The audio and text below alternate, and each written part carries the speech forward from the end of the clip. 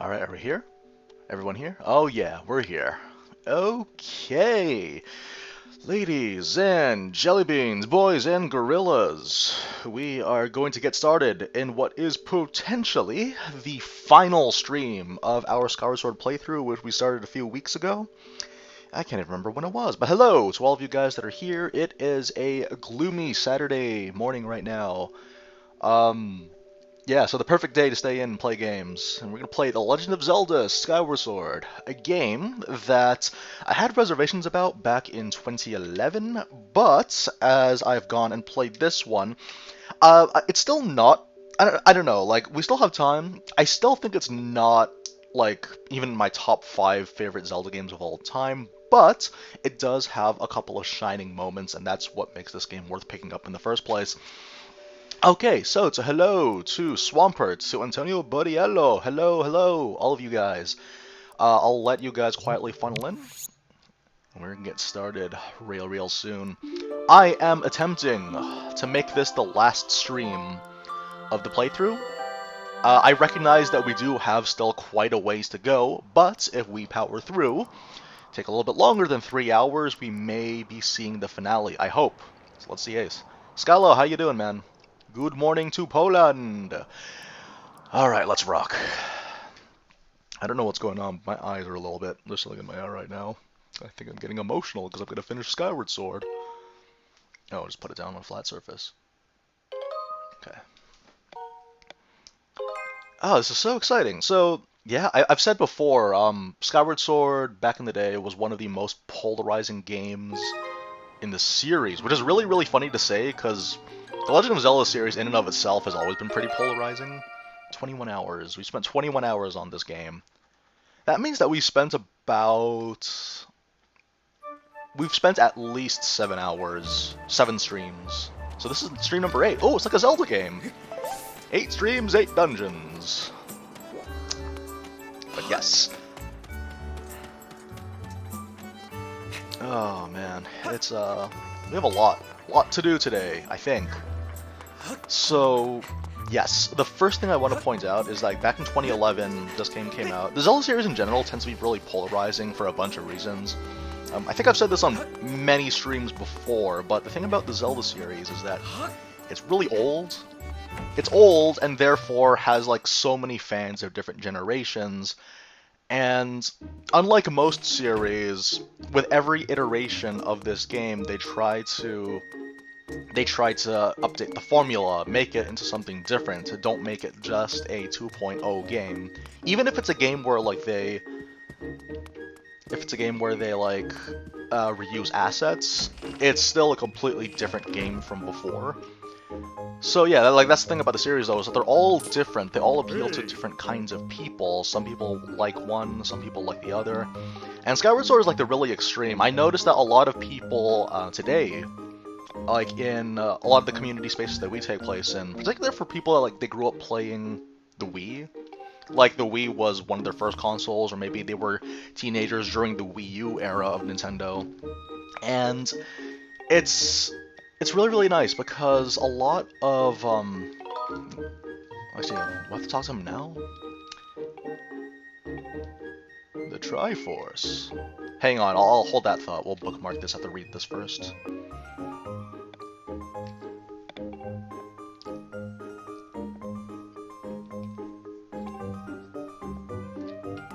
Okay.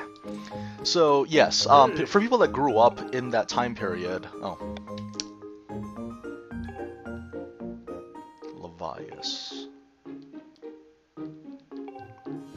I remember being very excited when Levias was announced. When he mentioned Levias, because, yes, it's in the Thunderhead. Because it was very reminiscent of the Windfish from Link's Awakening.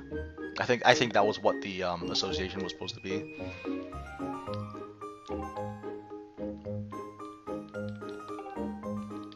Okay, Owlin's in the next room, I think. But yes, people that grew up in the Wii U era, probably this would have been, like, the Zelda game that most of them started out with, because that was when the Wii Motion Plus remote was a thing.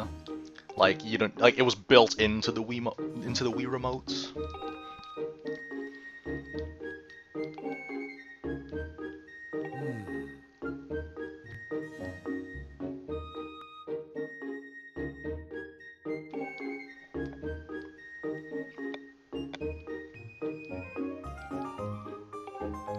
Oh yeah, we have to kill a parasite. It's very Resident Evil what we're about to do right now.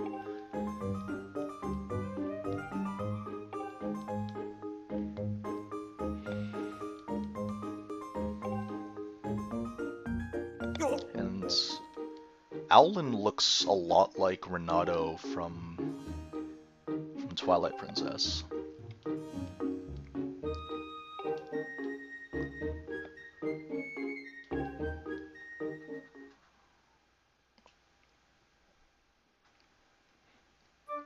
Hey!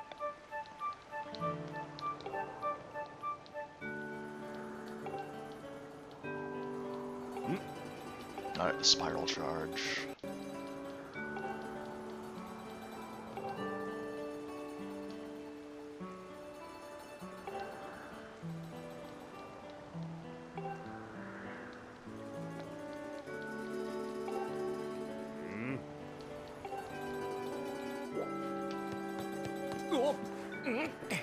Oh yeah, you have to jump.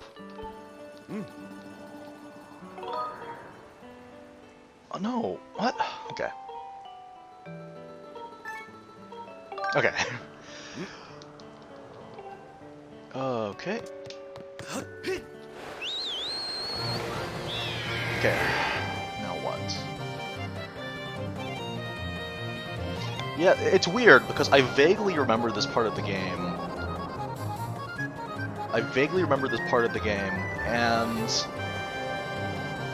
like I remember this part distinctly, but I thought it happens earlier in the game.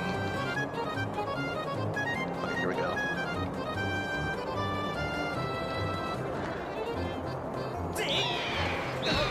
Nope. Okay, focus.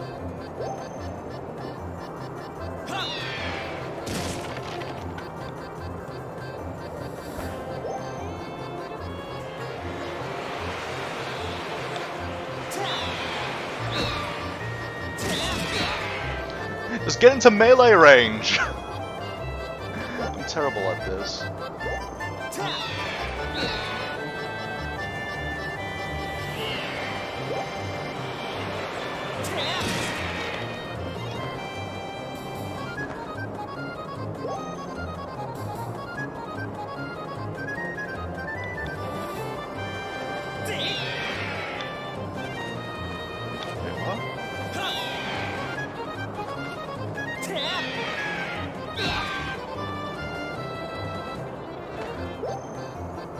Okay.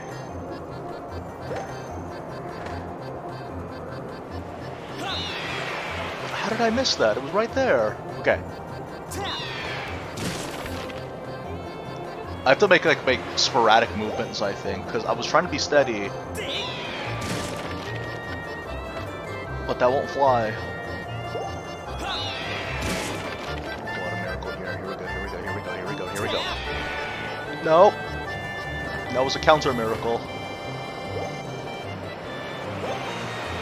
Here we go. Come on. 19 seconds to get 3. I don't think that's possible. I don't think that's possible in this current stage, so let's practice getting the flying guy. Okay, never mind. Just go straight for it. Just dive bomb. Go. I still missed. Okay, we'll try that again.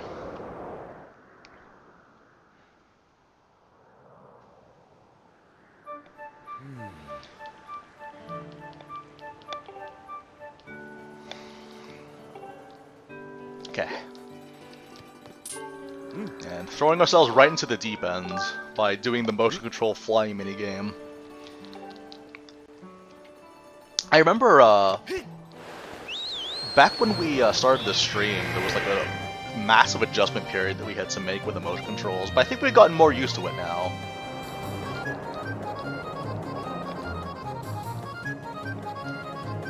You have to break 10, but there's not 10 in total, though, right?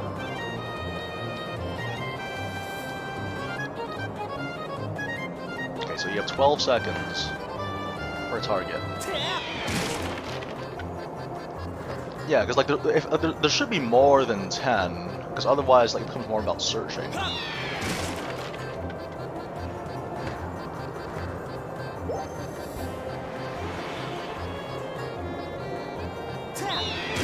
Okay, that's the next one. I think the key is to actually move the Wii Remote after you press A. If I can get that second one.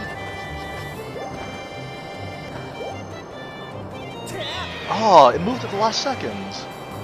It moved right when I pressed A.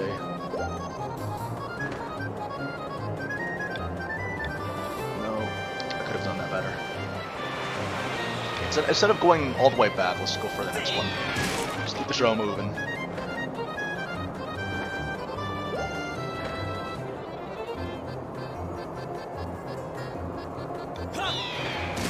Because yeah, there's that like wind-up period as well that you have to account for.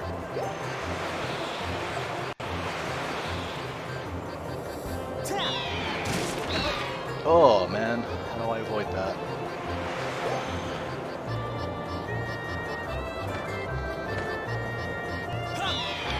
No! The angle was bad.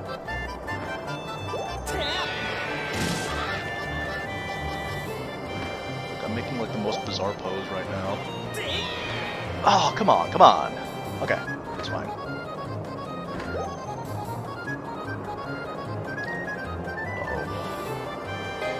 Bad. Oh, come on, okay.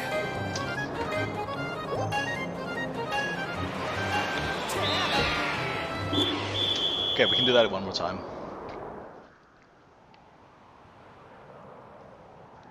No, honestly, that's the thing though. The Majora's Mask archery is something that involves like so the thing about Majora's Mask, I actually played it recently again. The aiming in that game is very weird because the increments of motion of your control stick movements are really large for some reason. Like you take like the slightest of presses. Oh. They're really large for some reason. Go back.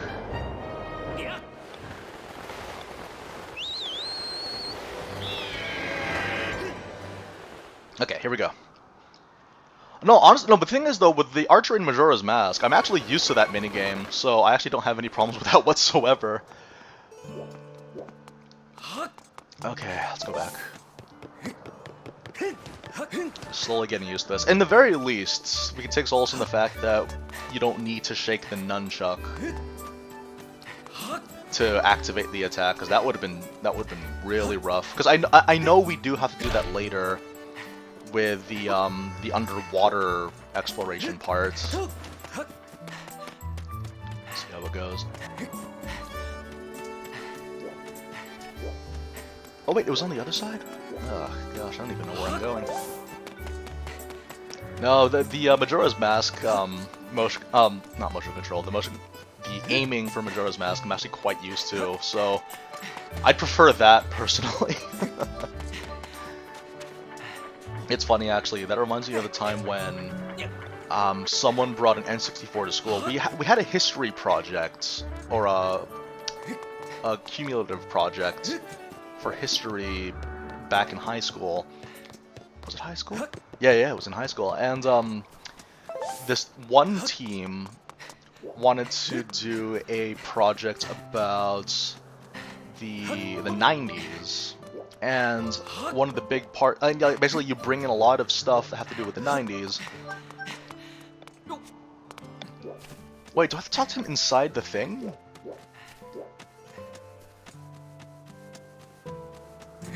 I didn't realize I had to talk to him again in order to restart the thing. I just thought, oh, just jump off. Okay.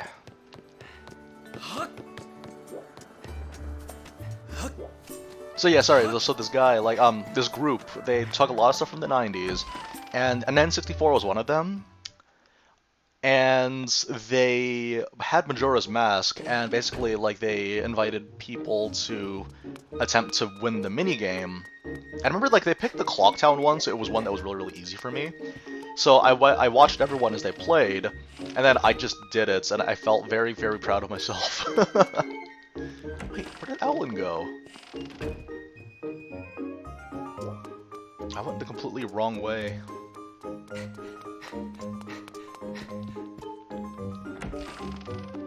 Ah, yes, Super Ghouls and Ghosts. That's a really good game. I saw the Nintendo Switch Online version, and I was so excited, and then the frame rate was terrible on it, so I was like, oh boy, this feels awful. So I ended up stopping playing it and quitting.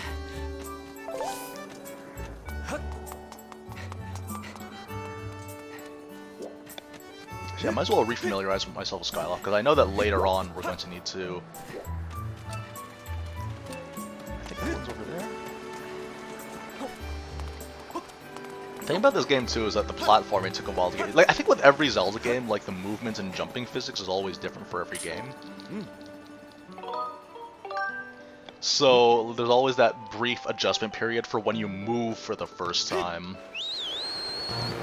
It happened with this game. I remember it most distinctly in Twilight Princess because I was so used to playing Wind Waker, where you play as a really short Link, and then you have Twilight Princess, who is a regular-sized Link.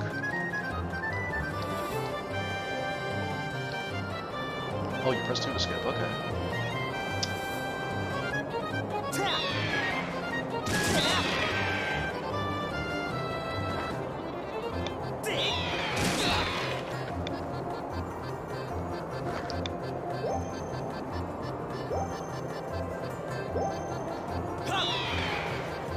Wow, okay, that's okay. Just keep moving.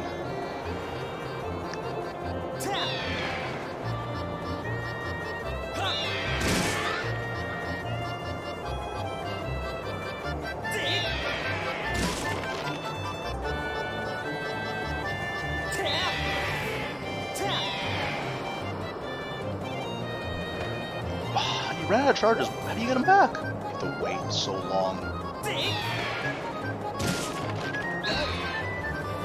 Okay.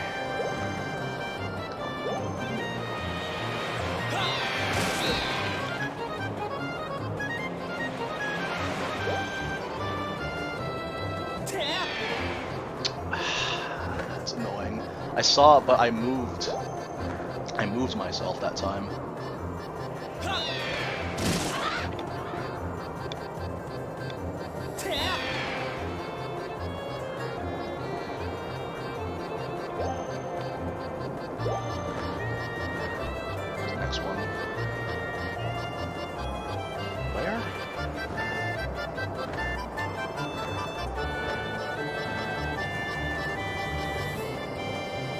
Where?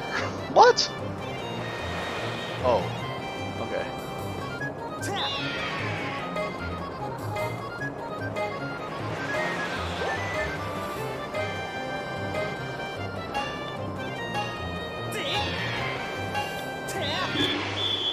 Okay. That was weird. For whatever reason I lost it.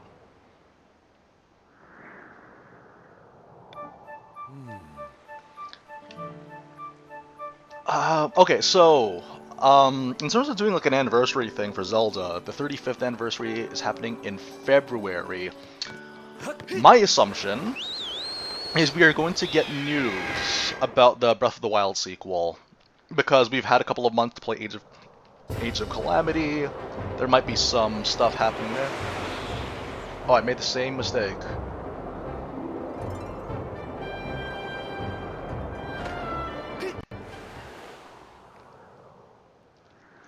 So basically, the idea, I don't know if they'll do a collection. Anything's possible.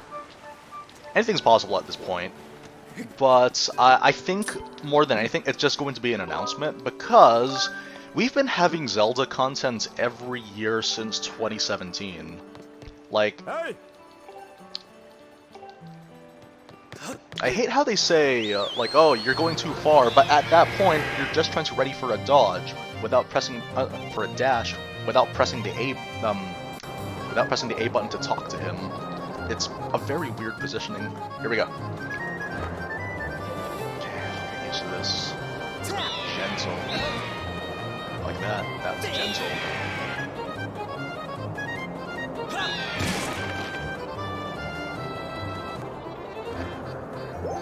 favor and recharge the attacks.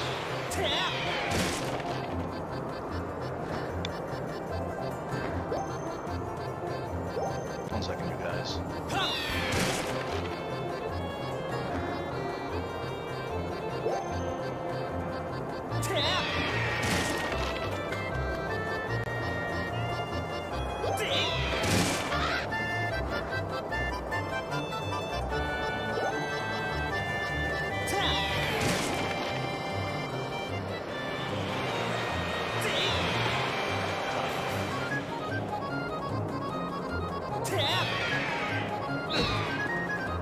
Good God.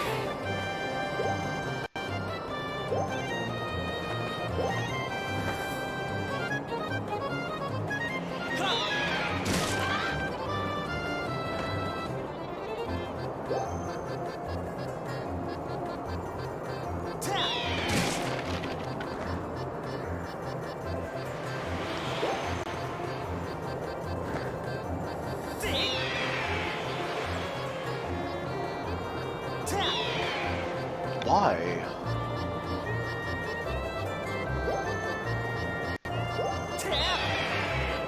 Oh man, I think that was a critical mistake.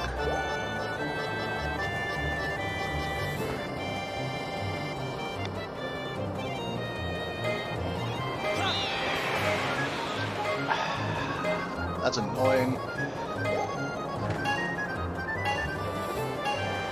Well, okay, we know that they respawn.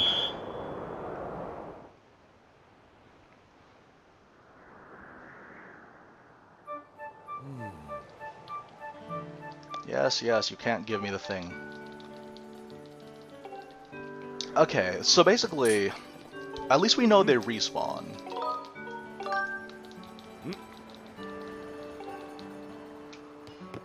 Here we go.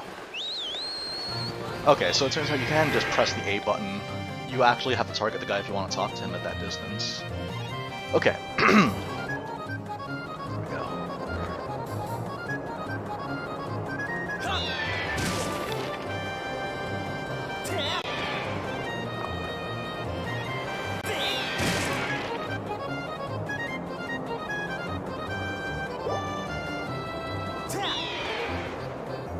Really?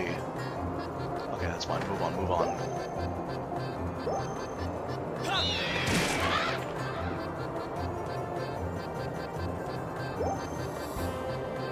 Fire more air for that one.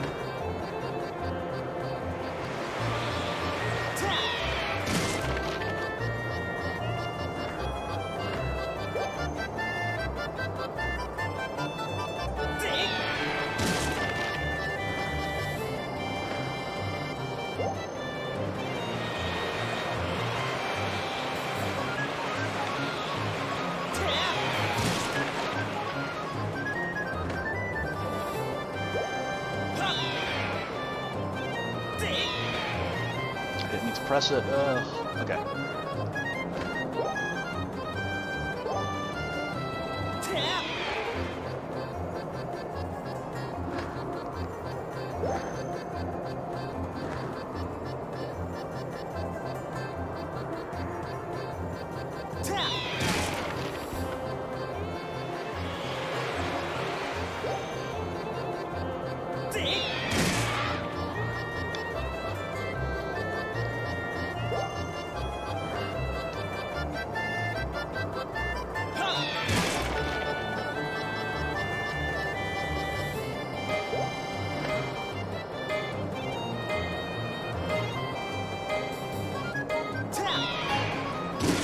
Okay.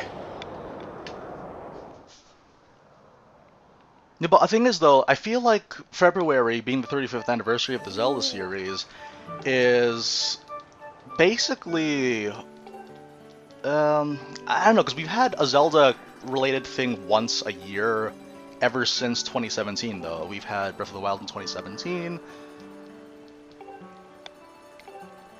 Lumpy Pumpkin. Wait, the Lumpy Pumpkin, where is that again? Is that in the, that's in the Bazaar, right? But yes, the, so 2017 had Breath of the Wild, 2018 had Hyrule Warriors Definitive Edition, 2019 had the Link's Awakening remake, and 2020 had Hyrule Warriors Age of Calamity. So basically, having a collection, while not completely outside the realm of possibility, I feel like a more possible thing in that sense would just be another update regarding the sequel of Breath of the Wild.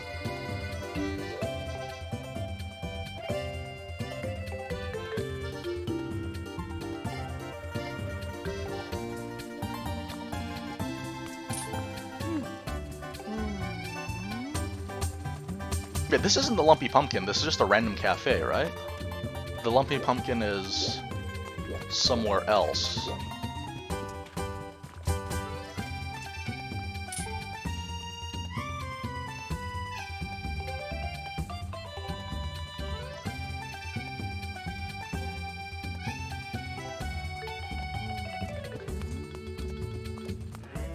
There's nothing pumpkin-y about this.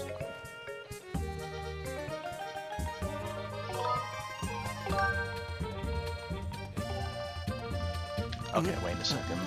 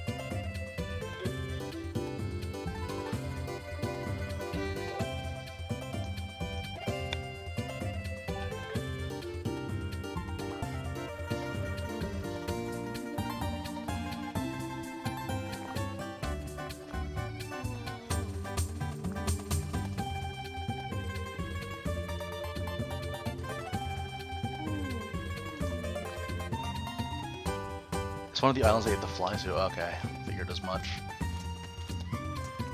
I don't think I've ever had to go. Like, I did a lot of gratitude crystal quests in between streams, but I wasn't sure. Oh, that's okay.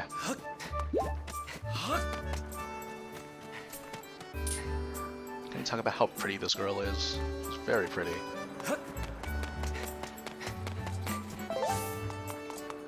But yes, hopefully there would be something. If not, then yeah, like, if there's a collection though, what would be in the collection? Like, I guess it would be like Ocarina of Time, Wind Waker, and Twilight Princess? All good games, it's just that, like, I have them already. I have 2 versions of Ocarina of Time. I have the 3DS version and the GameCube version. Speaking of GameCube, so it turns out I recently got an AV to HDMI adapter, so streaming and recording GameCube games is totally a thing that we can do. So, if you guys wish to see... Oh yeah, I have to probably zoom in.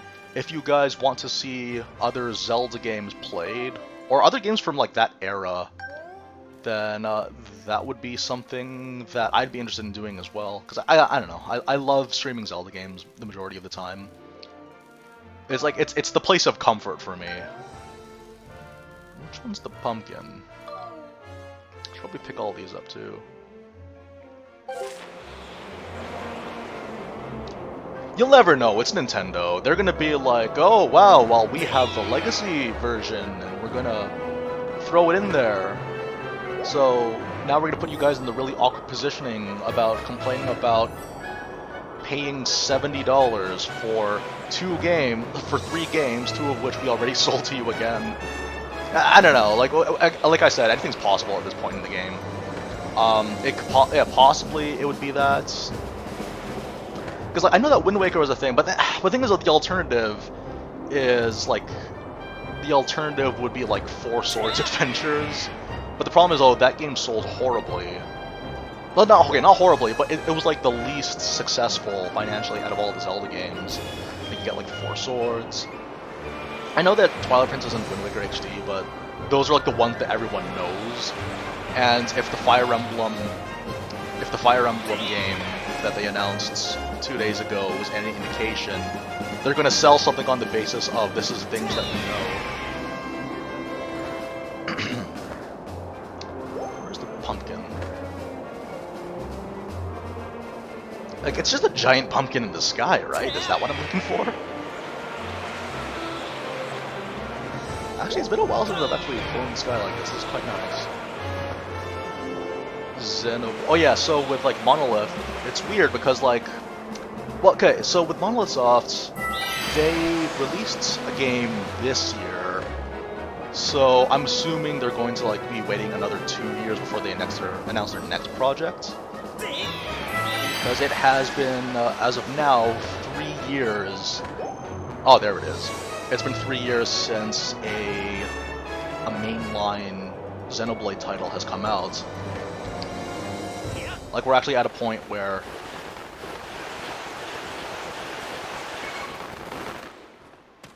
Okay. We're actually at a point where we can call Xenoblade a series with mainline titles now. And the thing is, though, is that, like, they've been very successful with both of their games that have come out recently. So, in that scenario, it's not too far-fetched to think that something will happen. But I give them another year before they announce their next thing. Because they did mention that they wanted to work on another IP as well back in the day, and I'm pretty sure that stuff got held up as a result of COVID.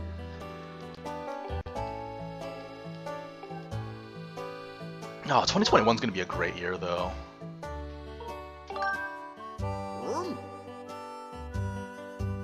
Well, sure, but at the same time, it's like, again, the key factor here being things you know.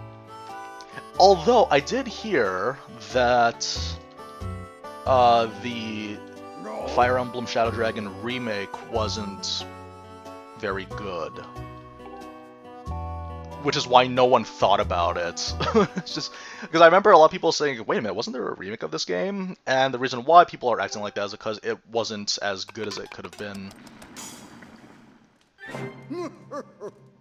In terms of, like, I don't know, like, I don't know, I really don't feel like a 35th anniversary collection would be a thing that they did for Zelda.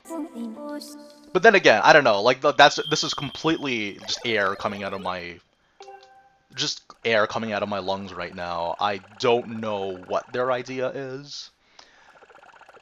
But there's that part of me that just thinks that all they're going to do for the 35th anniversary is just have, like, these games that are from the Zelda series be on sale on the Switch online, not on the online, but on the Switch eShop, and then they're going to announce something about the Breath of the Wild sequel.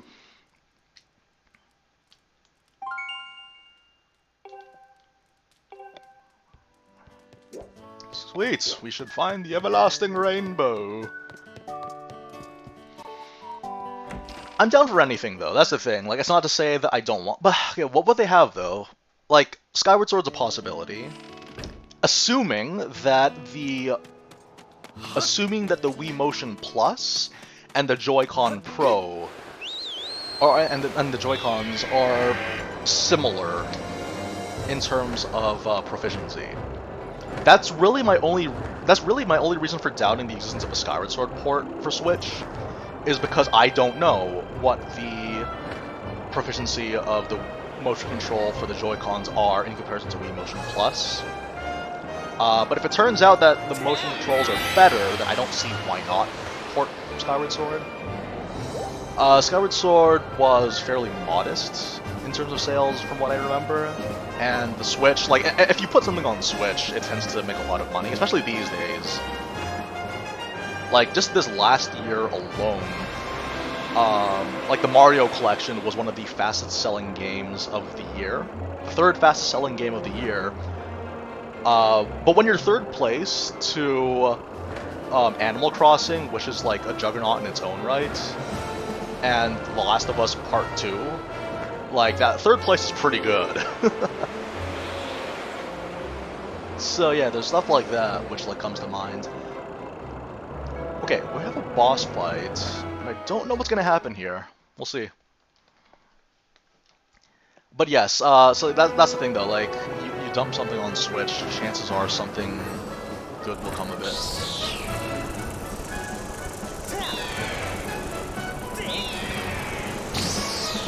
Oh man, I'm gonna do terrible at this boss fight. That did not feel organic at all. Oh boy, better wise up.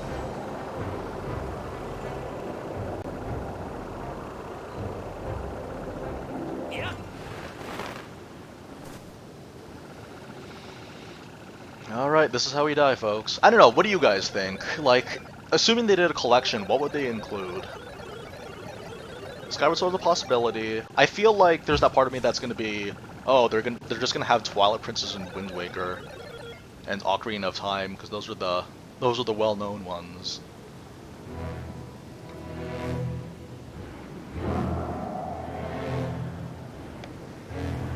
Pokemon's weird because, like, it's odd because, like, Pokemon's the kind of game where potentially it could have developed in the same way that, like, other mainline Nintendo games have developed. Like, you know, the mainline Nintendo games that actually had installments. So, like, basically Mario and Zelda. Those are, like, the only two Nintendo IPs that have, like, received development over time consistently as the console generations went by. Oh man, I remember seeing there was like a key art for Levias. Was it a key art? Oh, like there was a concept art for Levias, and oh man, I have memories of that actually. So back in the day. Oh, we're terrible at this.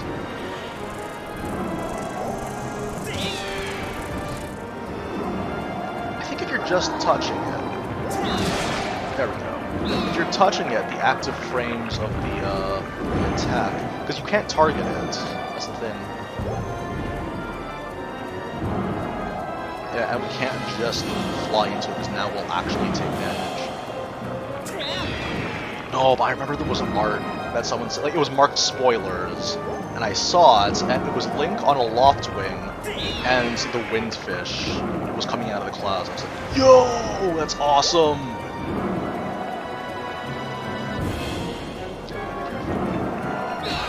Oh, that's not careful. It's the opposite of careful.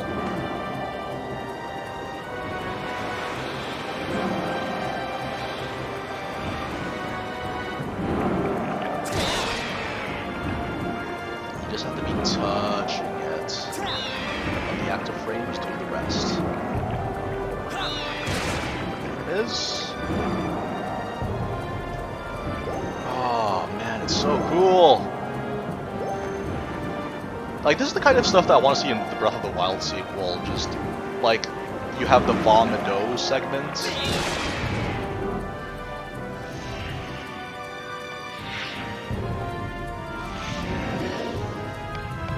You have the Vomito segment, but like this.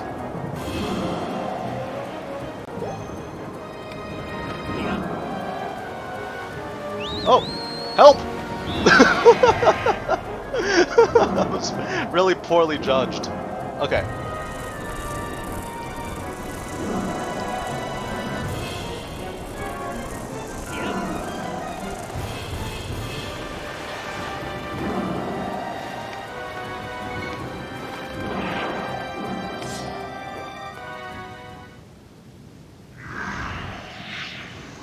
Okay, now what weak point do you think this enemy has?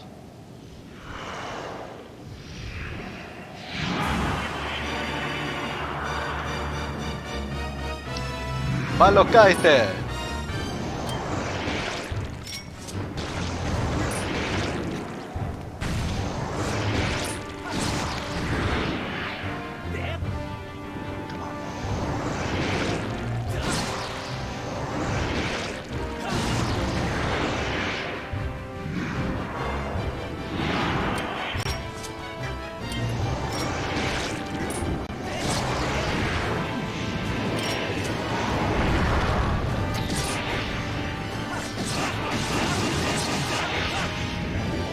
Okay.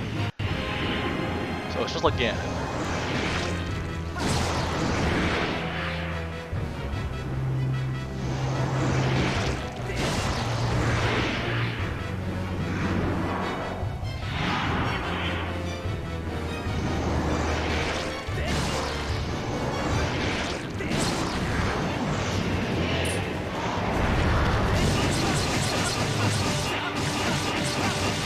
Oh, it's just like God hands. Next Zelda game is really like God hands. Just non-stop punching, kicking, and then Link's arms start growing and beams start coming out of them. Oh, you're gonna move after you shoot. How clever. Why did you not move that time? Like I wanted you to. Oh no, not yet, not yet. No, I swung the wrong way. That's fine. No, come on, God hand phase. What are you doing? Get down. Lay down.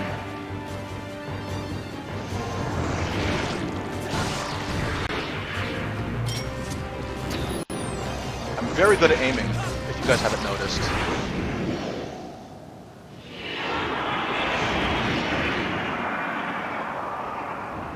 Oh, I thought maybe I had to shoot with an arrow or something. Because it wasn't working the first 3 times, I was thinking, okay, if it doesn't work the first 3 times, we gotta try something else. Try using a bottle. Ha! I wish. No, that's only in real Zelda games, not this garbage. Ah, this game's so cool. I like little moments like the moments like this where, again, it's an active movement system within the game. Like that's kind of stuff that they encapsulate perfectly in Breath of the Wild that they want to do in this game, but couldn't. Because, yeah, like the whole thing with like the Vomito segments, if you turned that into a large-scale encounter similarly to this, you'd get the best of both worlds. But even then, like the whole Vomito segment was awesome because, like, that sense of scale and freedom of movement and consistency with the rest of the game, compared to where this, it almost feels like you're switching game genres altogether. It's kind of like when, like, games by like Hideki Kamiya, they become shoot-'em-up games, like Gradius or Space Harrier. Stuff like that. Like, it's kind of like that, you just switch genres. Which is why Wonderful 101 was actually very good, because it was consistent within the rules of the game.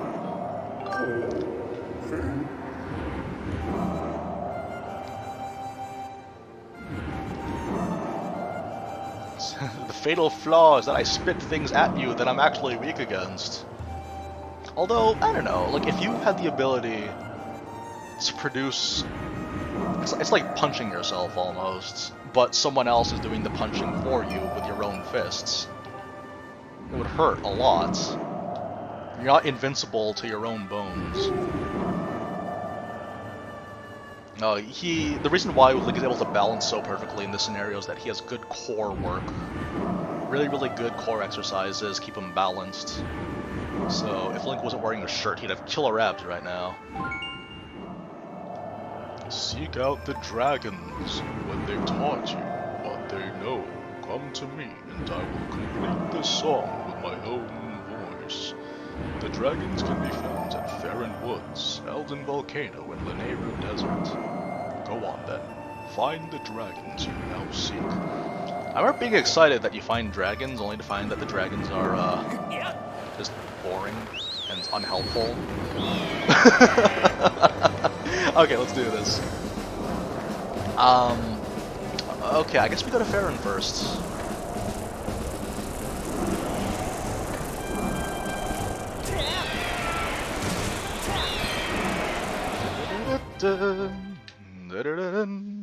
What else would they, well, I don't know, what else would they do though? Because like, I swear, like they would like, for like a 35th anniversary, because I know that 35th is coming up, and The Legend of Zelda is Nintendo's favorite child. Like, like I remember back in the Reggie days, Reggie said like, what's your favorite Nintendo series? Like, oh, I love them all, but let's be real, Zelda's the favorite child.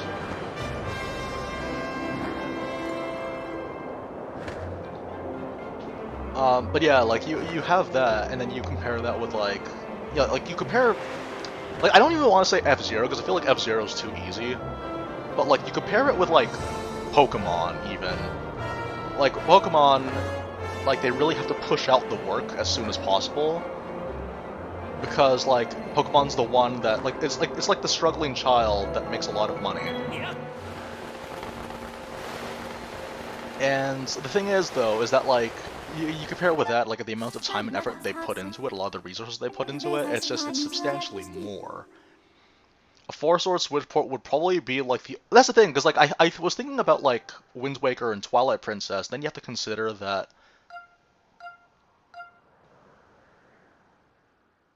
Hang on. I was considering like Wind Waker, Ocarina of Time, and Twilight Princess, but all of those games, like they had been ported recently on the Wii U and the 3DS, respectively. So like... Yeah, what else can you do? What can you do in a scenario like that? Like, I guess you bring Majora's Mask. You bring Majora's Mask, and then people are gonna get mad because it's not my Majora's Mask. It's not it's the 3D remake and not the glorious original in all its ugly edgy glory.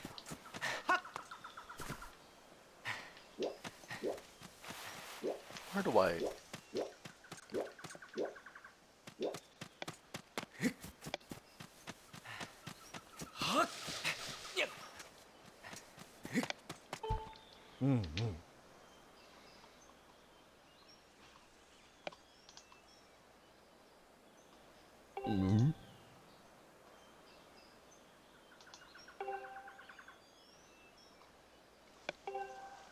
Okay, well clearly I can't go here.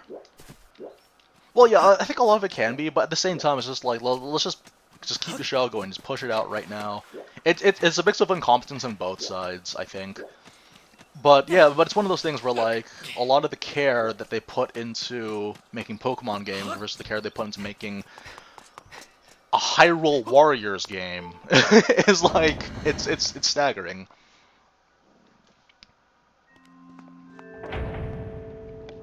Here we go.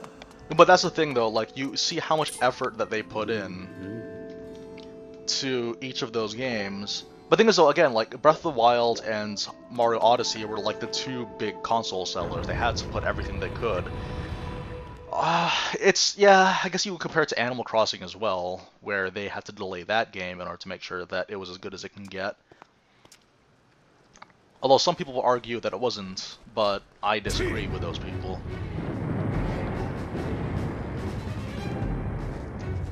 Okay.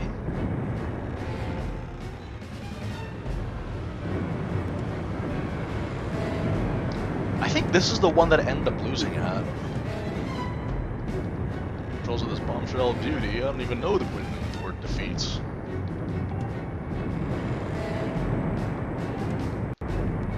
Wait, so to summon Groose, you have to press 2, right?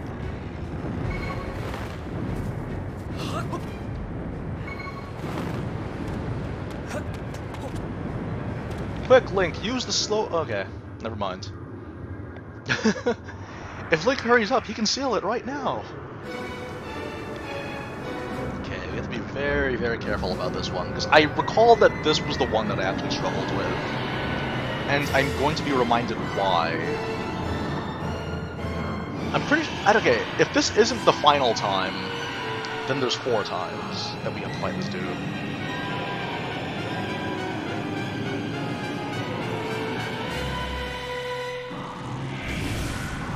Move, Link! Move! That was your chance! Listen, you know what to do. No, I don't know what to do. What button do I press, Groose? Why isn't the game holding my hand anymore? Oh, this is a disaster. Okay, here we go, here we go, here we go.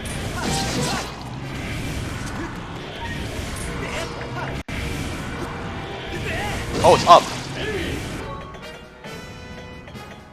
Fire!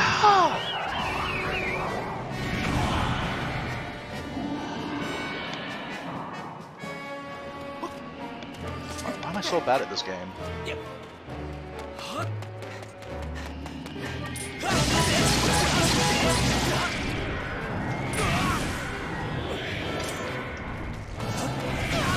Why?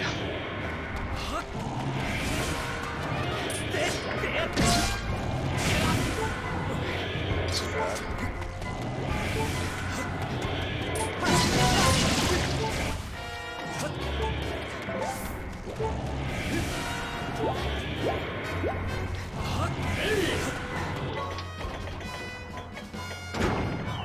I hope I hit properly. Yep, okay, we're good. What do you, okay, but while this battle is going on, please discuss what games you guys have played this week. And then we will talk about that.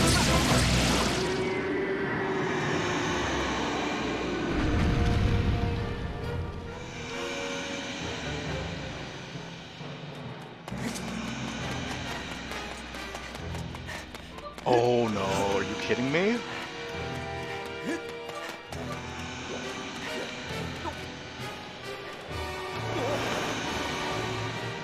Oh no! Oh no! Disaster!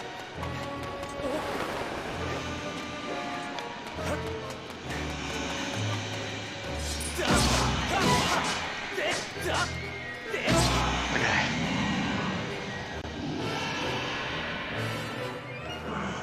Oh, it's possibly annoying, but what do you do? Because you have to like jump around. Oh yeah, and then he has his savior wings.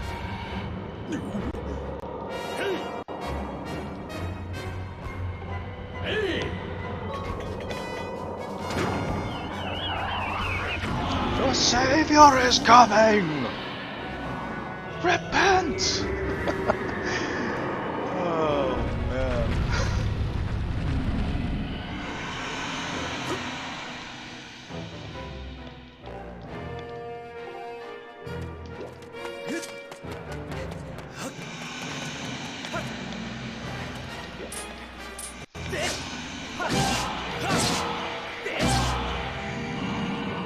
Oh yeah, scratch the shoulder, scratch the shoulder.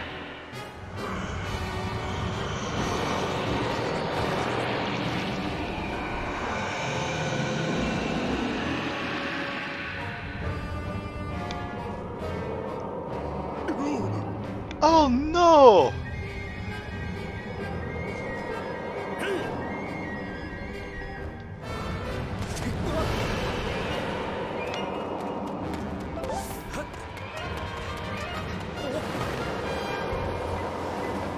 Oh, this is terrifying. Let's do it.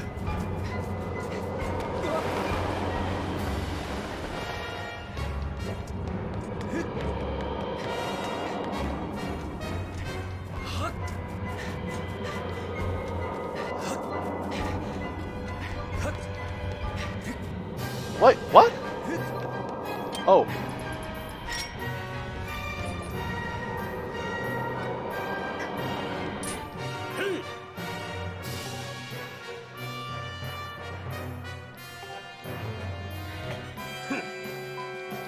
Locked and loaded.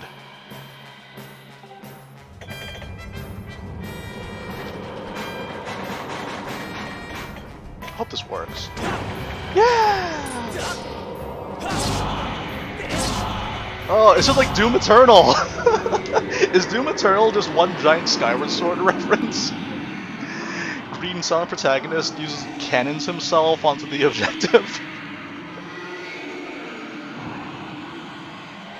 Okay, this was actually the easiest phase, if this is the last one.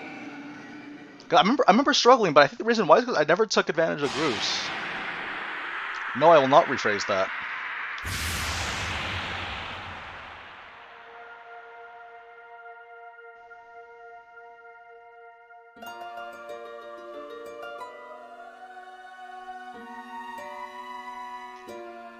This third impact.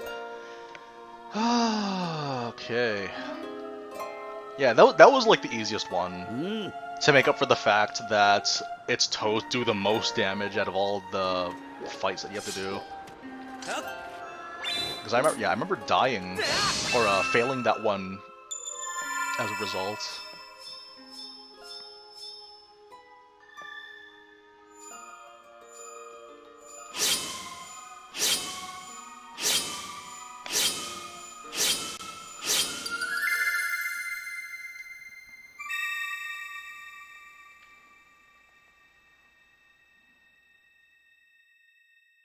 Oh, nice. Yeah, I know that Mega Man had a bunch of sales. Recently. I know that the ZX collection is on sale. It's like $20 now in the eShop. Then we had Mega Man 11. I'm going to get one of these days. I don't believe I've ever played like a Mega Man game. I played Mega Man X, and I've obviously played Mega Man 0, but I've never played like classic Mega Man. So I think playing 11 will be a treat. Oh, Hyrule Warriors Definitive Edition. Man, Hyrule Warriors Definitive Edition, like, even though I like Fire Emblem more, I do enjoy what few unique movesets that Hyrule Warriors had, and I hope that Age Calamity will follow suit with that. Because based on what we've seen, the movesets will be fair. Like, I think there will be less. Like, there won't be like no characters like I anticipated, which I'm happy for. But I think that each of the movesets will have to be much more varied as a result of there being less of them by necessity. I think Koga, Master Koga, might be playable, which is an interesting thought. Master Koga's gonna be playable. We haven't seen Robbie and Pura gameplay yet, but that'll happen soon.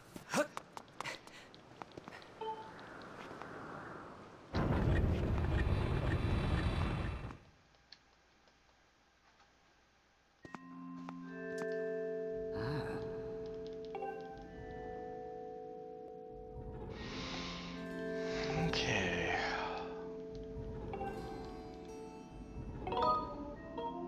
Yeah, so I think this was the problem that I had back in the day. Okay, so in 2011, a big complaint that I had about this game was that there was so much, like, it felt like filler almost, but as I played the game again, I was okay with that because I liked being in the game.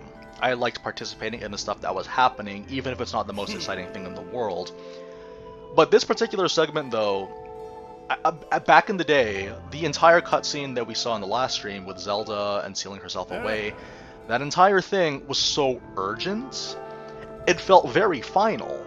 Like, you guys were there, it was a very, very final scenario, and the problem with that, though, is that as final as it all felt, we're sent on this really roundabout mission of all this stuff, and it's just like, really? The pacing is a bit weird, because everything else is supposed to be urgent, but like, it felt like stuff that you would do towards the beginning of the game, not before the climax of the game. 1 second, I'll be right back.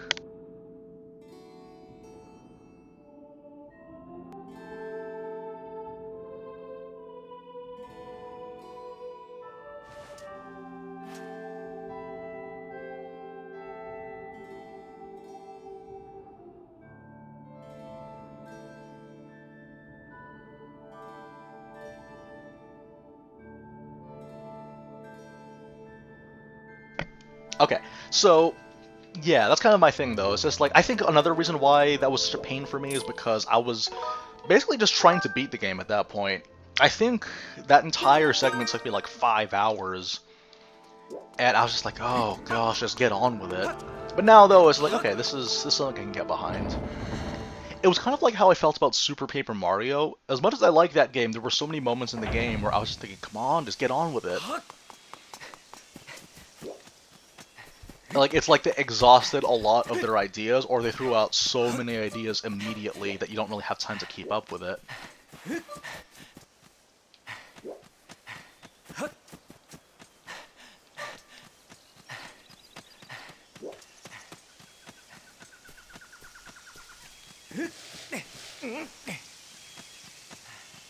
"24 characters. That seems like a lot, though. Wait, well... I think, I don't know, I always thought there was gonna be less than 20 characters in total. They could do more, but we'll see. Have I played Origami King? Yes. Last stream? No, 2 streams before last stream.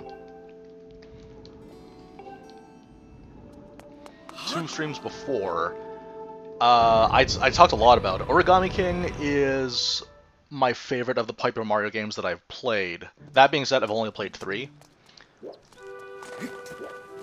I played Thousand Year Door, I've played Super Paper Mario, and I played Origami King. And I'd say that Origami King was my favorite one. Nah. Alright.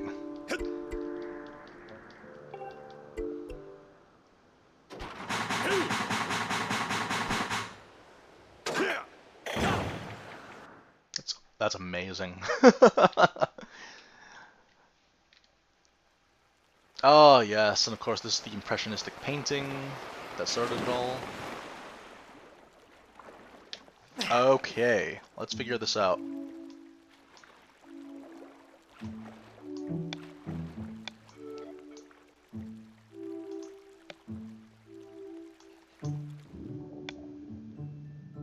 Let's make sure that my windows are lined up properly as well.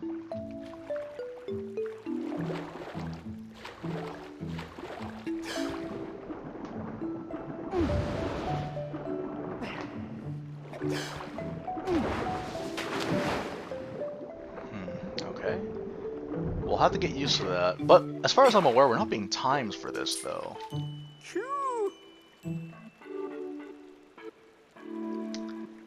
I'd say that gameplay-wise, I liked it a lot more than Thousand Years Or. And that's the most important thing.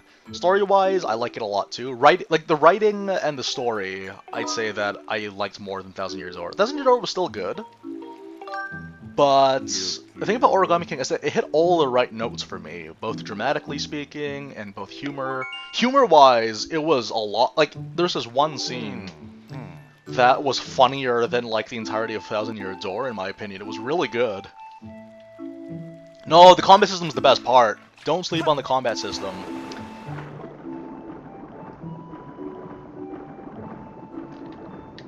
Oh man, no, the combat system's actually the best part. It's a lot more fun and a lot more rewarding in comparison. Because the thing about Thousand Years Door, again, it's not bad. It's just that a lot of Origami King's combat system has to do with like efficiency, like the fact that you are improving as a player as you learn how to properly work the puzzles. It's great. Then you compare that with like the Thousand Year Door, where it's just like once you've mastered the combat system within the first hour and a half maybe, then it's done. Whereas like your mastery over the Origami King combat system,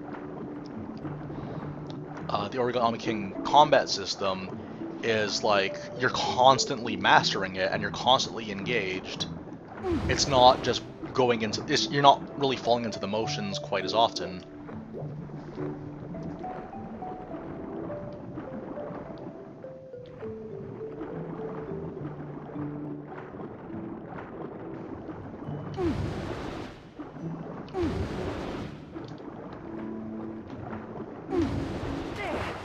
Okay. She should be inside this tree. Have to reach it.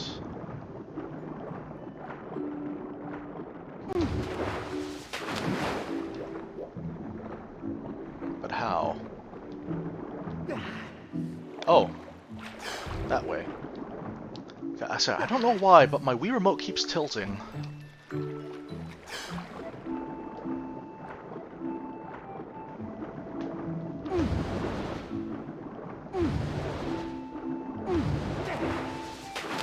Okay. Slowly also getting used to the nunchucks as well. Here we go.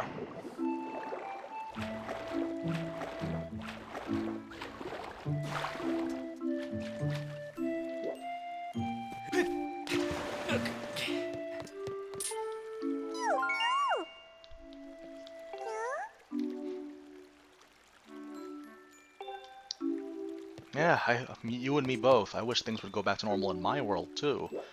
Where do I go if I want to access the inside? Do I just... Okay, the roots.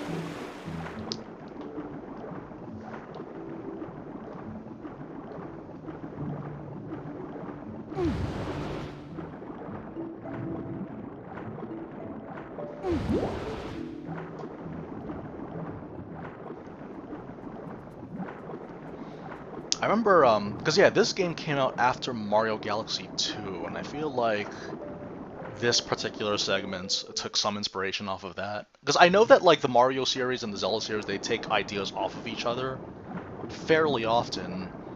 Obviously, the most obvious one being like Mario 64 and Ocarina of Time. There are a couple of segments where Breath of the Wild. Well, I mentioned earlier that like the original idea for the Ganon battle in Ocarina of Time was to have Link on Ganon's back and climbing him when he was like a titanic lizard pig, but because that wasn't possible, because they wanted you to be able to see Ganon, they ended up just having the battle that we did have. Then you compare that with Mario Galaxy, where they actually had that exact same thing. They had that same concept where there's a scenario where you fight against a boss that's larger than life.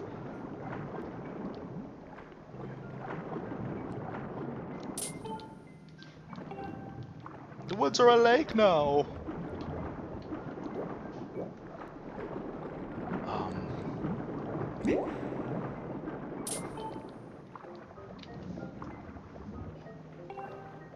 It's very helpful.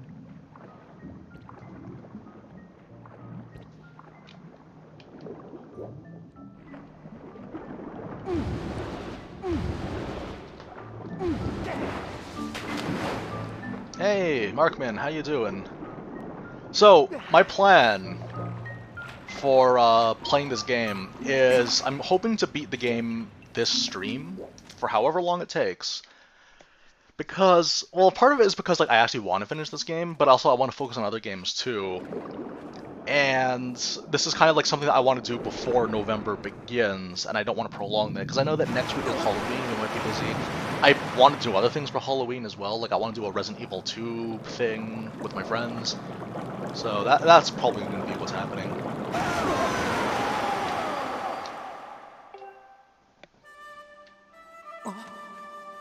I have to say, the design of the water dragon has grown on to me.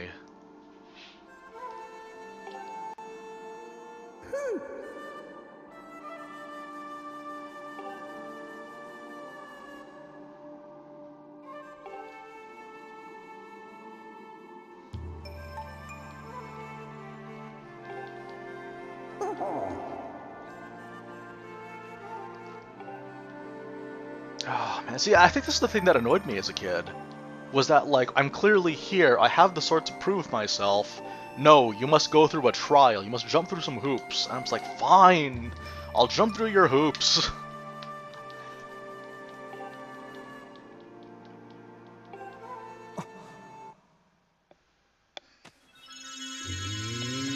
But, what else have you guys been playing? Xenoblade Chronicles Definitive Edition was one of the few great games of this year.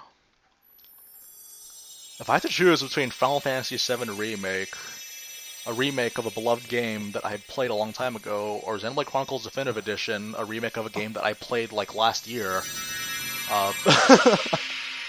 believe it or not, I wouldn't pick Final Fantasy. I could talk a lot about Final Fantasy VII. Like, there's a lot to say about it. It's like, I don't hate it.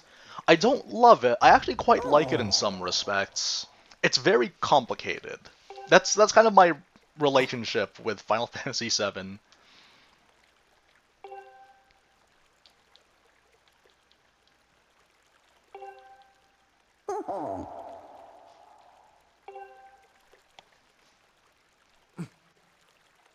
My relationship with Final Fantasy VII Remake is very complicated, because there's a lot about it that I dislike. As a video game, there's a lot about it that I dislike. But conceptually, what they're trying to do here... Oh, hang on, let's talk to this person. I hope these guys come back as playable characters. Collecting the Tadtones? Yep. I'll let you in on a secret then. Some Tadtones hang out in groups. You can catch those similar Tadtones one right after the other, or so they'll swim out of your score. If you want to catch a bunch at once, use the spin maneuver to draw on nearby Tadtones. You create a whirlpool with your body. It's really just a matter of keeping at it. Thank you.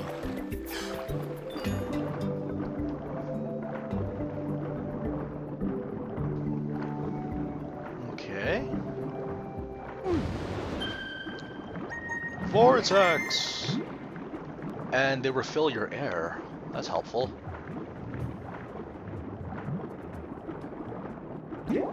Oh man, there's a lot of games that I want to play this year. I like this. I actually quite like this.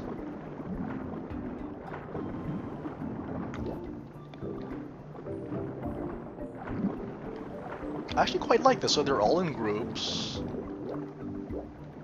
and they're signified by the notes. Come on, work with me here. The only thing I don't like is that I'm bad at the nunchucks. Okay, here we go, here we go, here we go.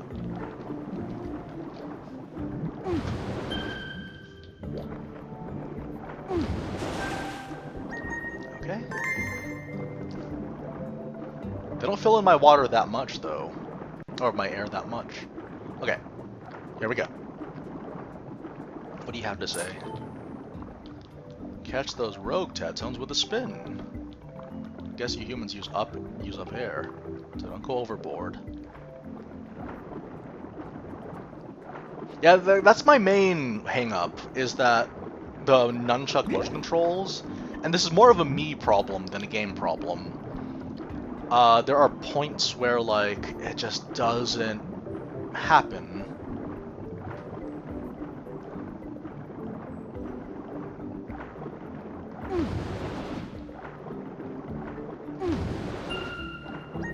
That's one. So let's find the rest of the groups.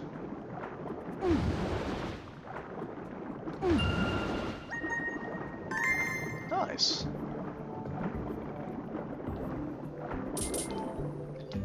Tadtones get along with everybody. You usually find them where other fish are swimming. Uh-huh.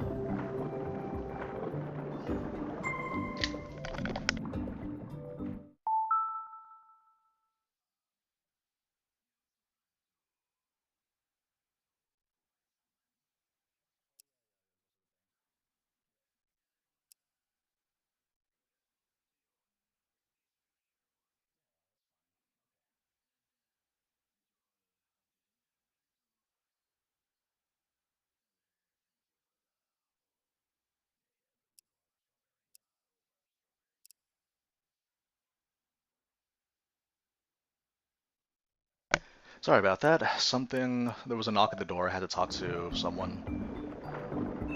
Okay. Oh no, these are all separate. Okay. But if you get them consecutively, though, then, like, the timer of them running away resets. Okay, that's interesting. But yeah, I don't know, who knows? We're still early on. I might end up resenting this. Something's gonna happen that's gonna make me resent this.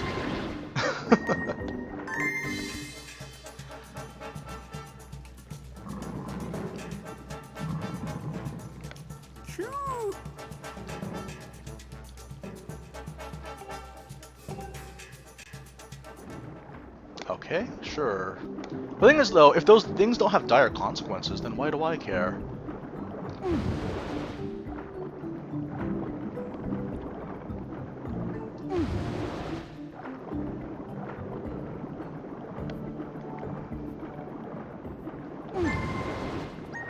Ooh, I got them. Good. Oh, okay. Perfect. Couldn't have timed it better myself. No, literally, I couldn't have timed it better myself.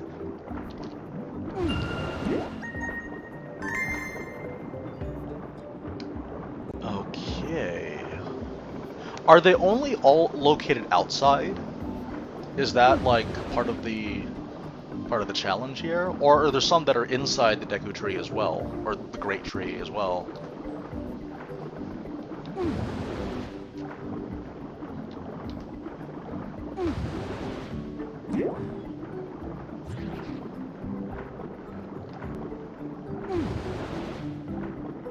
I'm going to assume that there are some that are inside, because why not?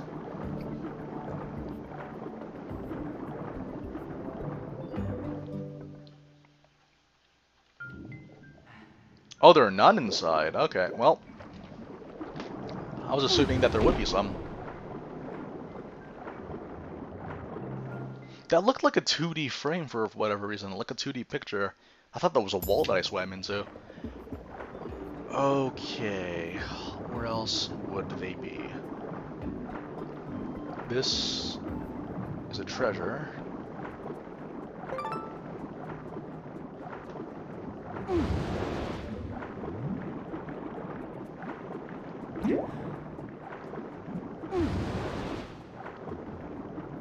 Okay, where else would they be?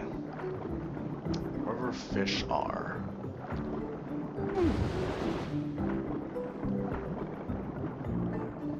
Because yeah, like there's there's a lot of area to search through as well. This is by far one of the bigger search quests in the series. Wait, why would you not pick it up?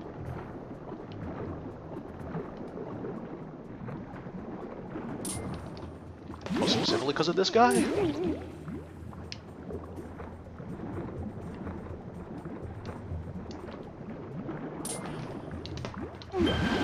There we go.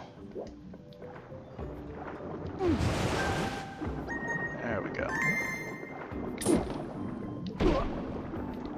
Yeah, it's gonna take a while to get used to the nunchuck controls, but it's weird because I have to reset my positioning as well. Oh yeah, so very recently I played through the Doom Eternal DLC. It's really good. Like, they give you a fully maxed loadout right from the beginning of it, because this is all post-game, technically. And that was just an excuse for them to up the ante in terms of difficulty. It's so fun. Like, it just completely renews that sense of, like, awe. The sense of awe and excitement that you had when you originally played the game. It's nice when DLCs do that. It's like playing the game like you've played it for the first time again. Can't follow you if you dive deep. Why? Is it because... do they carry notes themselves? Is that what's going on here?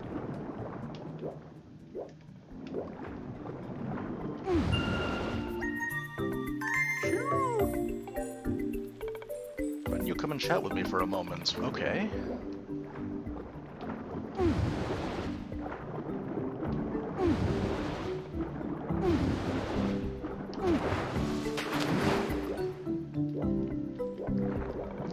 Imagine if the Skulltula houses were completely underwater. You could have attacked, but you chose not to.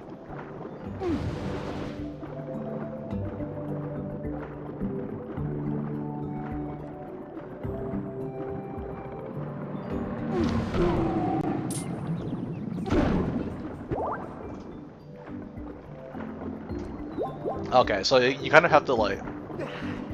The position for the nunchuck, it changes every single time that I play this game on stream. What do you got for me? I hate how you have to dash in order to jump. Okay, here we go.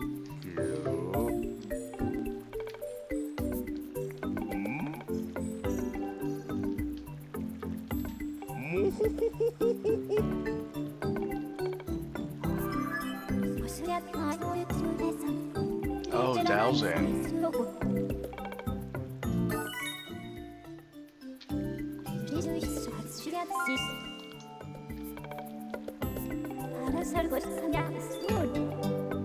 Yeah, of course. Alright, well... let's see what we got here.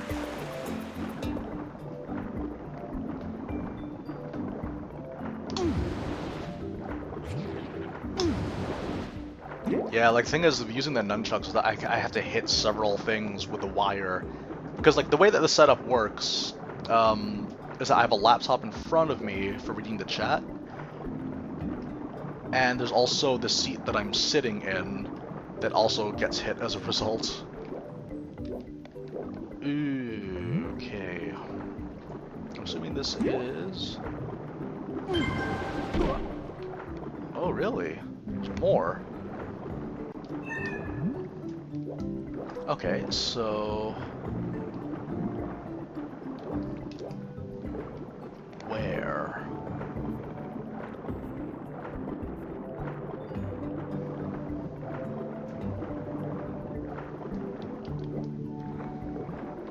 Okay.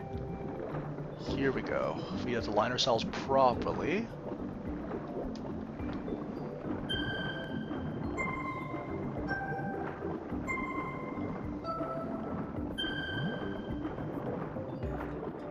Oh, I hate this. Come on, what are you doing? You want to grab it, Link.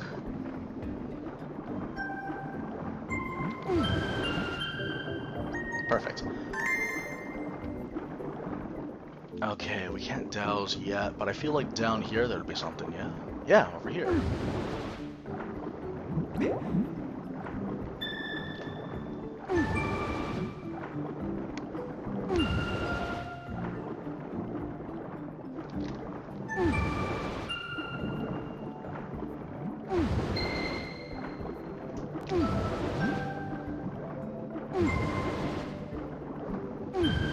This reminds me of Hanenbo, like electroplankton.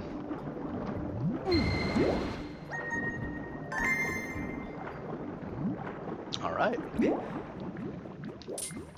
Next, what else do we have? Yeah, so like for Halloween though, like I know that a lot of times something I've always wanted to do is do a Halloween stream. I don't know if I'll do one like for YouTube, but maybe like as a group we might just get together and then some of us will just play Resident Evil 2 or watch me play Resident Evil 2. Because that was one of my favorite games this year that I played. Resident Evil 2 Remake. A remake of a game that I enjoyed wholeheartedly as a kid. And seeing it remade again, it just brought a smile to my face. It was a really good time. Unique thrill. Okay, I guess we're gonna douse.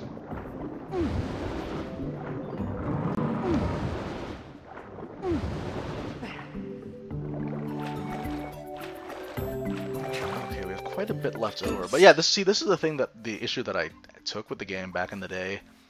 Is that it takes so long.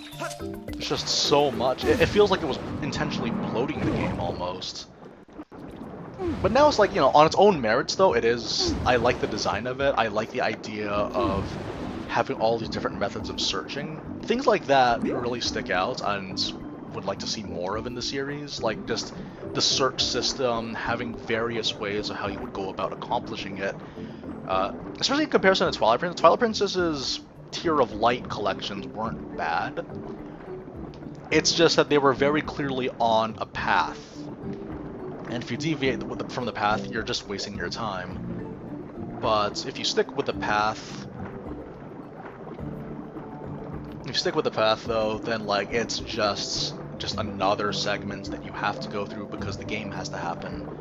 Which, again, there's nothing wrong with that, but I like the more organic feel that we have for this particular segment of the game.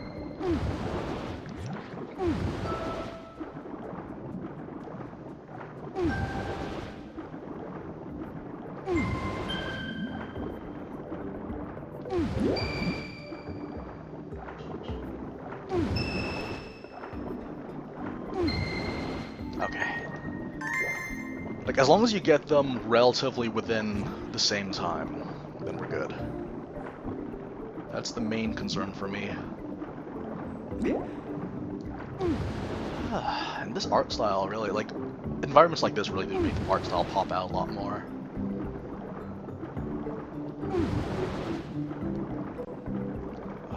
I'm assuming there's something in here? The addition of dowsing is quite nice because the lack of geography is a bit taxing. There's a lot of lack of geography that you're very disoriented because you're underwater.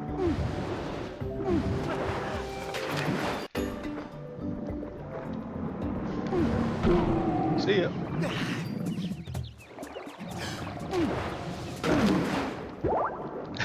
Just belly flops on him. Okay, let's see where we go next.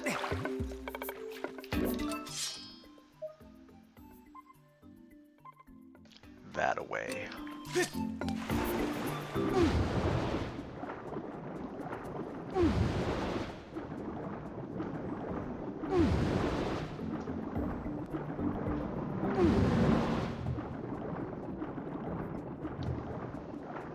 Not enough air. Okay. Around here.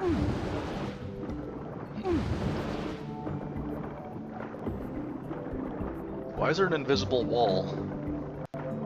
Okay. Fine.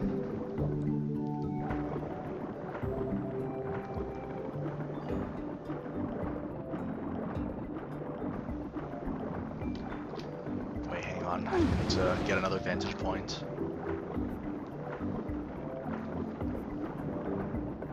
Before I do though, let me just check down here.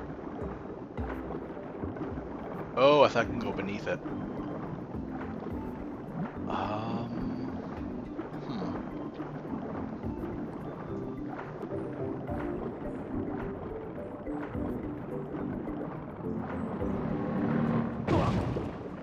First of all, ouch. Well, I guess I have to fight this thing first? Okay, I did it, but okay, whatever. Here we go. Come here.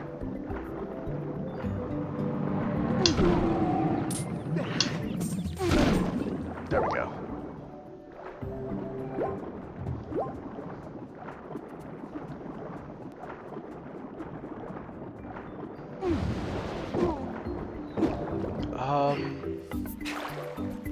I guess I flip it over.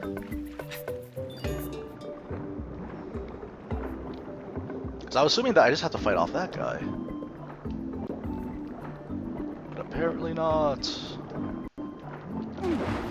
Okay. I thought my vortex would get him.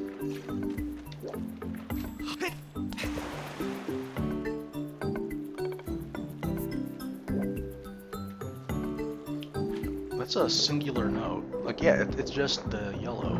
So, come on now.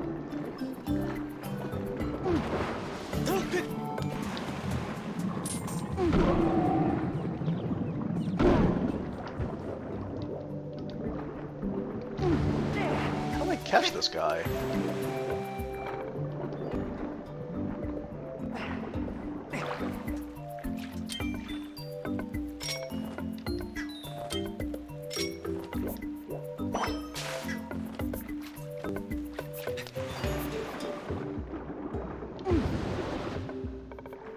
How do I... what? I thought the vortex was to bring him in.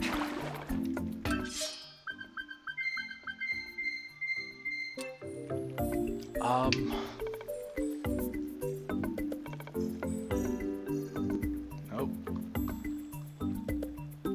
This is bizarre. Any idea how we're supposed to get this?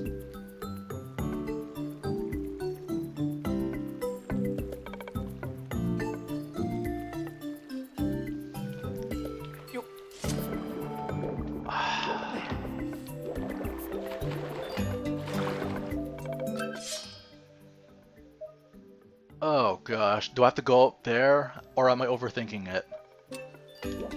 Well, I did see the P-hats. I did see the P-hats earlier, but I was assuming that was for, like, for later in the game.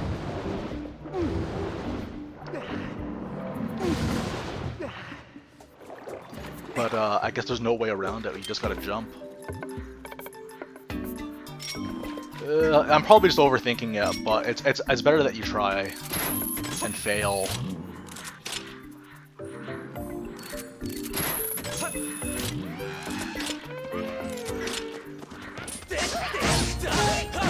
Oh, finally. Murder.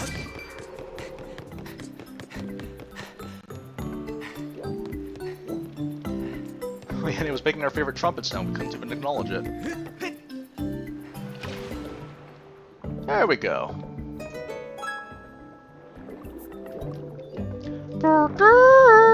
Found it.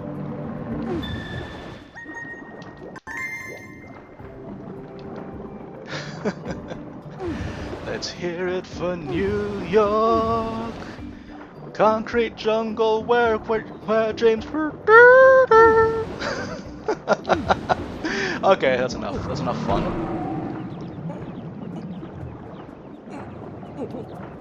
Concrete jungles where dreams.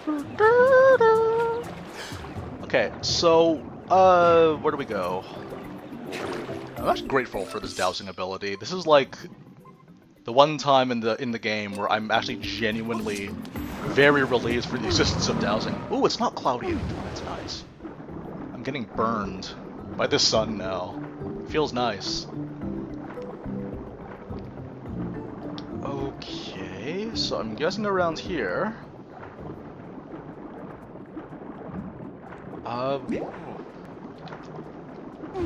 I don't know. Like,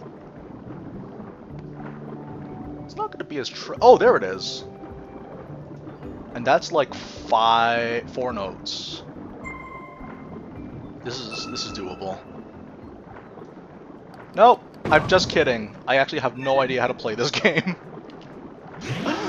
Oh, just take me. No, not that one. Okay, wait. It's weird, when they escape from you, they sound like, kind of like the Machoke cry from the Game Boy games. No, come back. You were so close. Oh, we got it, okay.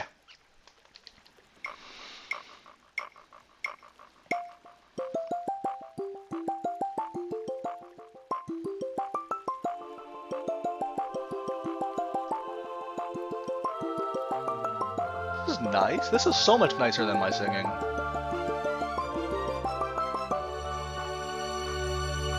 Okay. That wasn't so bad.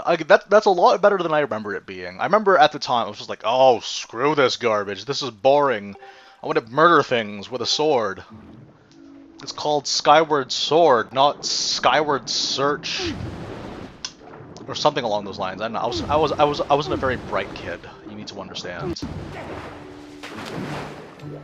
Like, it's an interesting idea, but again, the fact that they just backload the entire game, like, it feels so final.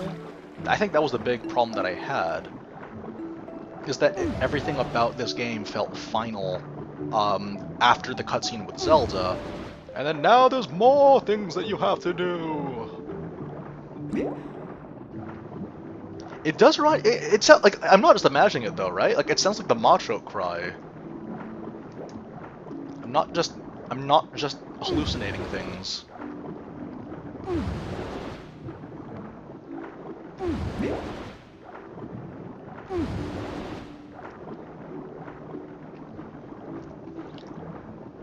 Although, like, the whole Bokoblin horn sounding like Alicia Keys, then that's me hallucinating things. You can be forgiven for thinking that, but the Machoke cry, that's definitely a concrete, existent thing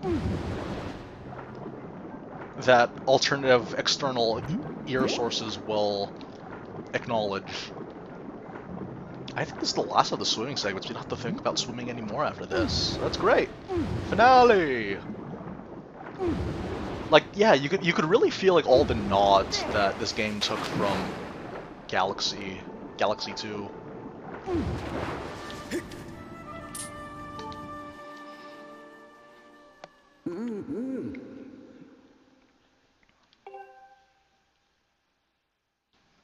Yes, I feel very heroic for swimming and picking up notes.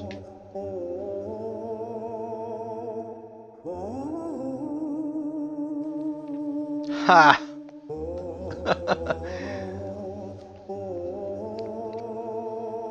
Alicia Keys sound like an improvement. It's just this really obnoxious, like, trumpet tone.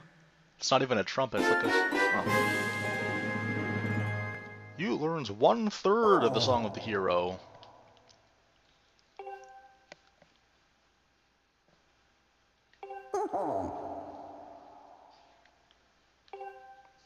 Okay, here we go.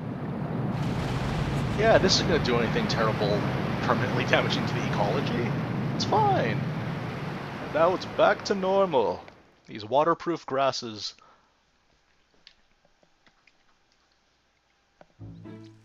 Okay, so that's that. I'm assuming that the next part is Elden Volcano.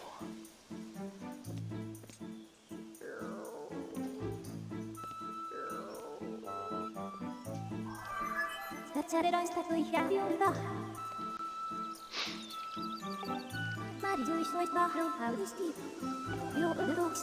the other thing too that's grown on me is Fee. I didn't really like Fee at the beginning. I wanted her to be a lot more mystical. It's weird because a lot about Skyward Sword, my ability to be more forgiving of the things I initially didn't like back in the day, stems from the fact that I didn't play very many games back in the day, so I had so many expectations over what should and shouldn't be existing in this game. But the thing is, though, is that, like, I didn't like the fact that Fee was a robot. That she was essentially just a robot, as this soulless machine. I didn't like that at all. But having played games like Xenoblade Chronicles 1 and 2, where there are swords that are sentient and they have feelings and emotions, I was like, okay, this evens it out. And then going back to Fee is like, well, maybe they're not like those characters from Xenoblade, but you know what? We can accept Fee for being what she is. And in some ways, the computer aspects of Fee is part of her charm, which is something that was completely lost on me when I was younger. LiNNK's face is a treat in this game. There was that reaction pic, the famous like astounded, astonished face that he makes when he's talking to Zelda in the temple.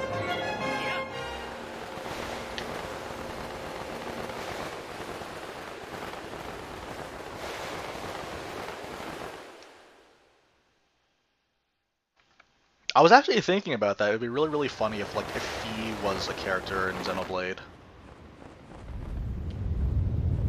That'd be great. Like some kind of like, I don't know, some kind of whoa. I don't remember this part at all. This is exciting. Like that's the thing I like about this game, is that there's all this stuff that I don't remember.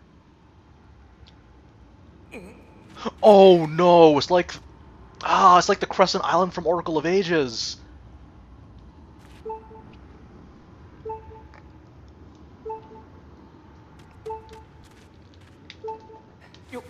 Oh man. I forgot okay, yeah, I blocked this from my memory because this was like the part, I think this is the part that really like made me salty about the game. This is the part of the game that made me feel really salty, because I was like, seriously? The game was almost done and you're gonna do this? I'm Platts, the Magma you helped in the Northern Temple. I saw them dragging you off unconscious, so I tailed them. You're pretty fearless, eh? So what are you up to now? Searching. I know why you're really here. You heard the rumor about the baddies and the treasure too, didn't you, pal? You know what I'm talking about? The rumor that bad guys are having a little get-together on this mountain. Everybody knows where there's bad guys, there's treasure. That's just the way of the world. That's true, actually. Why do you think people go on raids? 25-man raids. Because of treasure.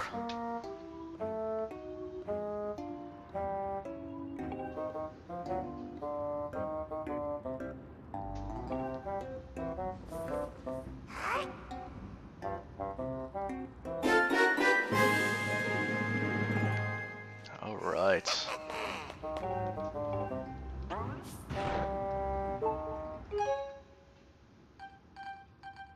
What the heck? I lost Fee! Fee! But hey, they were kind enough to let me keep my earrings. Yeah, I totally forgot about that. I totally forgot this entire segment happened. Okay, I forgot to open the door like this.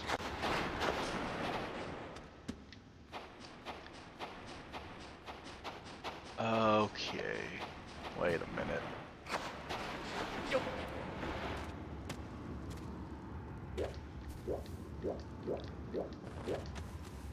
Well, we can't just rush in. That would be foolish.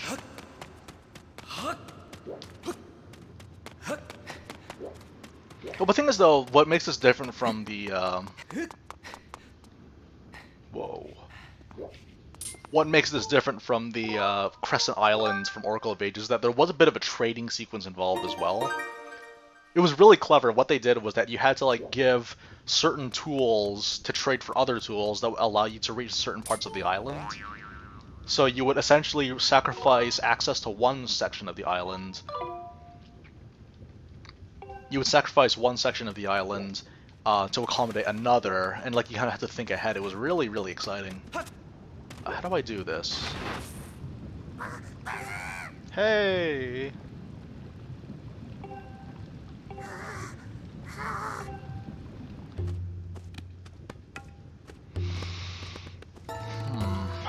I don't remember this section at all.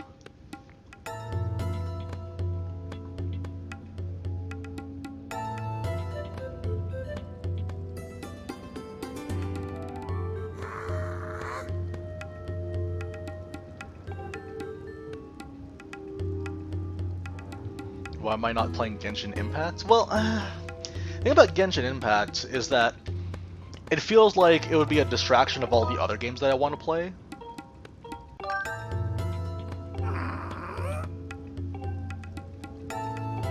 Because that's the thing, like, this whole year, I've played 34 games. I recently beat another game this year, this week. I played a little-known game called South Park, The Fractured But Whole. Really, really... Oh, hello. That's gonna help. Really, really interesting writing. Interesting gameplay. It's weird, because in some ways, and this might confuse some people, but the gameplay of that game... The gameplay of that game reminded me a lot of the first Xenoblade Chronicles, in the sense that, like as the plot progresses, you gain more powers that will be instrumental not just in progressing through the map, but also in helping you actively prevent things from happening in battle, similarly to the vision system. Like, stuff like that really stood out. The idea that you're constantly gearing yourself up was a thing that made me think about it.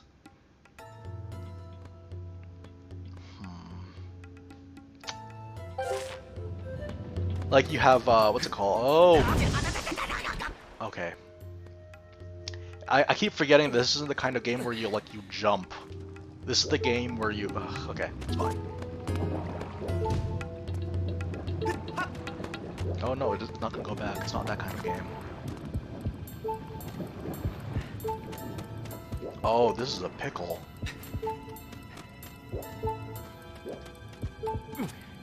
I love that there's going to be a large beeping noise.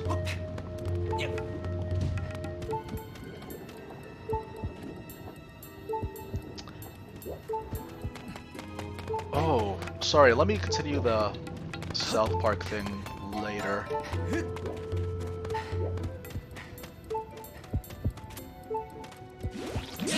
No, no, no, no!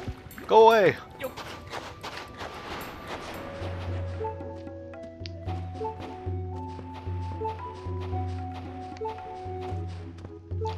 Oh, okay.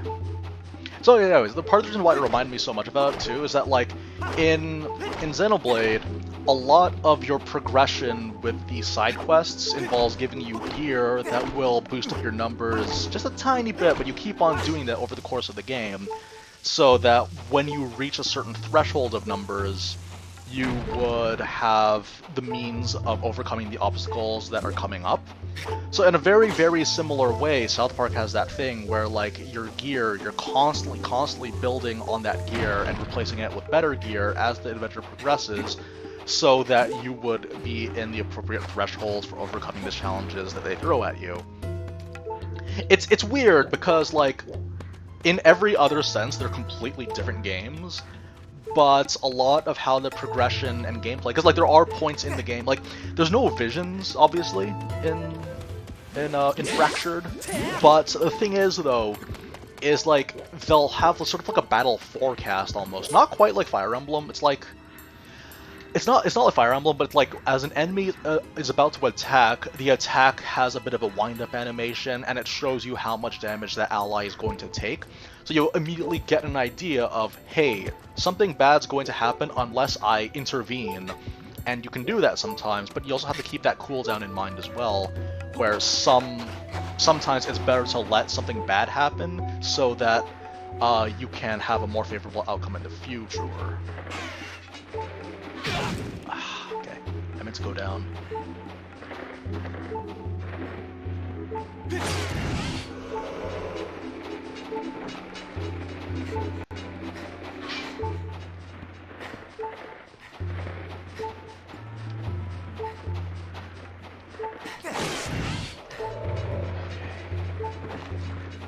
I really like this beeping noise, it's very helpful.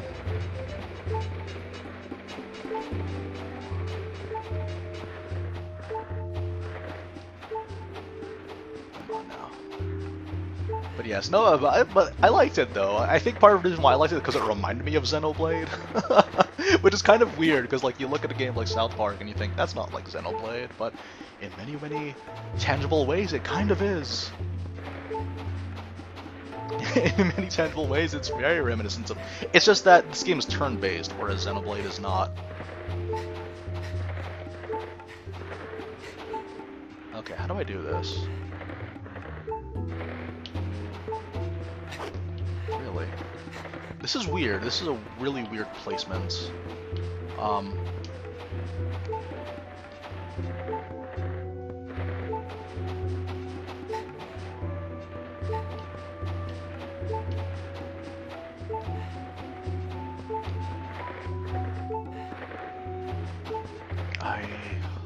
Let's think about this for a second.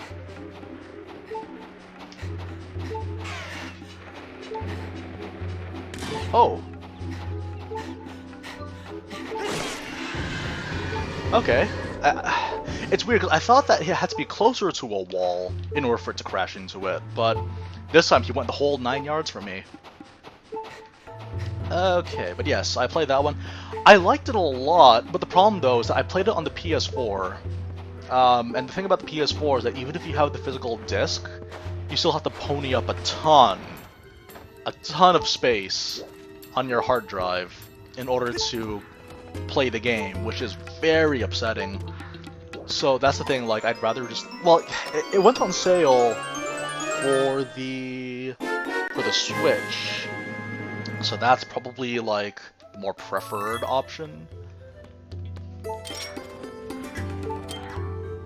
Okay, here we go. Yeah, similar to last week, but I tried thinking like last week, and as it happened, it just didn't work. And it actually worked in my favor because I didn't think like it was last week.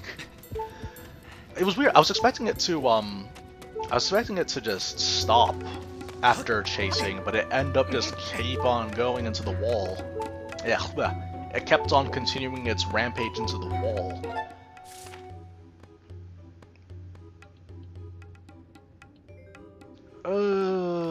What do we do here? Well, the whip is there. We just have to stay out of the searchlights, right?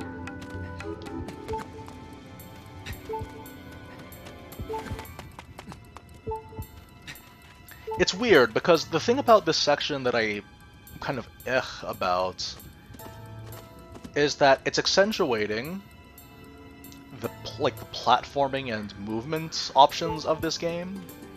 And the thing about this game is that that's like, those are my least favorite parts. The parts that I do like about this game is exploration and being able to fight things. But we'll see how this goes. Do I just run past them, or like, what do they want me to do? Because I feel if I get hit, that's it. Yeah, and I don't have access to my pouch.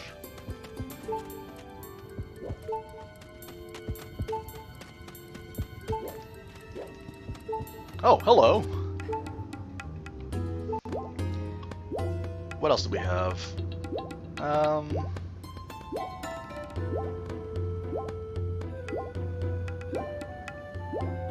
Yeah, but that's the thing though, like, Genshin Impact, I know that a lot of my friends play it, but I'm just like, it's like, because it's also a gacha game, and I know that a lot of people say that it's different from gacha games, but that's what every gacha addict says.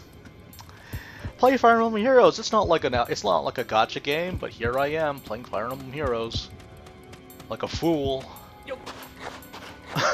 So like it's one of those things where like maybe if I don't have this in my life, it's okay. And I could just look at the art that people made of a lot of the characters and just enjoy it from that perspective, since that's what most gachas boil down to anyway. Oh, hello.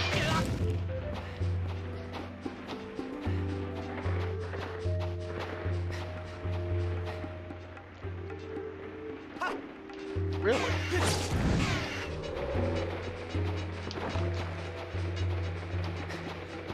Okay, it's like, you gotta predict when it comes out.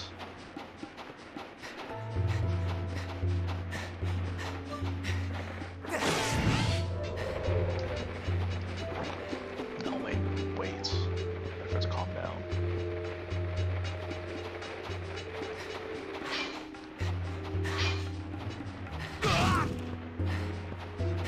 And its bloodlust is sated.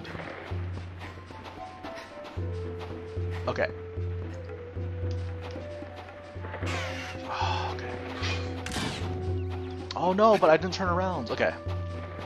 It's fine.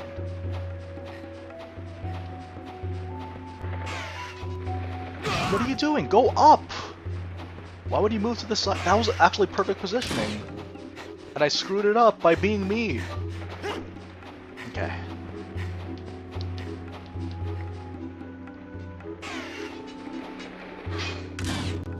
There we go. Yeah, I think that's part of the reason why I like Breath of the Wild so much, that my tastes are very simplistic.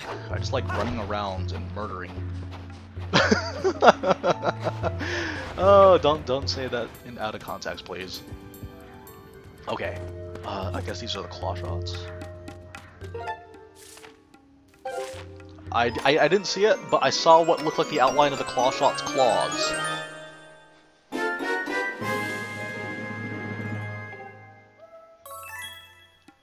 That's the thing though. Like I know that a lot of people said, oh yeah, there's like something that you could get into, but I don't know. I think that like stepping away from it is like the healthy choice. That even though I don't know what I'm missing, and you know, I feel like I would enjoy it a lot, but at the same time, I'm like, that's cool and all, but I'd rather give that game a couple of months and then see what the player base thinks about it. And in the meantime, I'll focus on all these other games. Because I played, yeah, again, like, I'm going through so many games. I played 34 this year. We'll talk about that later. Like, I think partway through the stream we'll, like, take a break. Partway through the stream we'll take a break because, I do want to finish this.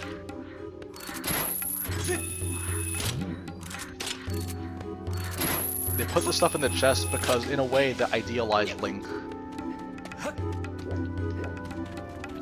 I think that's just like a biological habit of theirs. They just like everything is treasure and they want to hoard it. Okay, where am I going next? Slingshot. Wow, slingshot. How exciting. Everyone's favorite. The slingshot.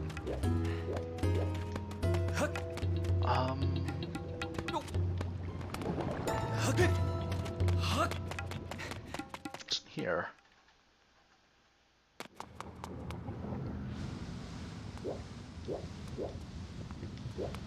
What is this?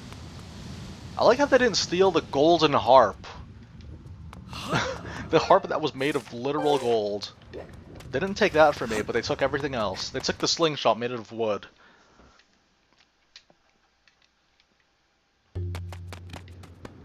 Well, at least they were smart enough to steal the sword. Hang on a second. Pause. There. It's coming in. Morning, Con. How you doing? We are hoping to make this the final Skyward Sword stream of our lives. And in doing so, it's going to be the greatest Skyward Sword stream of our lives. Because I'm in it! No, but anyways, how you guys doing? It's beautiful out. It's very nice out right now. I can't believe I'm inside playing Zelda games. Oh yeah, like there's like a. We'll probably talk about some of the games and I'll give my recommendations. I kind of want to make a video of like every game that I've played this year, all 34 of them, and then would I recommend it or who would I recommend it to? And then there would be like a bunch of different criteria, like, oh yeah, I'd recommend this game if you are a person with a sick sense of humor. I'm talking about South Park. I would recommend this game if you like Xenoblade Chronicles, but you have a sick sense of humor. That's what South Park is. South Park: The Fractured But Whole. It is, yeah. It's the perfect example, actually. That's like the perfect criteria. If you like Xenoblade Chronicles 2, and your sense of humor is extremely politically incorrect.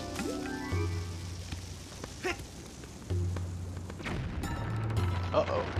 Timber! Oh, by the way, I'm thinking of doing a stream for my birthday. My birthday is on a Monday.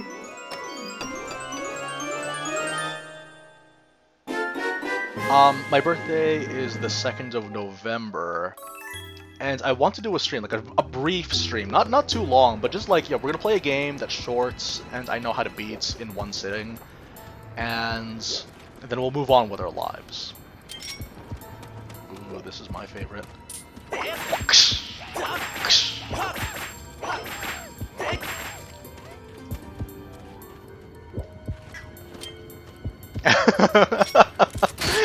Oh, something's been whipping me!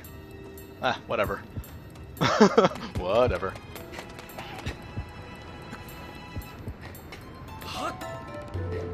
Help him, I'm getting whipped! Ah, whatever.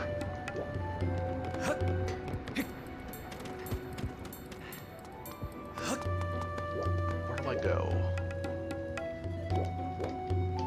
Because we don't have a bomb bag.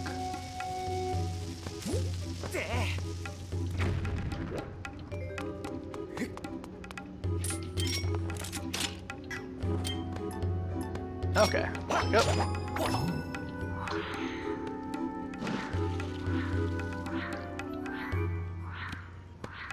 Happy early birthday, you guys. But yeah, that's the thing. I want to do a thing. It's on a Monday, which is weird, but like, that's the thing. Like, if it was a Friday, then like, then we'd probably do a little bit more ambitious stuff. But since it's not a weekend like it was last year, so it's gonna be straight up just, hey, super sober video game. We're gonna play a game. I don't want to say what it is. I think I told some people, and I think if people followed me on Twitter, they probably would have known anyways. But yes, I'm gonna stream a Wii game that I've played numerous times. It's gonna take like 2 hours max, I think, to finish the game. It's not a very long game.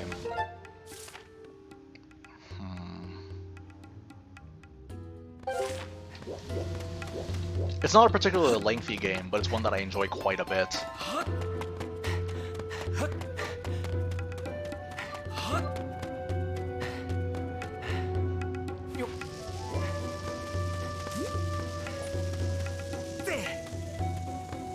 Our birthday was on a Sunday last year. Right, yeah, oh, wait, sorry, I was like, it was on a Saturday. No, it was on a Sunday. It felt like a Saturday because I had like 3 whiskeys. So it felt like a Saturday. That was fun. Last year my birthday happened to be my friend's wedding. So, and it was an American wedding. That was the most exciting part.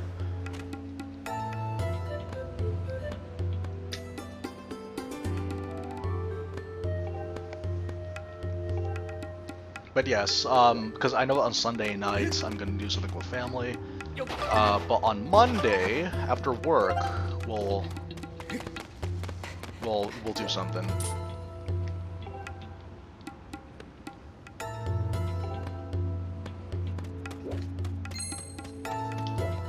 We can't blow this up just yet until we get the bomb bag. So let's move on. We're actually progressing pretty nicely on this segment. I noticed that there's a pattern, like whenever there's torches, you just follow the torches. there's not really that much thought involved in collecting your weapons. It's just follow the lights. You're grinding to beat Galdera. So for me, I had a video about that, but there is a cave. There's a cave in the snowy region that is more likely to spawn the Kate Siths.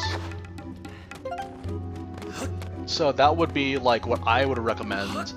But to be honest, like, you don't need to be more than level 50, I think. No.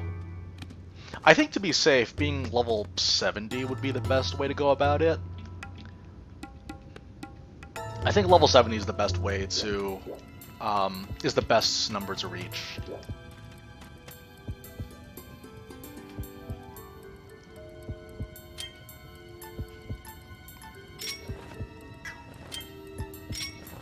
Alright.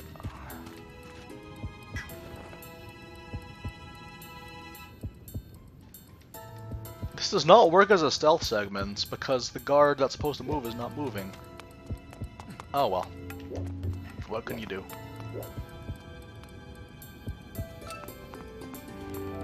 Oh man, but then if I get caught by him, then he's gonna do the Alicia Keys trumpet.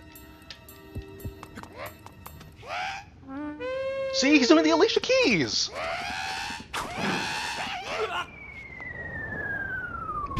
That was garbage.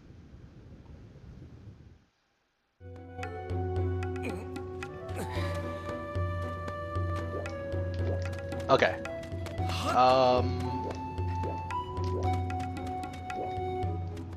What do I do here?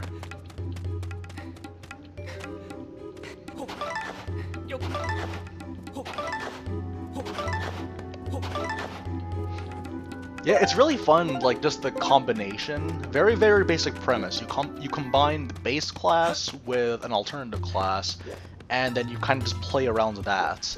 That's part of what makes Octopath stand out. Okay. What do I do here?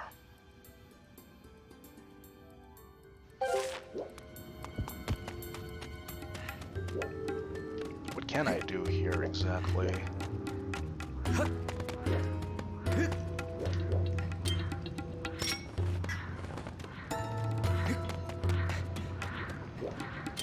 Huh. Okay. Let's play your game. Wouldn't the whip have worked? I'm going to assume no, because if the whip stops stunning him, then we have a scenario where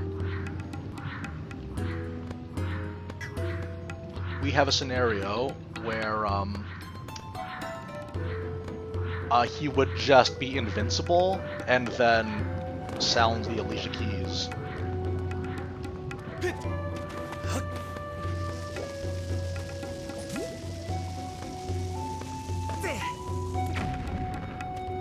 Oh, it actually... Ooh, that's ugly. Okay, I guess we're doing this then. Oh, but I don't know. I don't trust the jumping in this game. But here we go.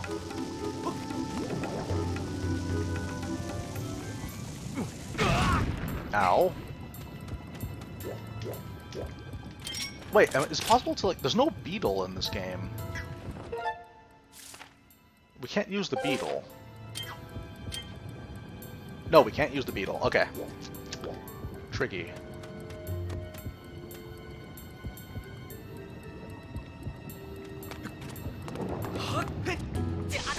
Come on.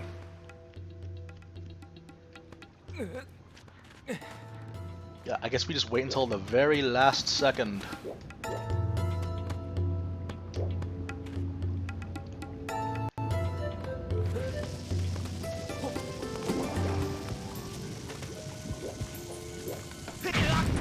I tried throwing it.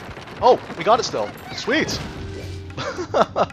that shouldn't have worked, but it did. We've moved on. The logic doesn't make sense, but we're moving on. Oh, sweet. Now we got the taser.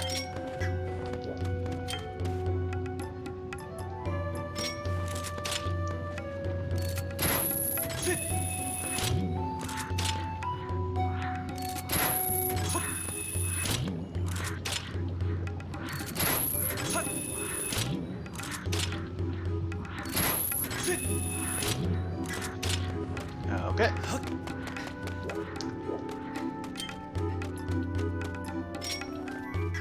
I mean, technically the bad guys have won in this scenario. That's the most messed up part.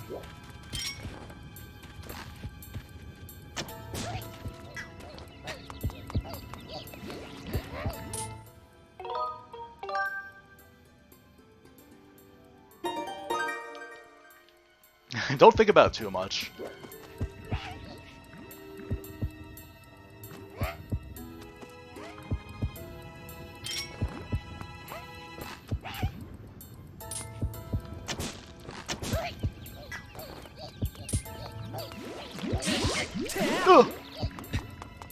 That was scary.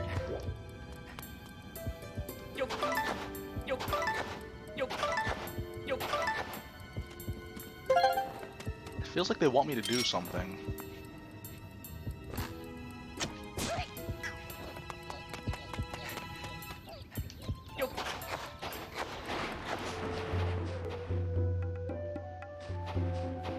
No, that's fine. Suicide bombing takes all forms. It's not an inherently good thing. It's like saying murder. There's nothing good about murder, but we say the word all the time anyway. it's like every bad thing that's ever happened, or could be said, could already be said. It's just the context is different.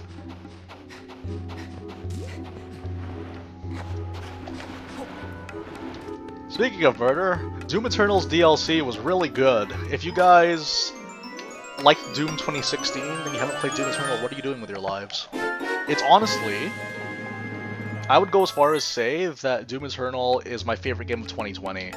Like, between that and... Oh, hello.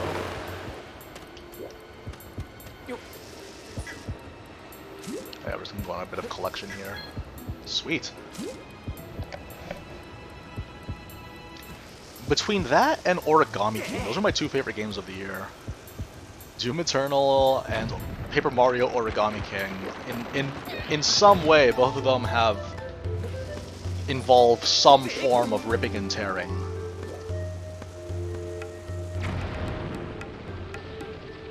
Huh. You got nothing. And there's nothing here. Okay. Bomb bag. I guess we just go back to that fireplace now.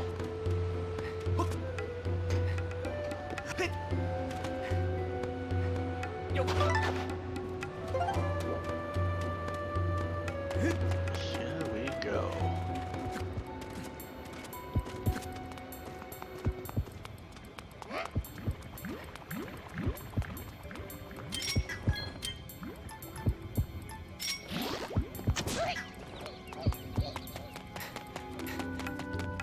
Alright, so now we just got to go back to that place earlier where the magma was.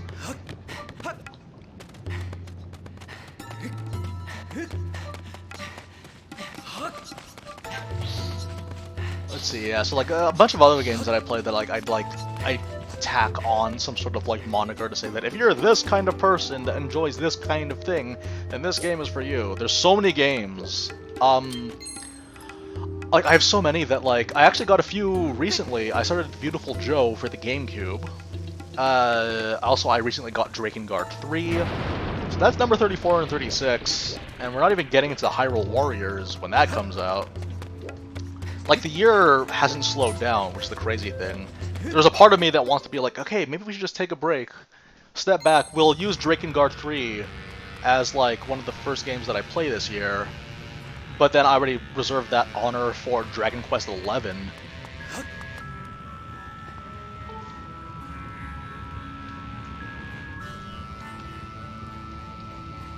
Oh, you actually have to put it upside down? I'd never had to do that. I had to point it downwards.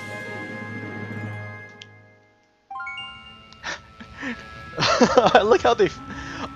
I like how they phrase this. You got the true Master Sword pack. Now you could just destroy your problems. Like now you could just take the Gordian knot kind of route for the rest of your life. Oh yeah. Also, you could talk to your friends.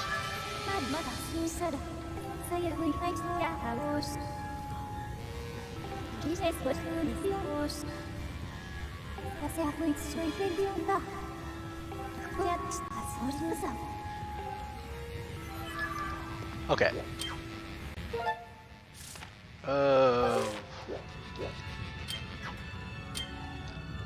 I need my item bag back.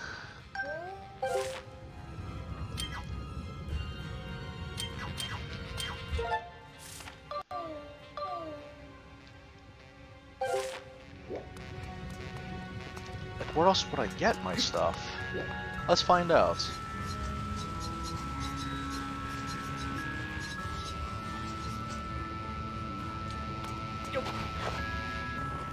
Ah, come on! Okay, fine. It's a bummer.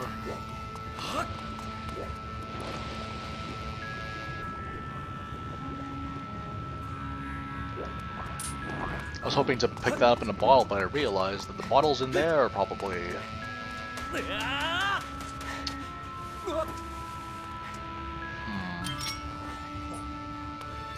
How do they know? That's not possible. Let's continue.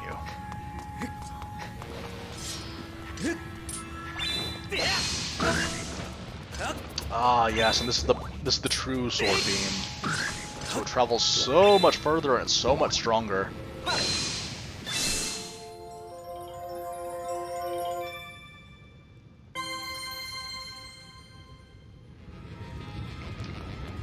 Okay.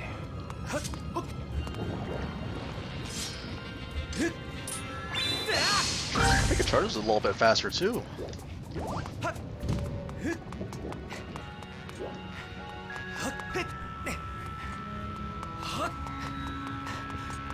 Alright, time to get the rest of our stuff back.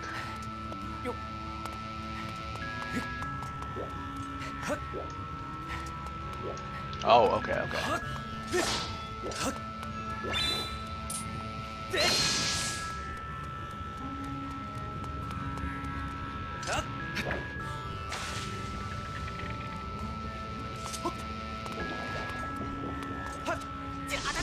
Why? Why?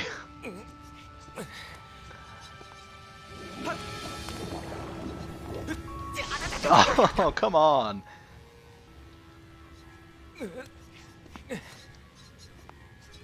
Okay, we'll go back. I guess I need to throw it further down, like so that it's touching the other side.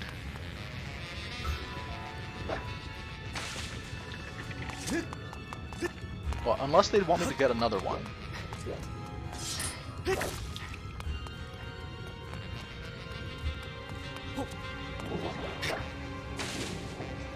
Oh gosh. Okay, that's fine. Never mind. I overthought it that time.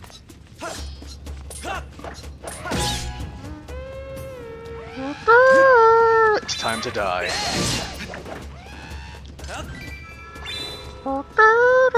Rip and tear until it is done.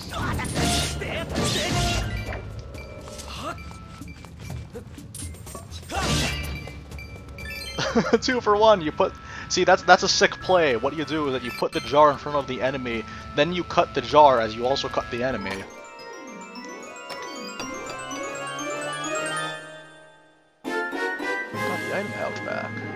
And the rest of my items are here too. They didn't even put any thought into it. It's like, just it's all in here. Everything is here. Don't worry about it.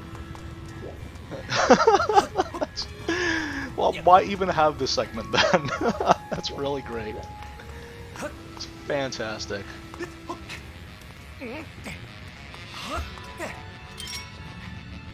Rip and tear until it is done.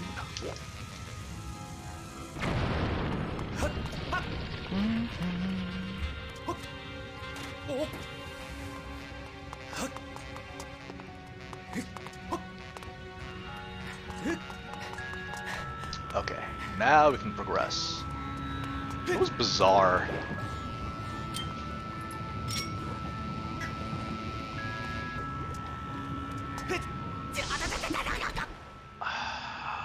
It burns. How's it feel to be so close yet so far?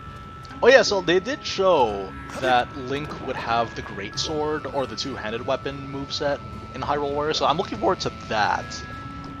That might ends up being my favorite moveset. It might not be the best moveset, but it's probably going to be my favorite one. Specifically because in Breath of the Wild, that was my favorite weapon class to use. Okay.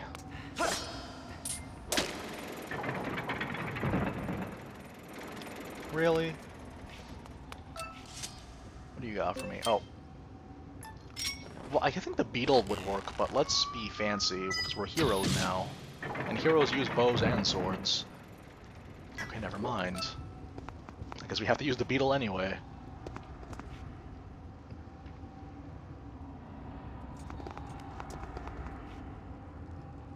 These are bizarre-looking creatures? What's that look like?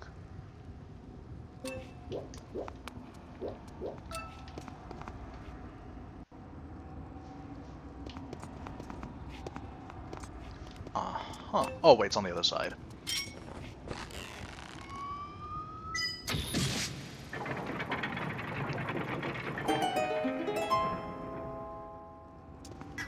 Sweet.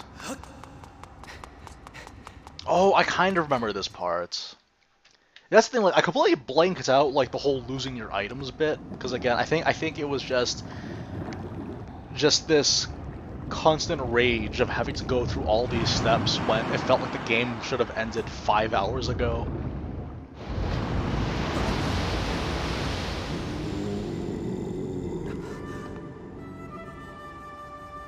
A man of flesh and blood has walked his way to the heart of my burning hall. Now this is something.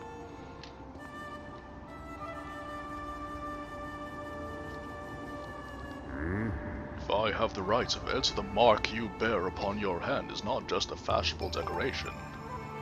There can be no doubt about it then.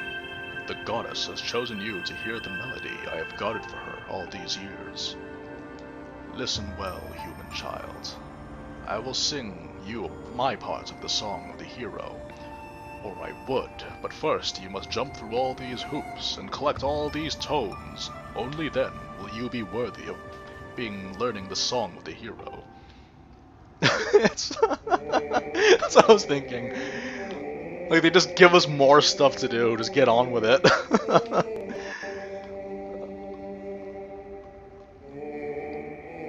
Oh, this is nice. Like, little moments like these really do stick out. These moments of just, like, as you progress, you learn music. Because music has always been a big part of the Legend of Zelda series as well. Like, in some way, music has always been used either as a catalyst for change, or as an objective. And in this case, this is an objective.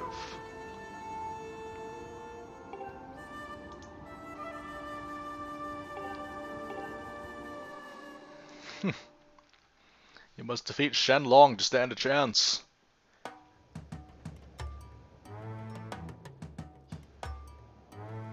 It's really nice locales in this game. It's just that, like, yeah, there is a bit of a tunnel quality to them, but again, if you just want to get to the point, the tunnel vision nature of this game is very important. And it prevents frustration from happening. Is there a seat nearby that I can take? Time to rip and tear.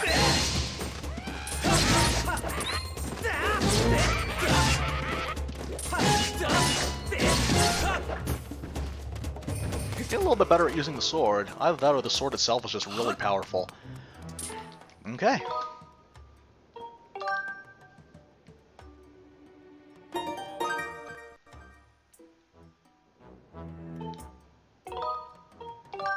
To the sky!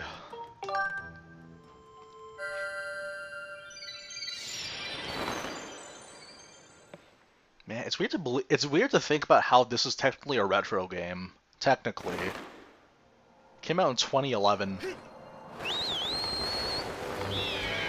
Came out in 2011. It's so strange. That's the year that, like, Skyrim came out. That's the year Dark Souls came out. Like, this was the last, like, console 3D Zelda before Breath of the Wild. That's how... Like, that was a very long time ago.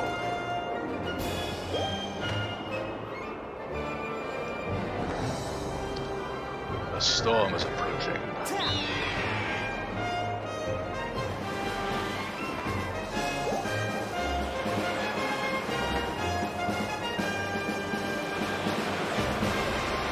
Remember Cyclos? Whenever I see those, I'm reminded of Cyclos from Wind Waker.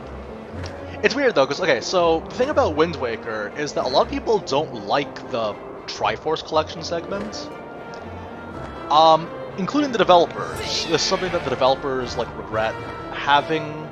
But I don't know, for me, having taken a long break from playing Wind Waker, as you guys know, I was afraid of redeads as a child, because everything scared me, because my cousins made me play Resident Evil 2, because they wouldn't let me play Spyro, but anyways.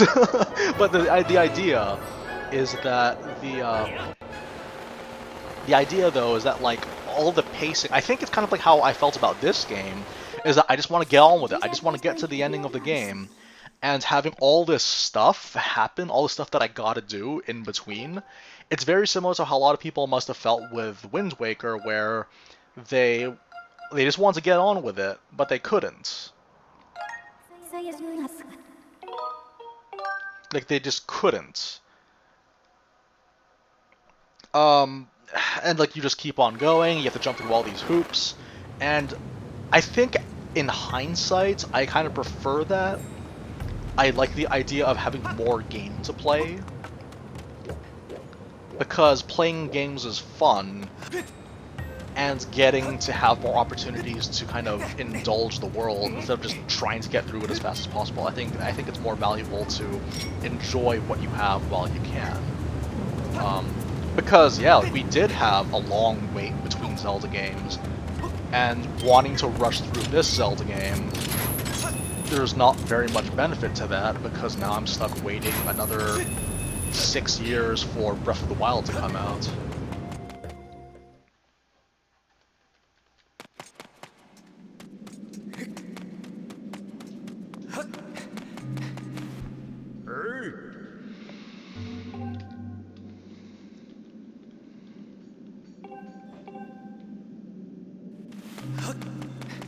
Okay, so this is the Thunder Dragon.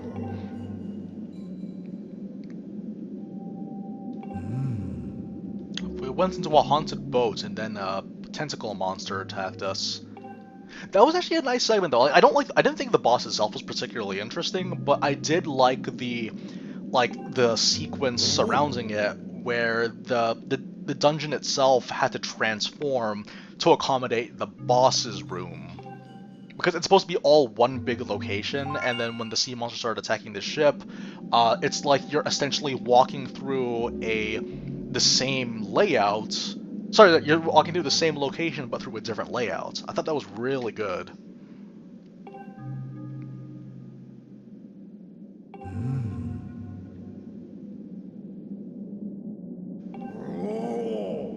Time shift stones were a very nice part of this game.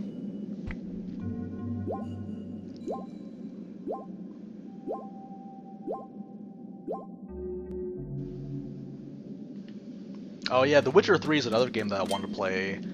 I'll probably play it next year, because there's so many. I'm still, like, on the fence of whether or not I'll play Drakengard 3 this year, or I might wait until next year, kind of make it be like, oh, it's been a year since I played Nier, I liked Nier, so let's play this new one. Because I know there's also a Nier Replicant remake coming up as well. Do I want to play it? Because, like, especially so soon? I do, but, like, it's a game I've played before, which is the thing. I'll probably still get it anyways, but there's a bunch of games I want to play in 2021, one of them being also The Last of Us Part 2, which is a whopping, like, 100 gigabytes on the hard drive, and I think my hard drive in total is, like 120, I think. It's awful. Hey, Antonio, thank you for joining us.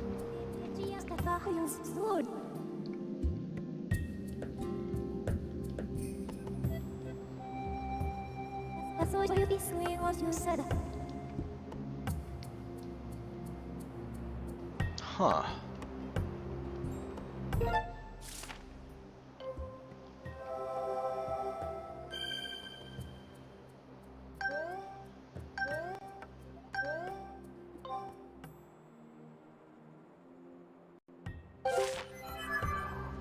I really like the time shift stone system in this game. And like the fact that like you're using a map that was from the past, so you navigate in accordance with that map, but then in the present age you see like there's sand everywhere, so you don't know if it's quicksand or not. It's great. Ooh, okay. It's undead dragon.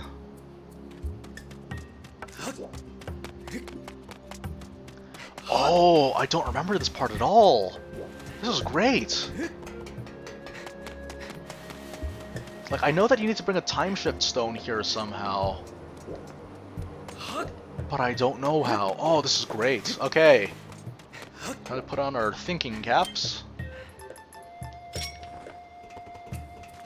How nice of them to put a chair right here.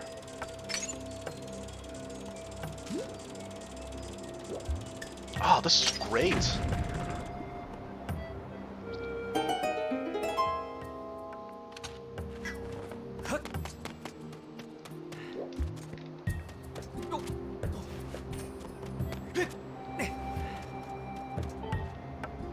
Entry to the area ahead is only allowed by the permission of the Thunder Dragon of LiNnK.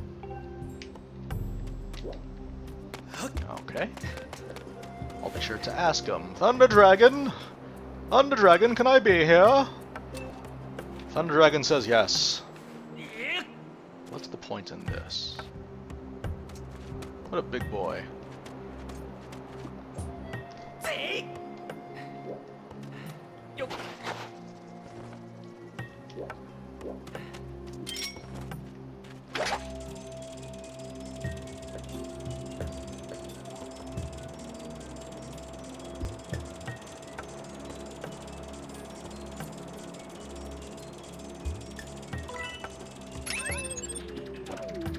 Thunder Dragon says yes.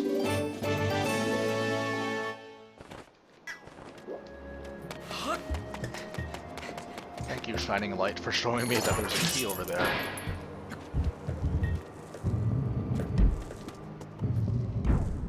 Yeah, these sections are like... I can't believe we're already like 2.5 hours into the stream. It didn't feel like 2.5 hours.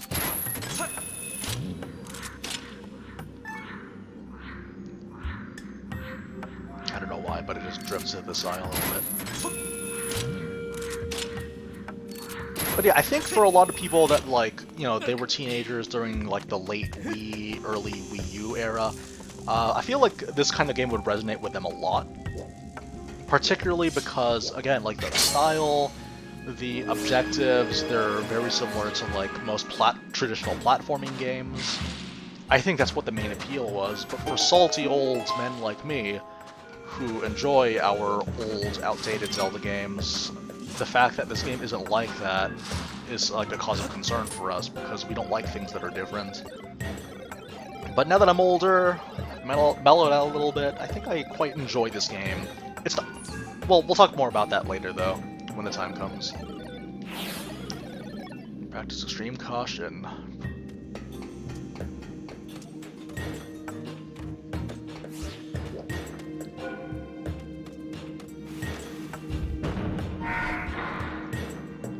Violence is never the answer. Violence is a question. The answer is yes.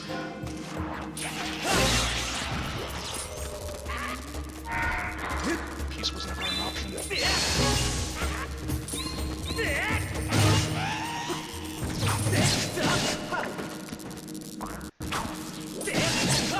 Wait for them to swing, too. Sometimes you just, like, wheel around them.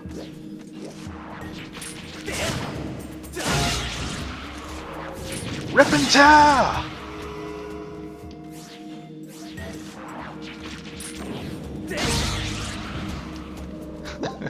We're getting a little bit better at this game. I dare say we have improved as players.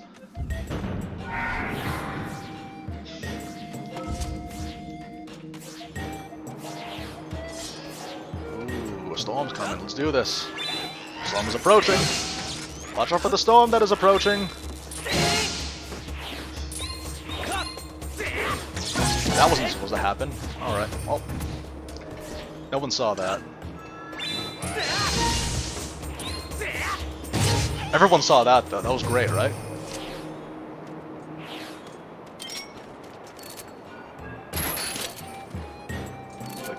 there? Yes! We can clip through the wall!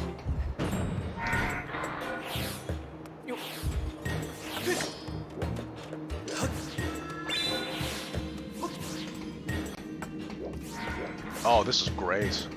See, this is a nice kind of follow mission. You follow the time distorting stone as it creates a path for you. Okay, yeah.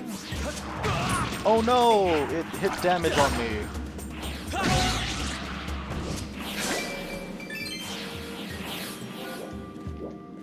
Oh.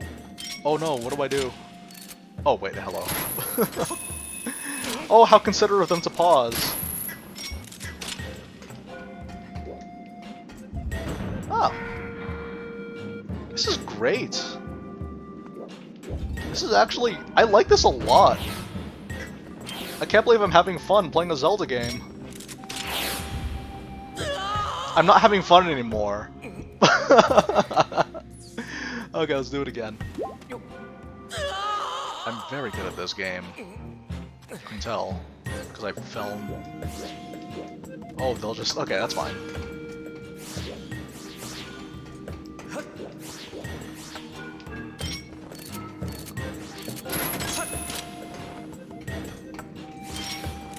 Uh-oh.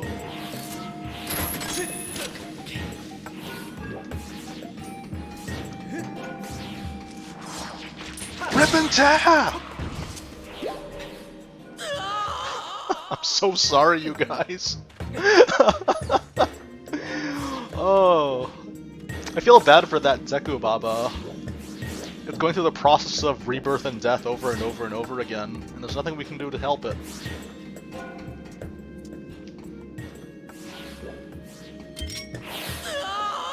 Oh, right. It's the second segment. Okay. No more mistakes. Here we go. No more mistakes, starting now.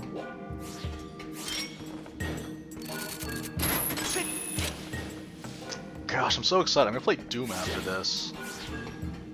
I started an extra life mode run,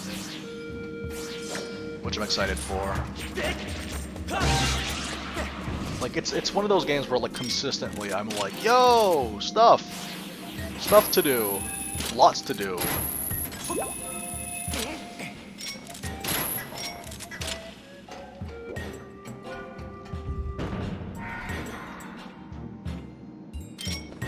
Okay, so I'm assuming, yeah, claw shot.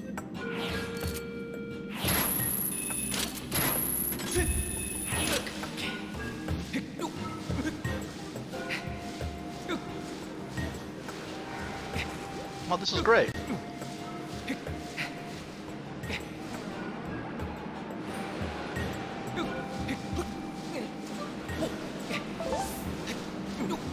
Yeah, you could really see where all like the Mario Galaxy 2 inspiration starts to go in here. Like this is like, well, I can't really say that, other than they were made around the same time here because I never actually played Galaxy. But a lot of like the platforming though is reminiscent of what footage I've seen. Here we go.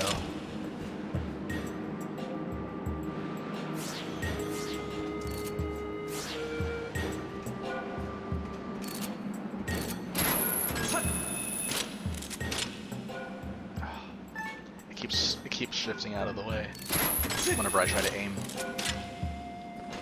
And I think it's because I keep moving. Do you know what? Okay, wait.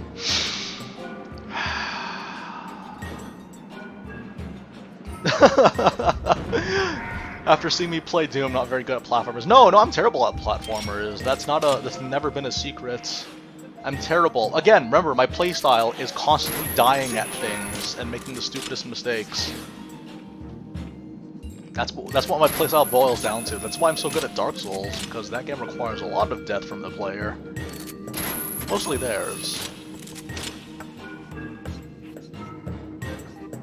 I'm not very good at shooters either. That's kind of the funny part. My ability to aim is garbage. I'm just good at pressing dash attack, which is why I like Fire Emblem Warriors so much. Huzzah! Alright. Who's next?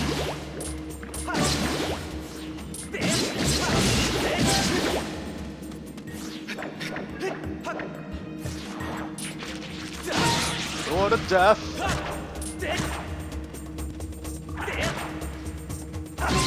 There we go.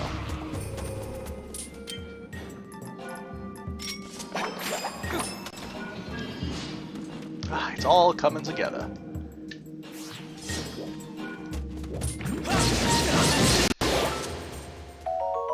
Yo guys, check it out! I got a jelly blob! Nice!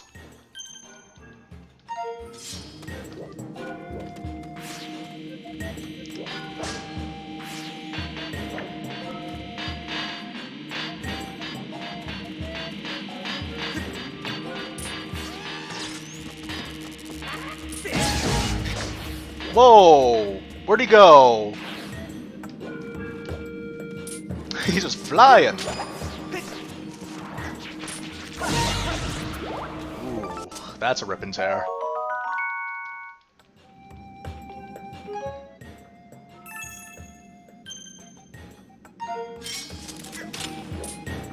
It's not as exciting as the jelly blob, but I'll take the ancient flower.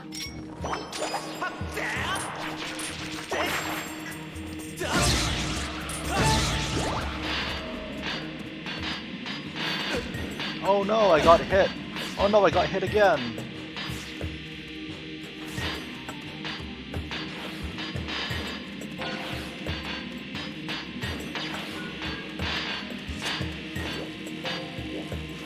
What? What is this? Yeah, you can do it, Link. You can do it. No pressure.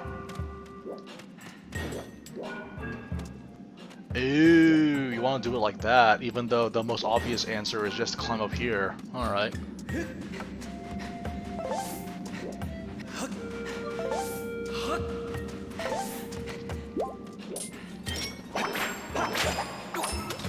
Oh yeah, did you hear about that guy that works at works for the Google Stadia that said that gamers or streamers need to pay for a license to have their work? That's it. Need to pay for a license. It made all the sense in the world. You know what? I wholeheartedly agree. I should have paid Nintendo. I should have paid Nintendo for the pleasure of playing Skyward Sword on stream. Oh no! Oh no! No! 1,000 times no! I don't want to deal with those guys again. No, turn around. Thank you. Could I just... Apparently it worked! Apparently I could just shoot the bomb back at it.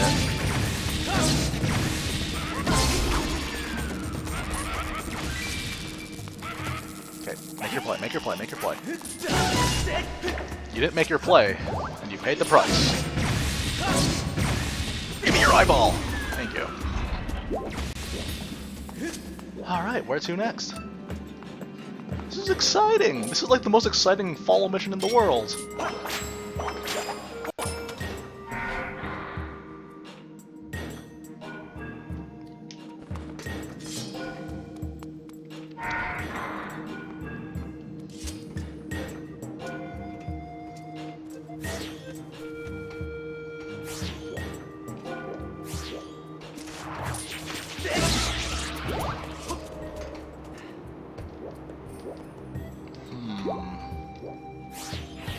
What is the solution to this puzzle? Oh! Okay. Have to do a roundabout way of doing this. This is a great segment. It's very engaging. I guess the other one was too, but it wasn't as active. The other one was just like, don't go here unless you pick up this item first. It's like faux stealth. Happy birthday, now make a wish! Oh, he was too slow on making that wish, and so was I. Do I have to do it again? No, it's clear. We just have to kill those guys again without falling off. I keep forgetting that you need to dash if you want to jump. You can't just hold fully forward on the stick.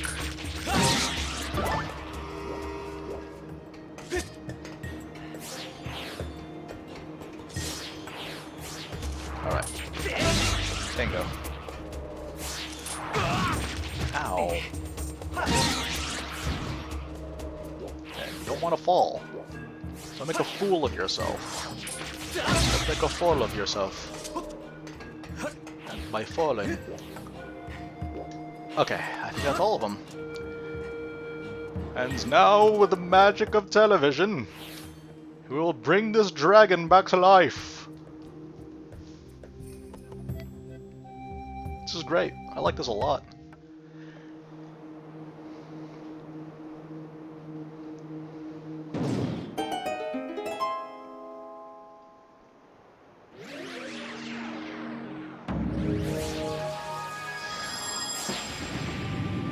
I don't think I'll go for the Hylian shields, no. Hello, my friends. We got permission from our master, the Thunder Dragon, to dig for timeshift stones. But Master Thunder Dragon is very ill right now. I'm worried about him. At this rate, our master may cease functioning. Ooh, we're gonna do some time travel for you, aren't we?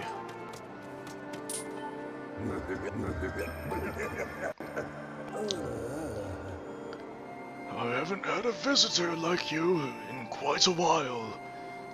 You're human, aren't you? You must have some reason for coming this far. What is it? Hey, RPG Slayer, how you doing? I see. So you're from the sky.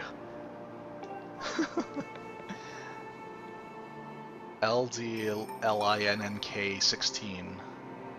I wonder if that signifies anything.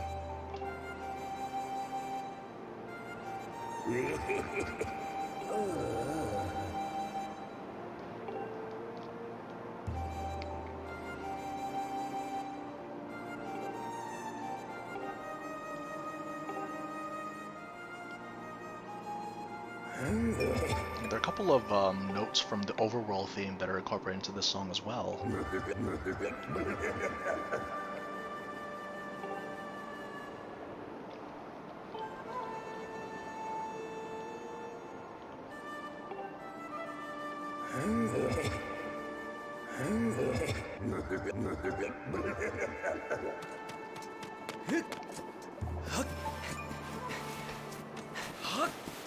Hey, buddy.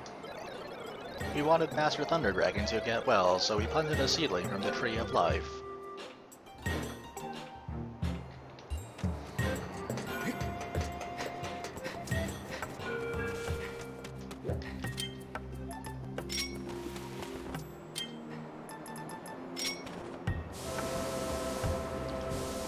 LD is Lightning Dragon. Oh, okay. No, I thought that, because this was from the 25th anniversary of The Legend of Zelda, so I have to assume that anything that involves numbers has to be some kind of, like, reference to something. But I guess that also makes sense.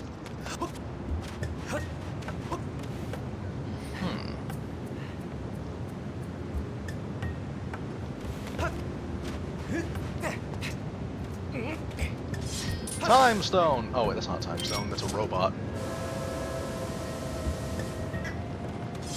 Time Stone! No one saw that first whiff, they only saw the precise strike that I made. I vaguely remember this part.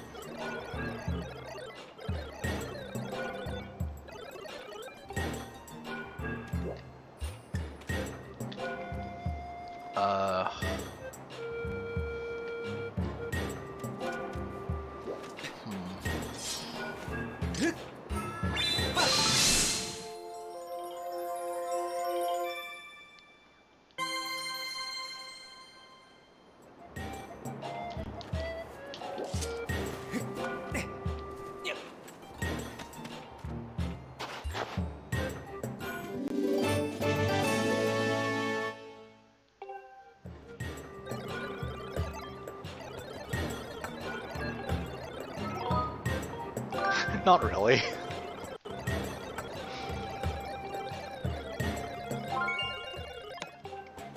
Yeah, okay, it's definitely... I think the Seal Temple, because like, there was a thing with like Groose who wants to plant the tree, right? I remember that bit. I remember that bit, like there was a thing to do with like with Groose and...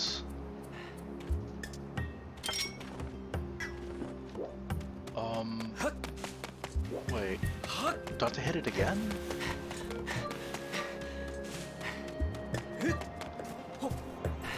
Oh, there's quite a bit of ancient flowers here too. 3 of them, in fact.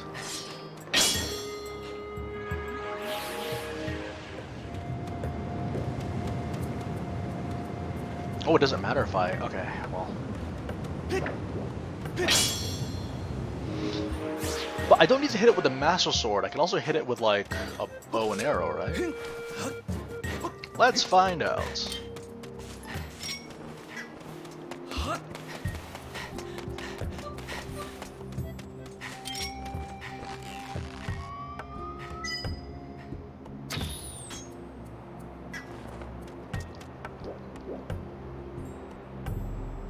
Oh no, we have to use the claw shots to get out of here.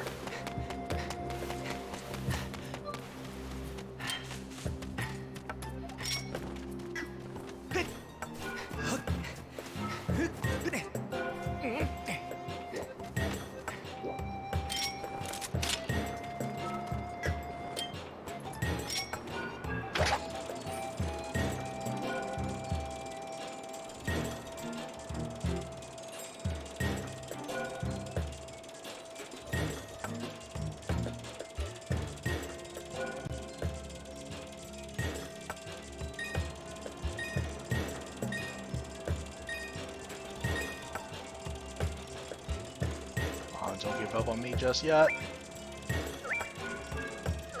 There are still things to be done.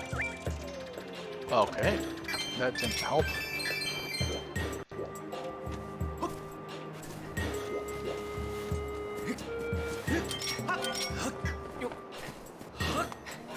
Maybe I just missed the arrow? Is that what it was?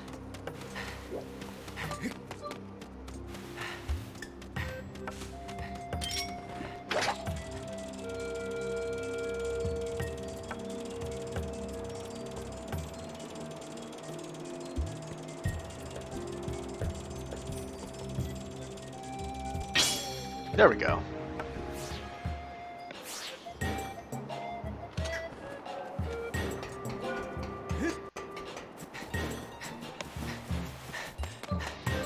Okay, making quite a bit of progress. To the sky!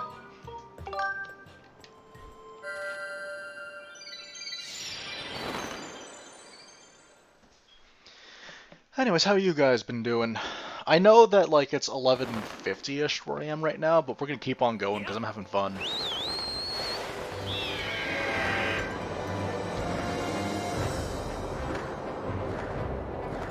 Just keep flapping your wings.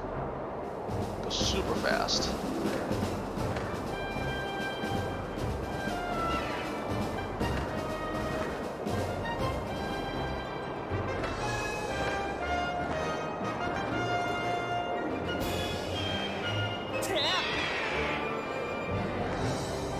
What other games have we played this year? I don't know. Last time I kept talking about Origami King. I don't really have much to say about South Park other than the fact that, in a very bizarre way, it reminded me of Xenoblade. Also, another fun thing about that too is that I like how they address the whole like self-insert silent protagonist. Because a lot of games have that, but in this game they really love to mess around with the concept, which I approve of. It's in the sealed grounds, yeah? Yes. I think at like 12:30, or before the Silent Realm, we'll take a break. Oh, but the problem is, though, I don't know what happened, but my welcome screen, or my break screen, it just... I have to, like, I have to insert a USB, I think, to get that functioning properly. We'll see. I don't know if I can do that midstream. I should be able to. Hey, Jared, thanks for joining, man. We'll talk later.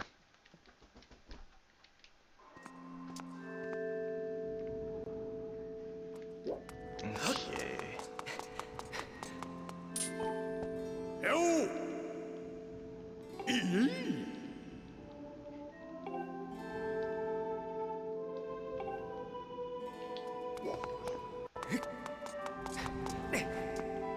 Time for some time travel.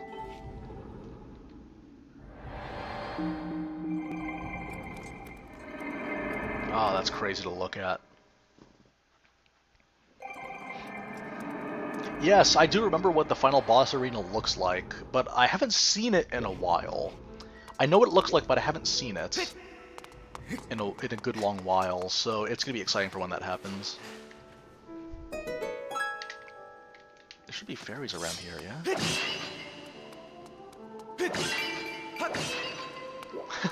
Imagine if Groose is like holding one of the he's holding one of the jars, and then in the past it gets destroyed, so it just shatters in his hands.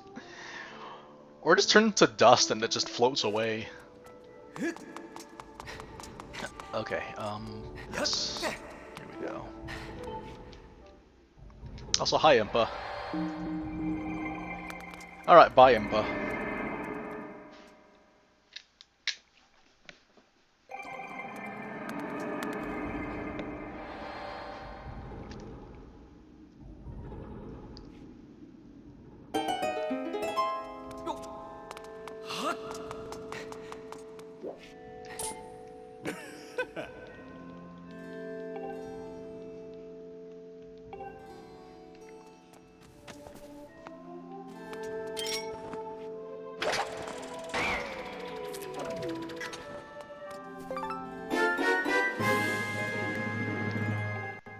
Sweet. Okay.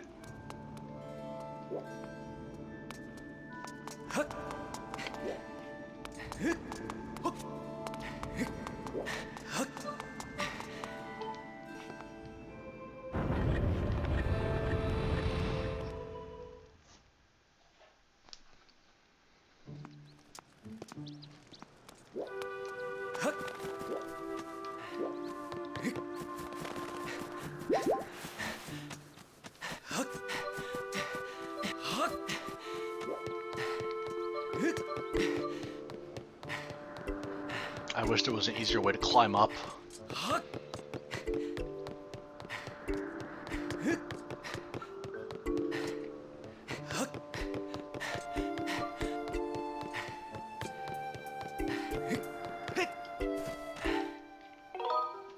Okay.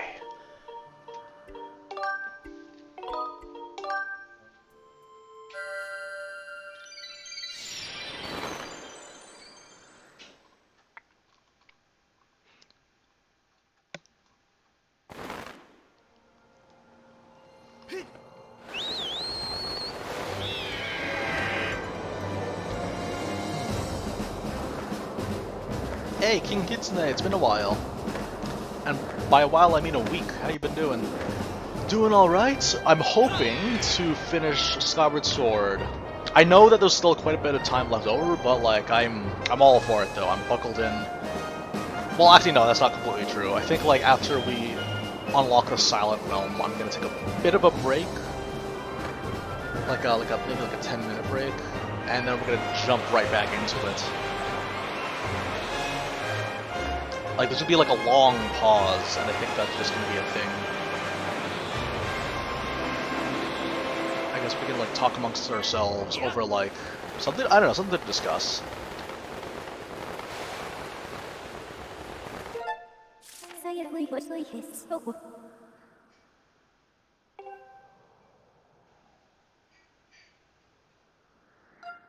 Wait, what do you mean my voice is low? Did something change? Did something happen without me knowing? Wait, which way is it? Is it West Desert? I'm assuming LiNnK is where it is. But yes, hoping to finish this game. I don't know, because like, I think like doing this entire segment as well, because there's so much of this that I forgot. I think a large part of the reason why I forgot is because I just wanted to just go through it all, and I never really had time to think about it. But now that I'm seeing it again, it's kind of like bringing back that original feeling of November 2011. Yeah, this game looks really nice during the cutscenes. These little animations, the art style.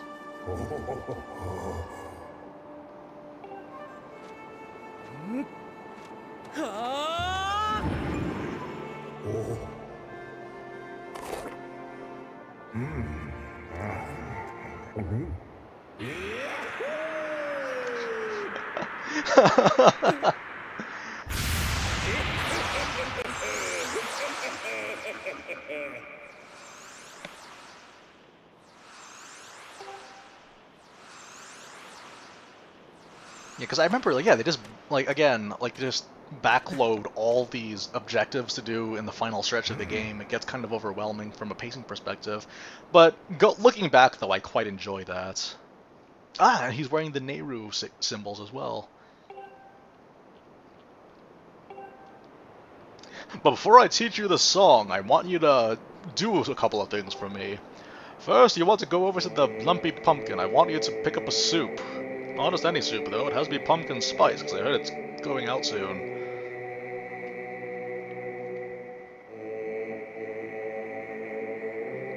This sounds like when you encounter fiends in SMT Nocturne. They're really low, like, whoa.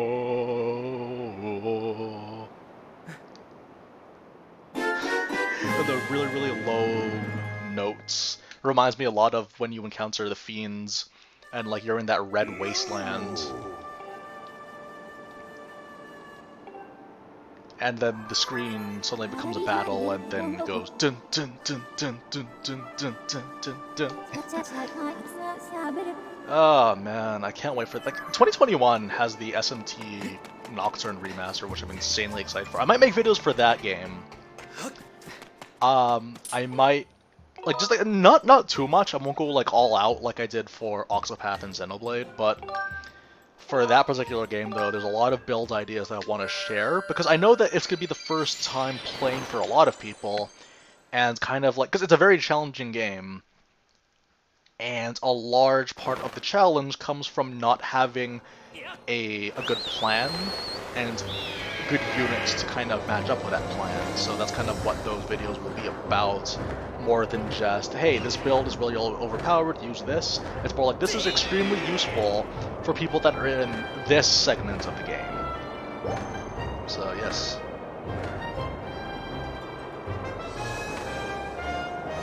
Oh, that'd be great. There should be a Matador costume in every game. No, because I do know, though, that there is going to be a Bone Zone boss fight in the next dungeon, where, like, you just fight against a bunch of stealth boss.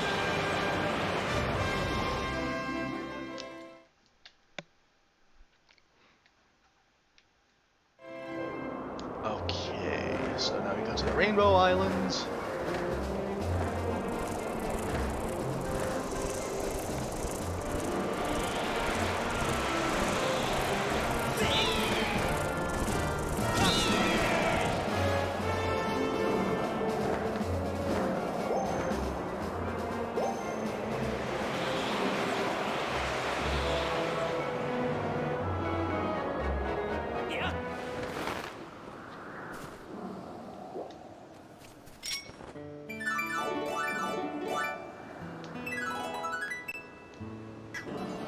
Oh wait, no, we have to actually find Levias. Oh, there he is! Target acquired.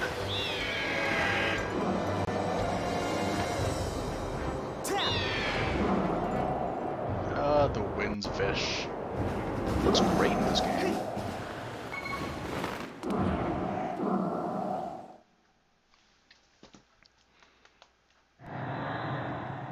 That's gonna be in the special edition, no doubt in my mind. They should give him the DMC2 outfit. All three parts of the song from the dragon. have done well, young one.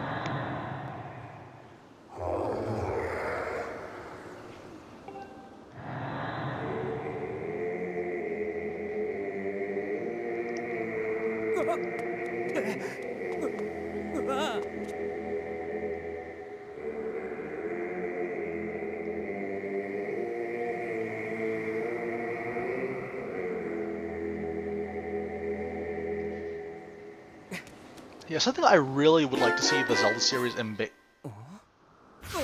Oh! Look, did my sound cut out?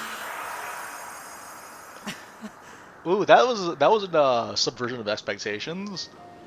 I like it when The Legend of Zelda embraces that, like, ultra fantasy kind of thing. Every once in a while it has moments like this that really, really, really stand out in my mind.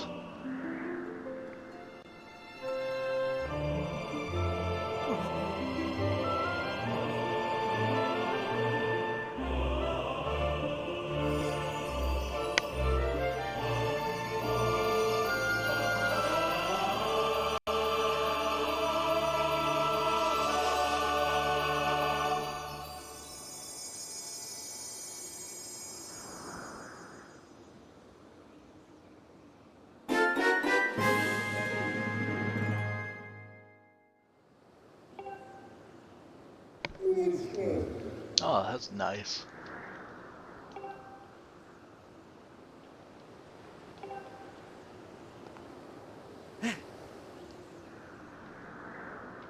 Okay, so you got ourselves a Song of the Hero. Now it's back to Skyloft.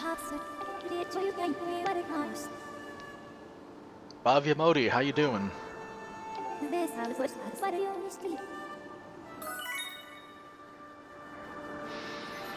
Okay, here we go.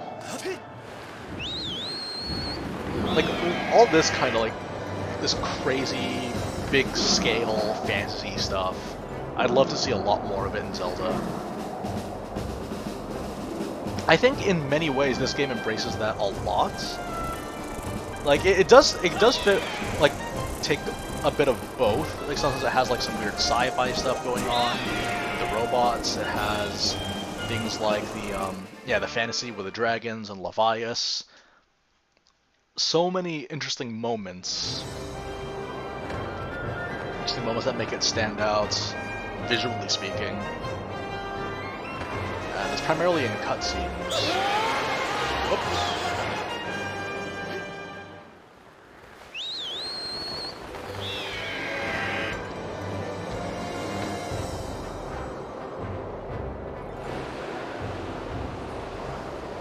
I keep doing that, but okay. Let's do that again. Let's just go around. That is the most times I ever got caught by that.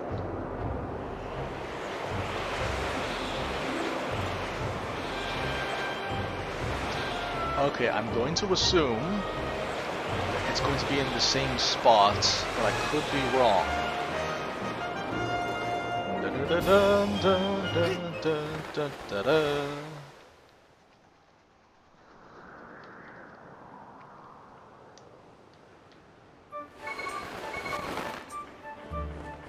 Okay, what do we got? It was right there.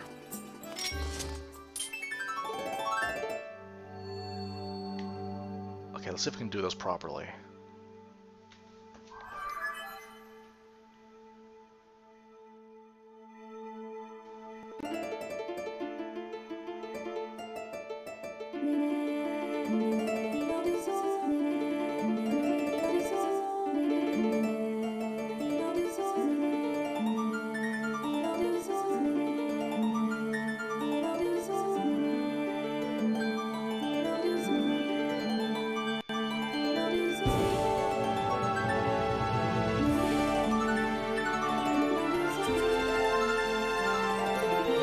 Oh, that's amazing.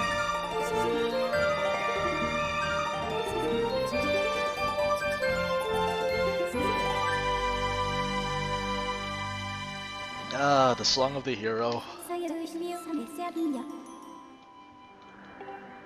Final Silent Realm.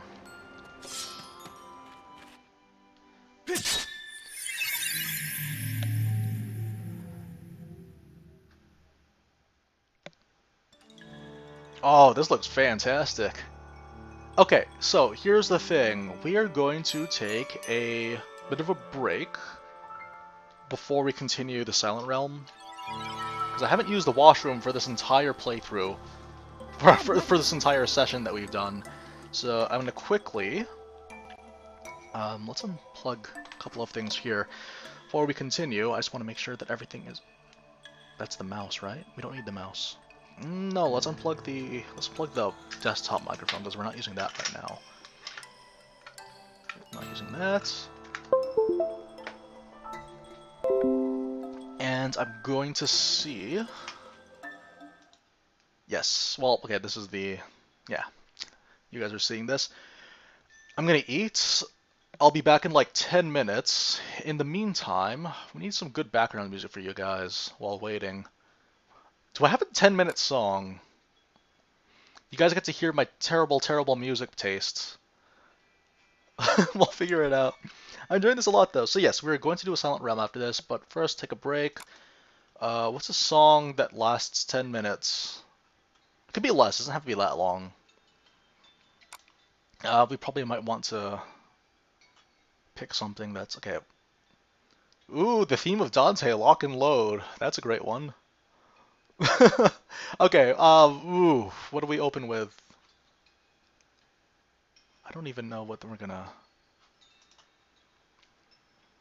There's like a lot of potential songs that we could pick from.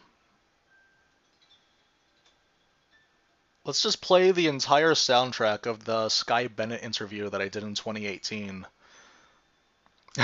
Okay, no, we're not gonna do that.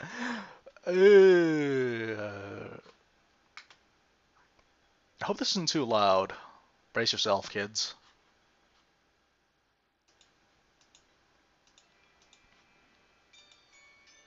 I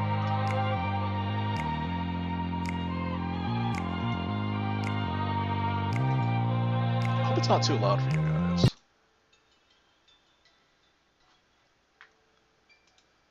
Oh wait, so it actually doesn't work like that. Okay, well, we'll lower the volume just by like 10 decibels.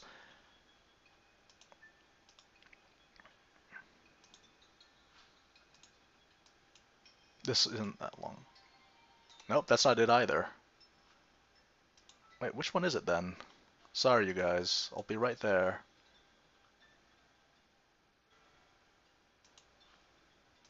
Oh, I think this is it, right?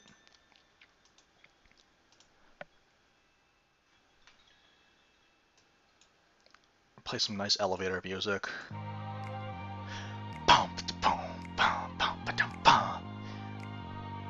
I could have been a VTuber, but I can't. Okay, so I'll be right back, you guys. This song might end afterwards, so what we'll do, we'll add to the list this other song. See you guys soon. Yeah, 10 minutes.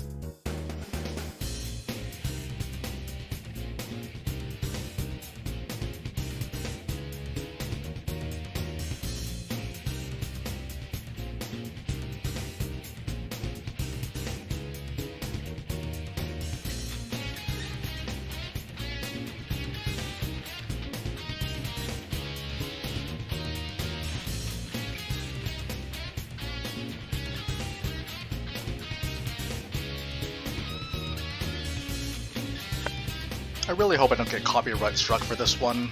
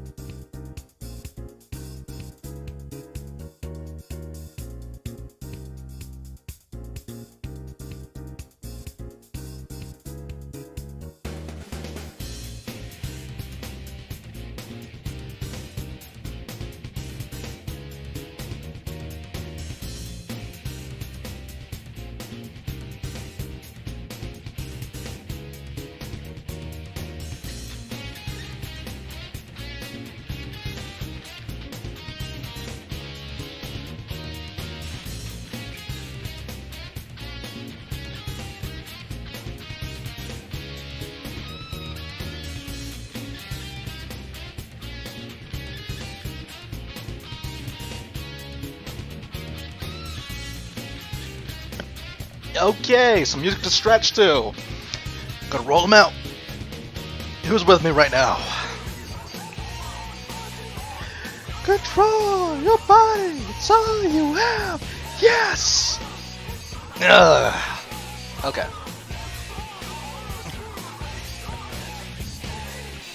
Things seems to be working fine. Okay, stretch, and then.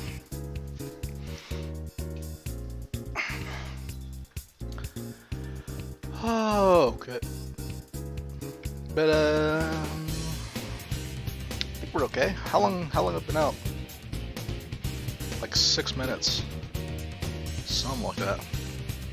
How's everyone doing today? We are gonna start real soon, but please listen to the sounds of music as played by a weirdo on guitar. Stretch yourself out best as you can. And we are in this for the long haul. Yes, for those guys that are wondering, we're going to be playing. We're going to be playing something horrifying. I should blow my nose too. Okay, hang tight. We're gonna start real soon. Start in like 2 minutes.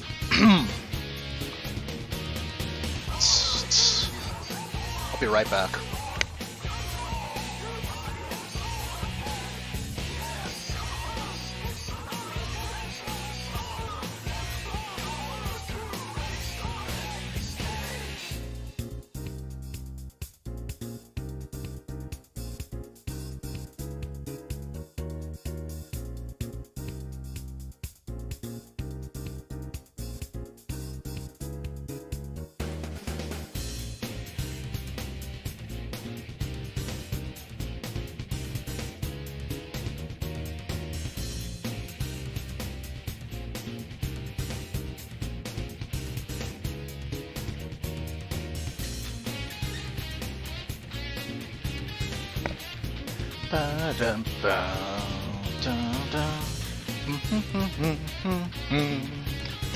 Okay, ready? Because I know I am. Totally am. Super stoked. Oh, it keeps going! The music keeps going. But we're not going to keep it going, though. We'll mellow it out. Okay. How do I eat so fast? Because I'm a champion, that's why. Real men eat real fast.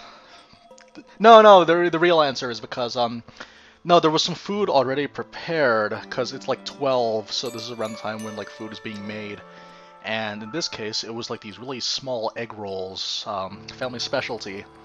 Just chow down on that real quick, got a big bottle of water, had a good drink. It's going to come back. I think I'll have to take a break, like, partway through as we continue, because I have to use the washroom after that. But, well, other than that, let's rock!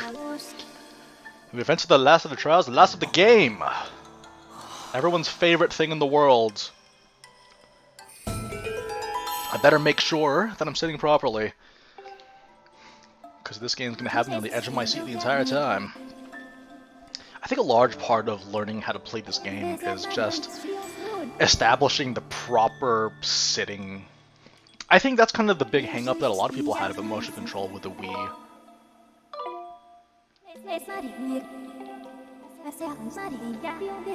Like, the big hang-up that a lot of people had with motion controls is that it was very context-sensitive, even for this game, which tries to be, like, the most refined version. Are there any up there, I wonder? There probably is. Probably is something up there. Awaken, my minions! Awaken!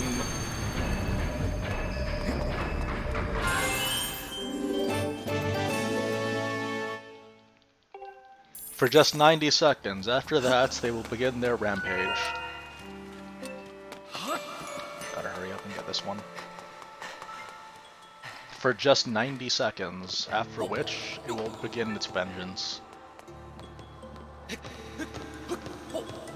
Okay, gotta make sure I'm sitting properly for this. I don't want any mishaps to happen.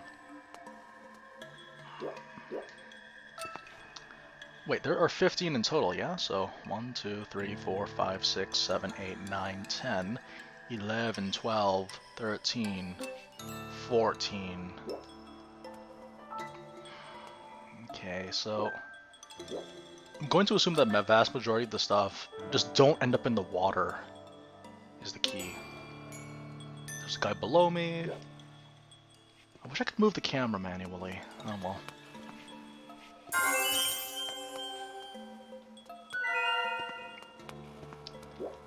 Okay.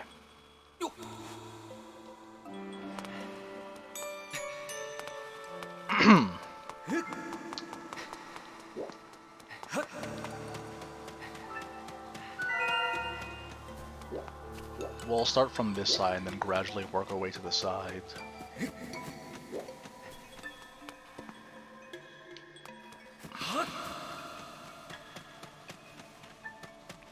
The thing that bothers me about these enemies is that I don't know what their range of sight is.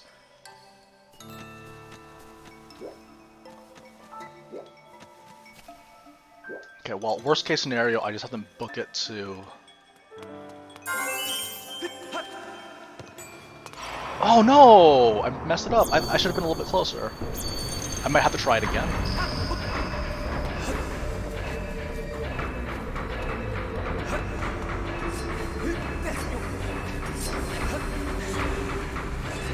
You know what this kind of reminds me of? It kind of reminds me of in Dragon's Dogma, when there's that enemy with like the really slow wind-up and then the scythe. Kind of reminds me of that a little bit.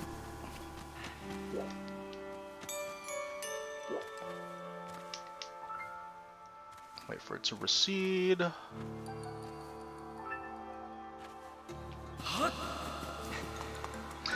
Make like a hairline and recede. It kind of reminds me of Dragon's Dogma when you fight against the Reaper.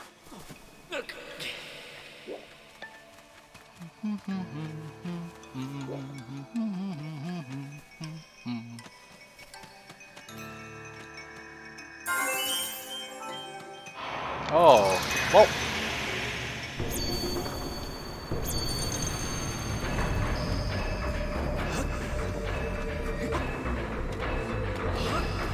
There's one over there too.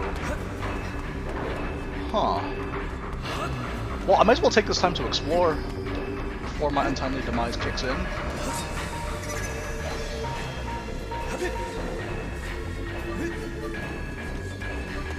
Silence. Wait, no, there was one over there. What? Yeah, there was literally one over there. What in the world?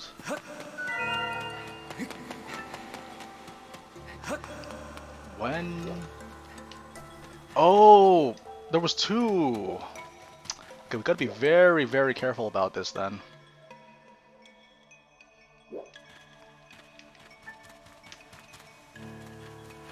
A Reaper of Souls, Master! That's a Dragon's Dogma reference. You guys should play Dragon's Dogma. Dragon's Dogma was fantastic. 10 out of 10. Would recommend if you enjoy video games. I want you to move. Licks.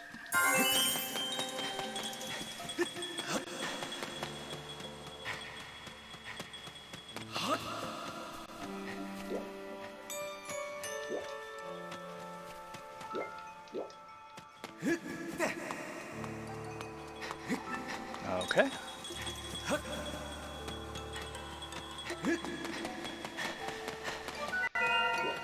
Gosh, I hate stamina.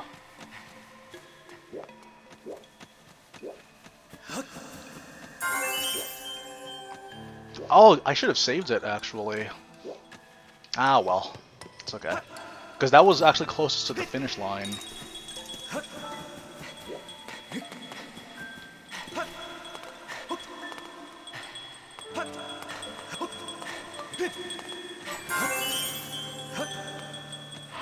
Can you... Why are you pursuing me this far? Why?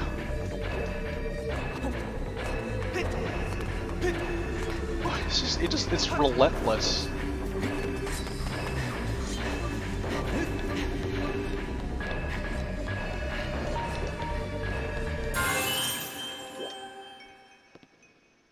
I don't know why.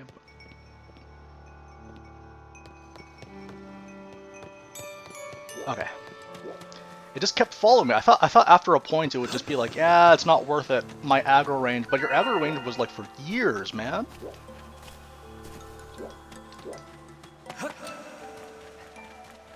We were missing 5.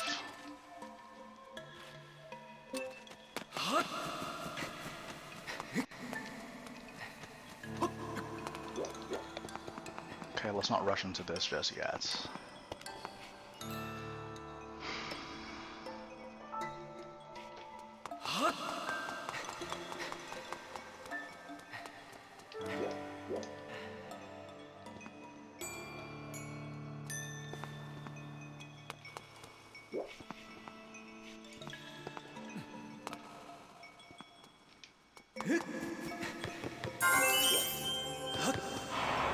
Oh no.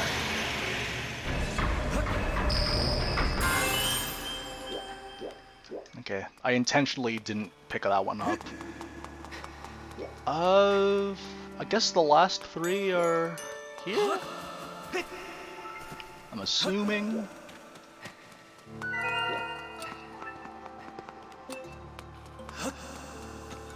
This is like the opposite energy of Doom.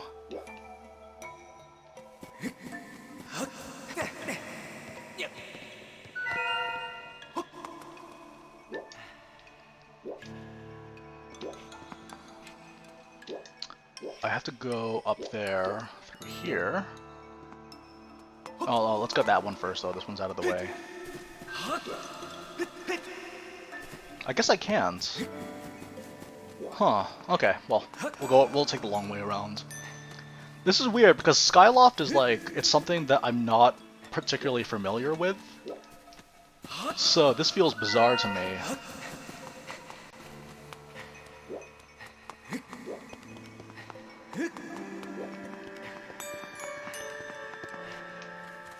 How do I get that? Well, how close is it to no, I might as well pick it up. Oh, this is dumb. Okay. Alright.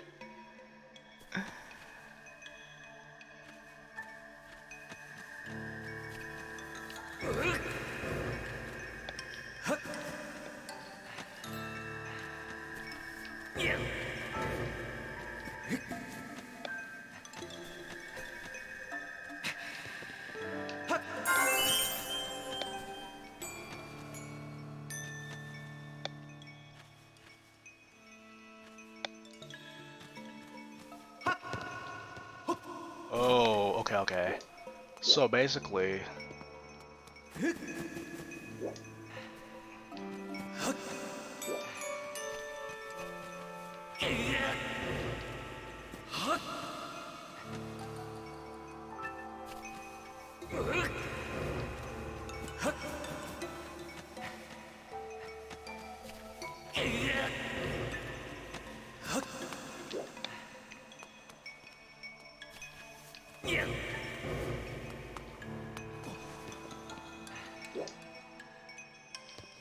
No, wait, no, that was unnecessary. Ooh, okay, I thought it was alright. That's okay. I was just thinking, like, wait a minute. What's going on? And that's nowhere.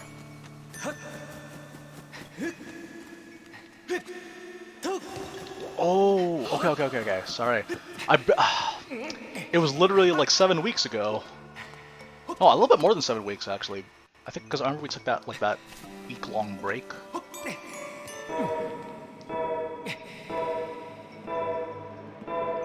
Oh, okay. Oh, no, we're screwed. I screwed it. Oh, I messed it up. Okay, that's okay. Well, we can do it again.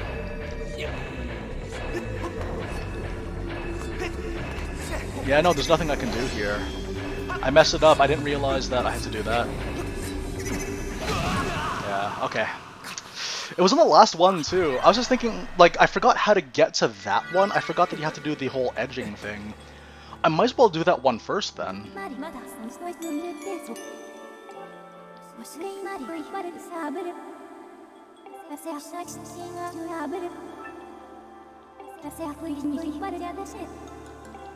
Okay. So, Zelda was that one. That's okay. At least I remember where most of them are now.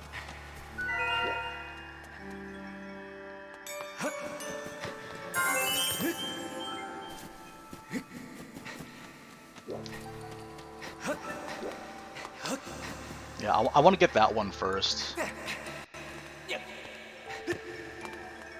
Yeah, if I didn't mess up the balancing act, if I didn't mess up the balancing act, I probably would have been able to get it.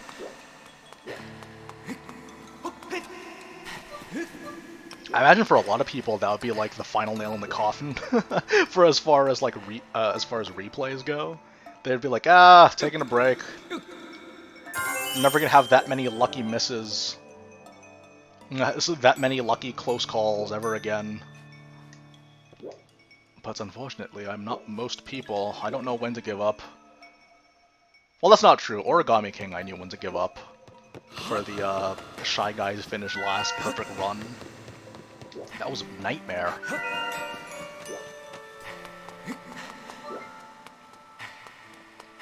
Okay, yeah, I definitely want to get this guy first.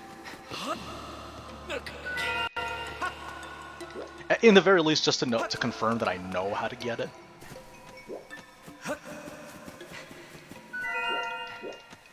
We'll save that one back there.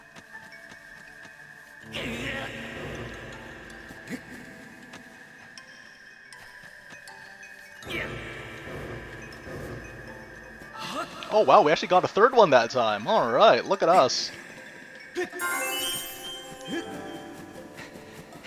got a third push that time.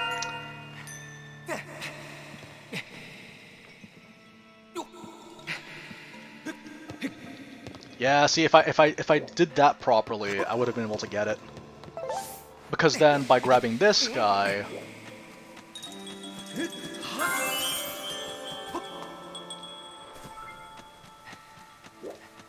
No, no more ringing. Okay. Ah, this would be difficult to play if you were deaf.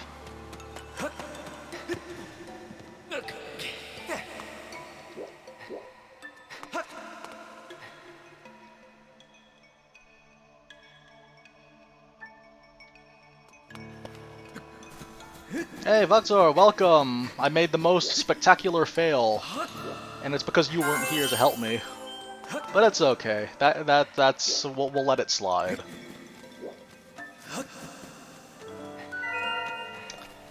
Okay, I want to save this one for when we come back.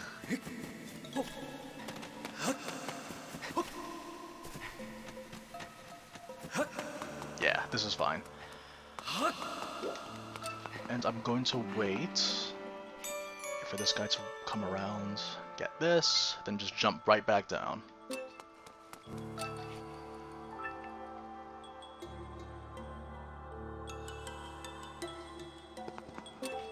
Epic Falier.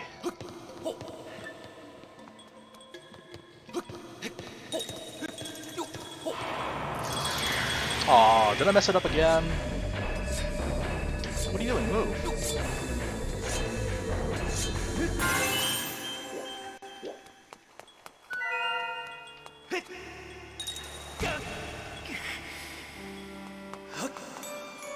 That was weird, but okay. Next up. Okay, so there were two here that I missed. I might as well grab these while I'm here then.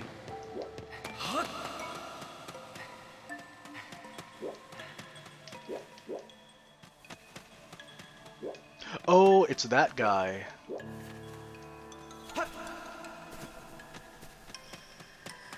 Okay, no. We'll pick it up on the way back.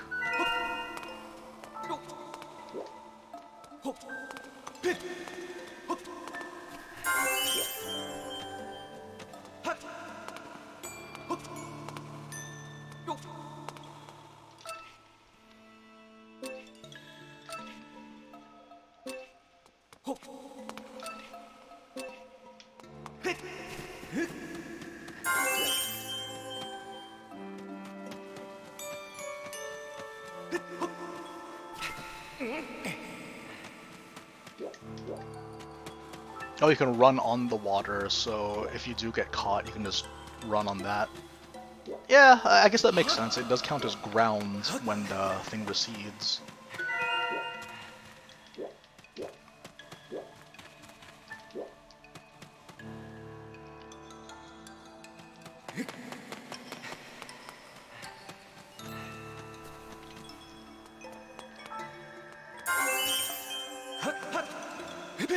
Oh, that was close. If we were gonna do a repeat of the last attempt. Endless Monya. Okay.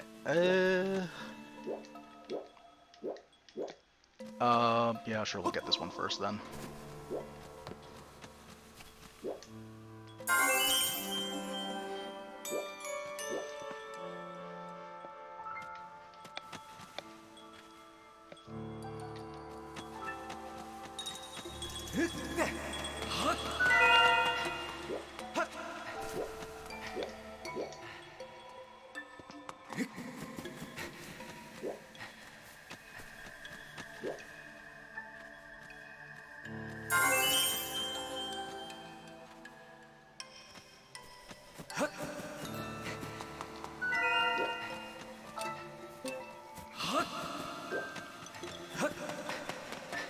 Ooh, this is treacherous. I might have actually messed it up for myself. It's okay. So in this specific spot, they converge.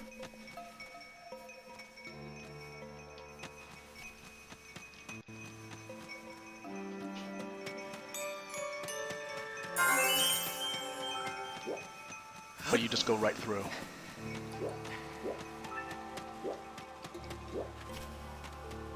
Okay. Yeah, I barely remember any of this. It's crazy. There's no way across this, huh? Okay, that's fine.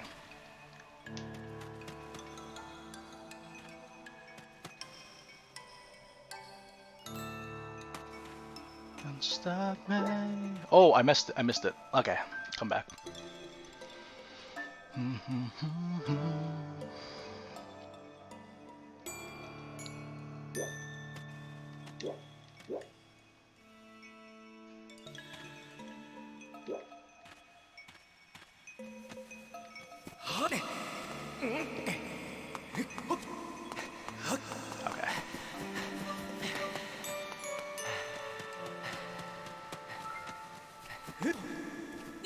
Yeah, honestly, if I didn't mess up that one, this is definitely one of the easier Silent Realms.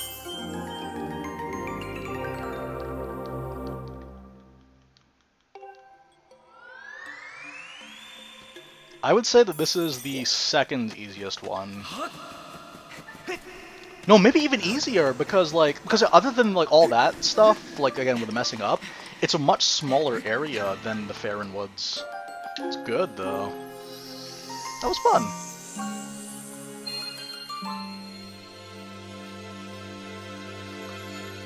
What did I get this time? the Stone of Trials. I don't remember this at all, but whatever. You need to collect the things to get a thing. That's what this game is. You have to collect 15 McMuffins to get the big McMuffin. That's how you know it's good storytelling and gameplay. Alright. You need to collect 15 metaphysical McMuffins.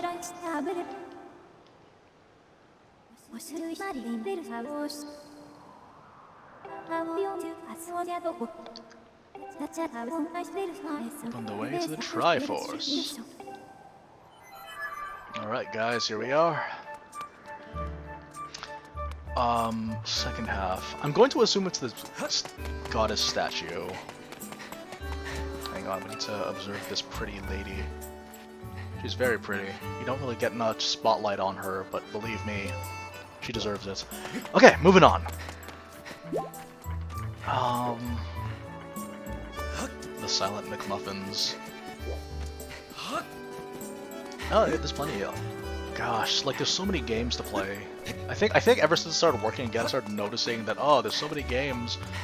And like, because next week, it's funny because Markman reminded me that there was Pikmin 3 coming out next week, not year, week. And that's gonna be like a big thing for me too. Cause okay, so I'm working on Beautiful Joe. After I finish that game, it's a pretty short game. I'm gonna play it twice though. But after that, we have my sister. She got a physical copy of Cadence of Hyrule, which is another game that I'm very curious about. So excited for that one. And oh yeah, they showed it to us in the Silent Realm. So yes, Cadence of Hyrule. I guess when I finish Pikmin 3, she's gonna let me finish. She's gonna let me play Cadence of Hyrule. Trade borrowing, even though she still hasn't beaten 3 houses, but that's not her fault. So yes, so much to do. So much to do, so much to see. It's great. That's the thing, like, even, like, this year hasn't slowed down. Like, there's so much in this year that, like, I could play. And not to mention that I still want, right after this stream, I'm gonna play some Doom Eternal. Do my... If it was next year, yeah. Next year, Pikmin 3, again. Pikmin 3 Deluxe 2. Oh, I don't remember. I remember it being very late. Nice.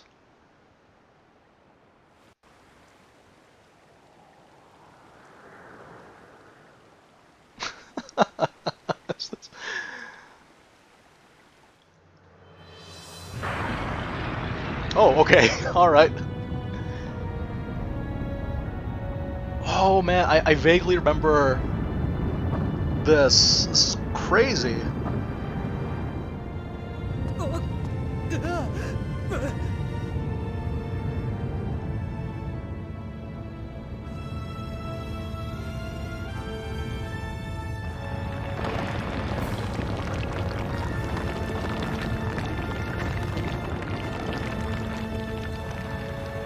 The Triforce was here the entire time, you guys.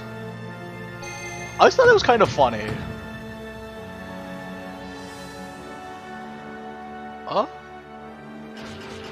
Oh, okay. I was just like, why are they zooming in on this? You gonna play the new Doom Eternal DLC? No, I beat it. No, not yesterday. The day before yesterday. I beat it 2 days ago. It was really good.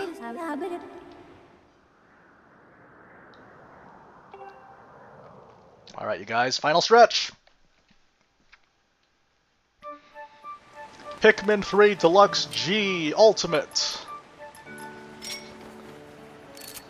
I always had this funny mental image of like, what if Pikmin and Fire Emblem swapped places in Nintendo's mind? Like Fire Emblem, ever since 2013, has had a ton of success.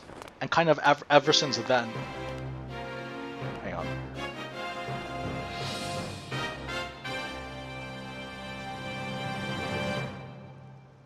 Instead of going down the stairs, you go up the stairs.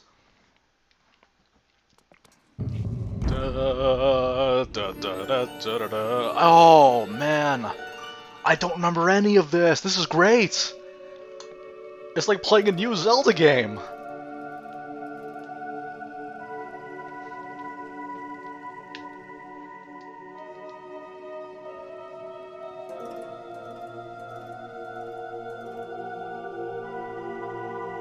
Okay. Is the volume okay for you guys? Is it too loud? Before we continue, let me just quickly save, and then we'll...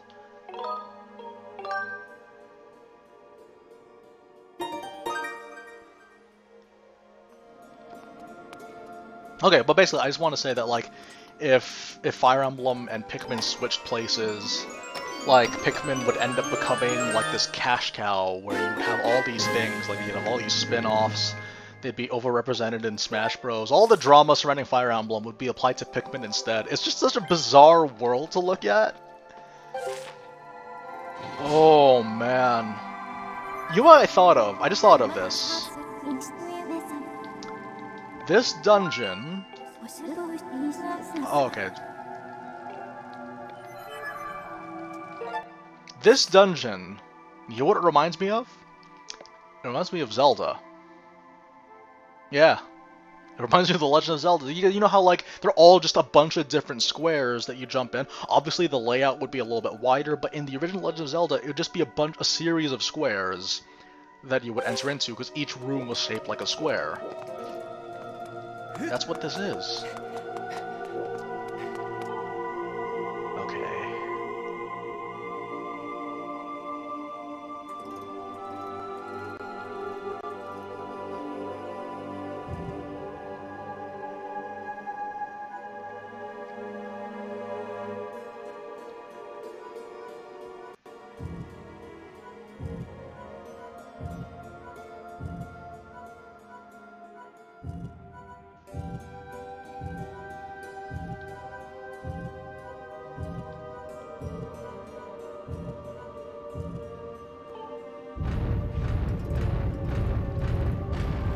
Yeah, this is, like, outside of this little mechanic, everything else, like, the squares, it's very Zelda dungeon.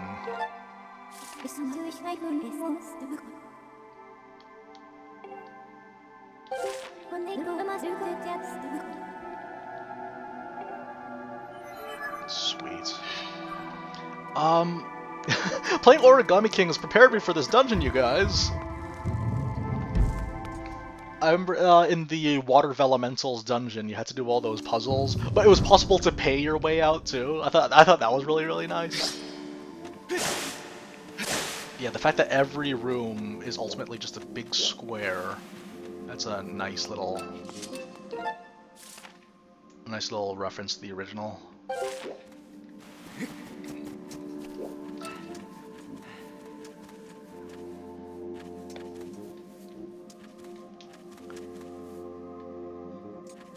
Okay,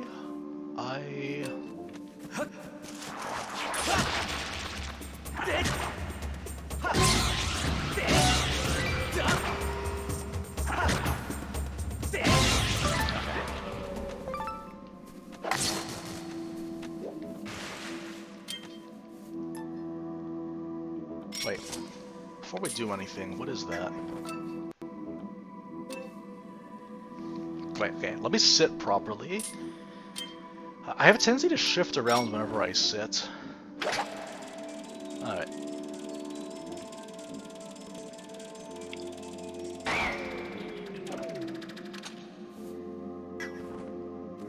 What is the purpose?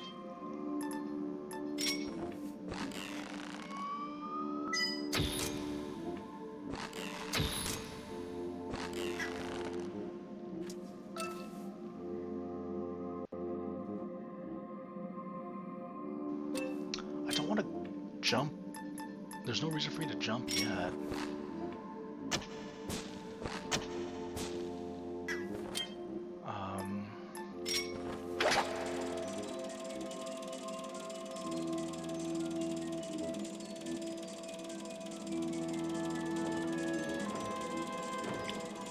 Huh.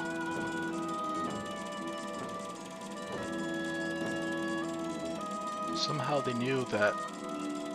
Somehow they knew that in the Sky Trials you'd require all this stuff.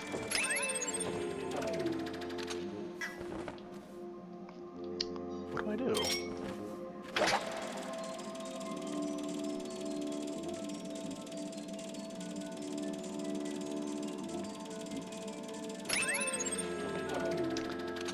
I don't think I have to bomb it, do I?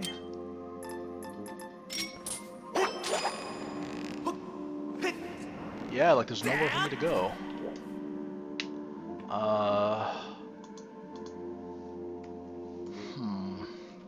Because we already used the beetle and it didn't work. And then we had the arrows, which didn't work. I guess we try bombing it? Is that what we're supposed to do? No, that's for later. Okay, wait, let's try using a bomb.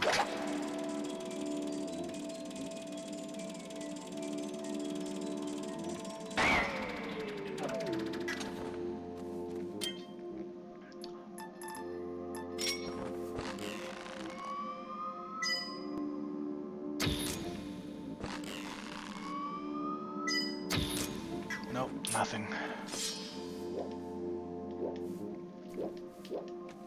I need more arrows.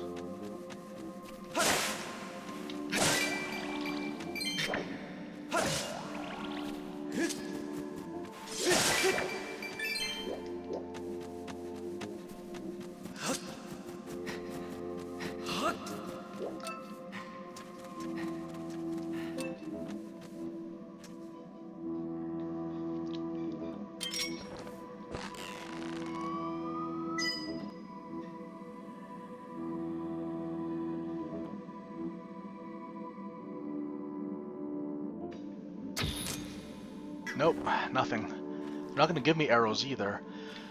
I don't know. It's tricky because like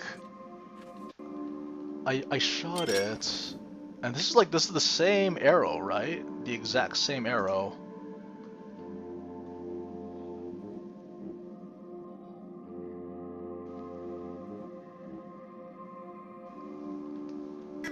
No, I have to use the beetle.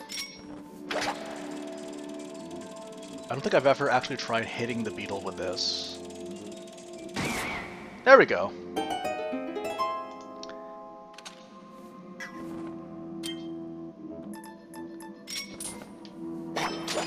Angle ourselves properly.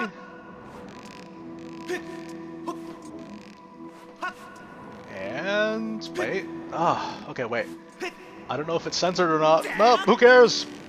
Go! Alright, who's next? Do yourself a favor and turn yourself around. Yes. See, I'm good at that at least. Okay, this is... Let's see if we can aggro this guy. Here we go.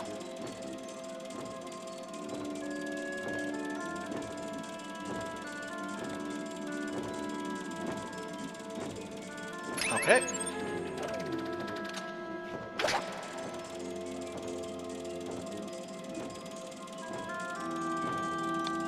Yeah, that's the thing, like, you just have to go through, like, an entire, like, checklist of, like, okay, this doesn't work, what goes next? This doesn't work, what goes next? That's what makes Zelda so fun. Don't want that guy hounding us at every turn. That's what makes the Zelda series so fun, is all the different stuff that you have to, like, look into. All the different checklists.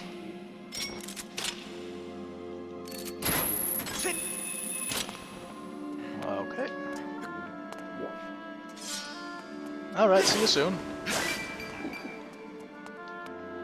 Uh-huh.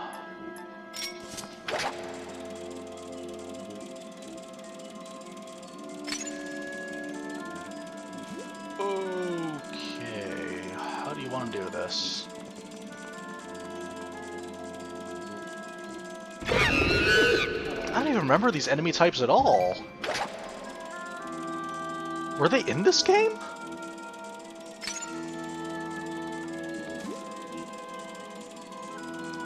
Oh no, I got all of them. Okay. Sweet. I'm going to need the gust bells for this next part. See, that's the fun thing though. I like the idea of like getting stumped for a bit on the Zelda game. And thinking, oh, okay, what can I do? I barely made that one.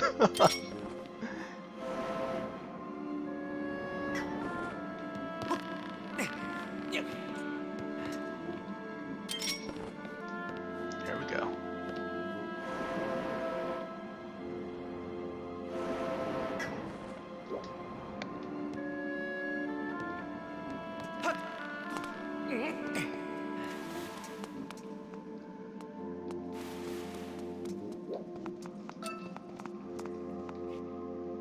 Ah, there it is. Because this is the final dungeon, and most of the final dungeons tend to be like a culmination of all the stuff that you do. I haven't finished this one yet, but I'd say that my favorite one in the series thus far is Wind Waker's final dungeon. In my mind, that's probably the best one.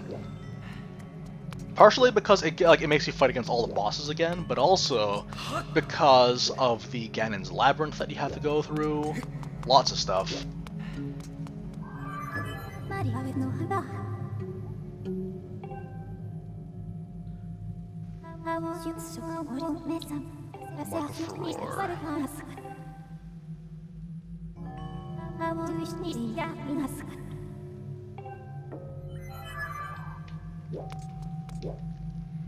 Okay, so we don't need to be here yet. Such an ominous looking room. You can tell a boss fight's going to be here.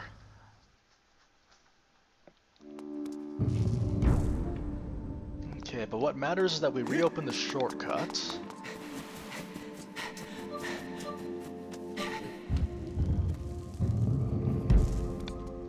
Yeah, Ganon's Tower from Wind Waker was a really good final dungeon. Lots of combat, lots of excitement. That's usually what I look for in most of these things. Twilight Princess had an interesting one, in that like the castle itself was really big, but there wasn't really much in it except for the courtyard, which is fine.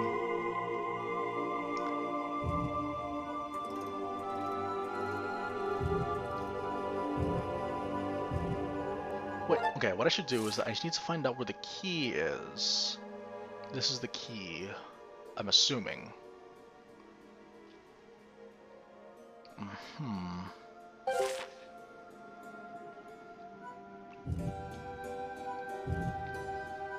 Oh, but we can't do that yet.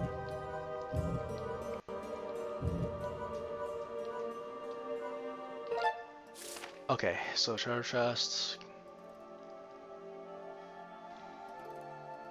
Censor this.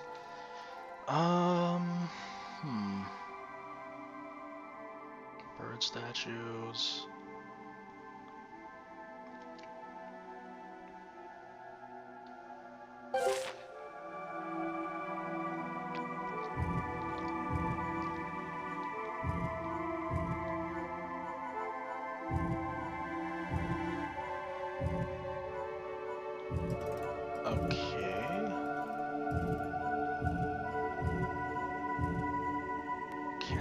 Go there yet.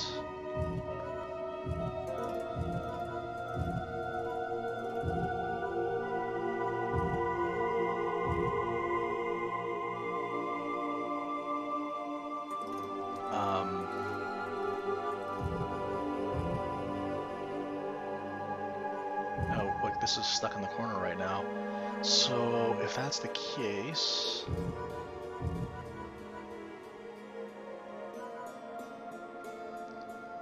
There's no more lower pointing ones.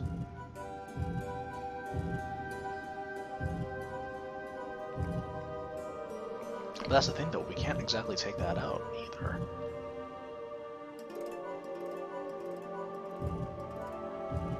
Okay, no, okay, hang on, let's just put everything back.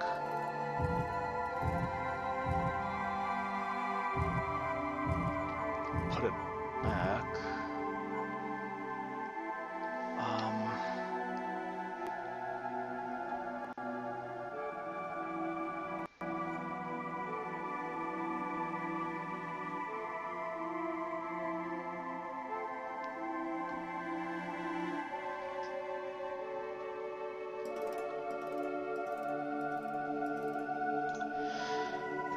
Okay, wait, so...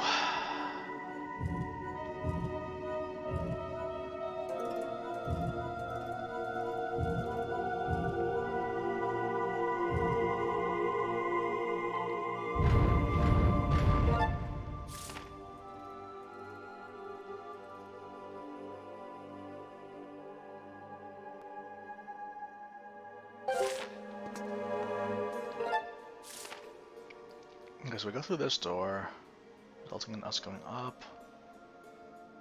We can only go... Oh, we can't quite go through there. Okay. This is weird.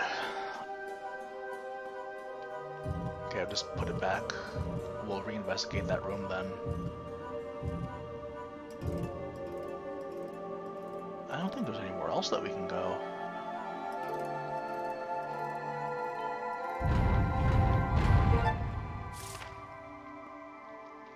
Because that door we can't go through. And that room with the treasure chest we can't pull out of that corner just yet.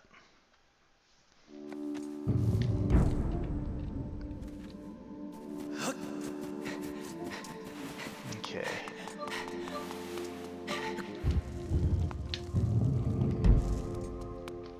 Have to refigure this all out.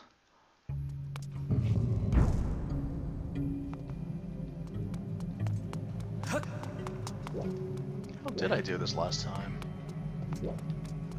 That door, whereas this door is sealed off.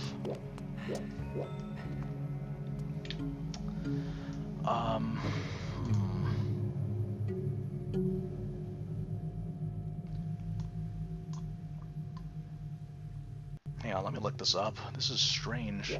Because, like, the way that I look at it is that we can't go through here because we need a key to go around, but as far as we're aware, the only key is this thing.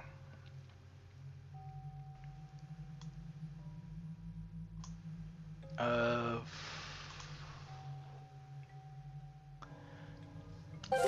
we'll go back. Because, yeah, we need to... Yeah, we'll like, exhaust every single possibility from this, then. I think that's the only thing that we can do. We'll just exhaust every single possibility.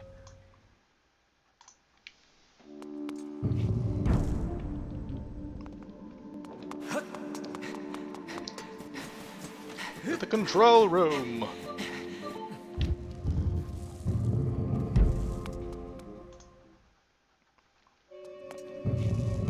This is a very nice... Like, this is very, like, reminiscent of the Tower of the Gods. Which I approve of. Okay. Where can one go?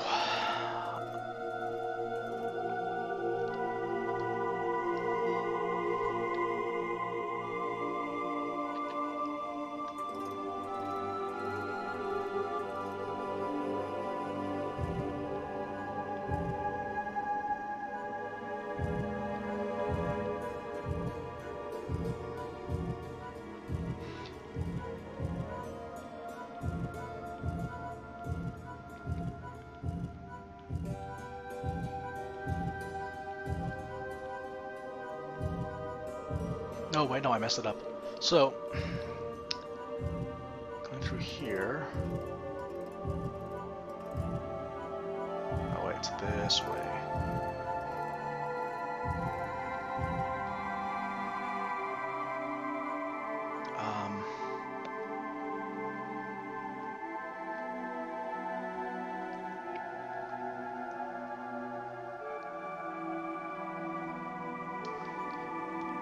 Okay, so we actually technically haven't gone to this one. I thought I did.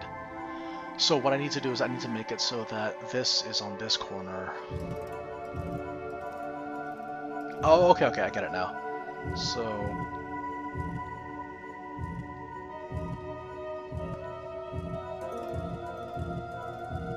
I'm not 100% sure how to be doing this.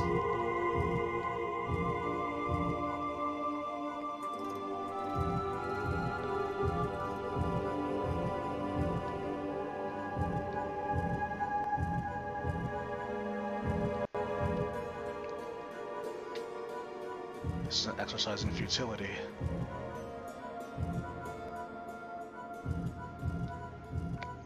so this way.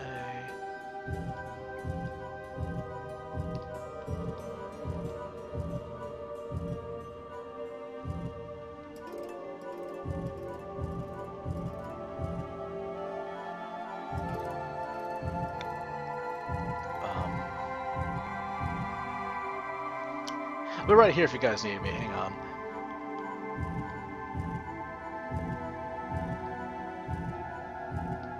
There we go.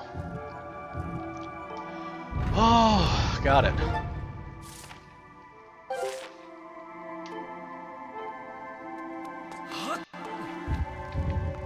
Because, yeah, like, I'm just trying to think of, like, every single thing where, like, I thought I actually went through that room because that was something I originally planned, but I realized, oh, what if we just made it shorter?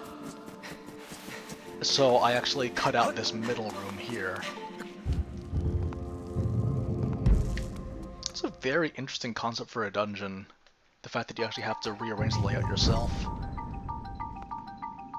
Alright, time for some wretched automatons.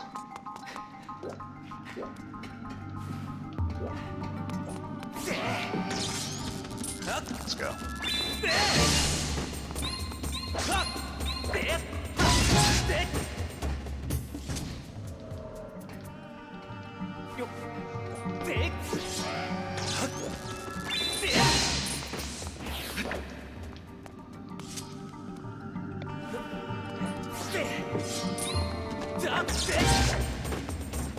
Okay.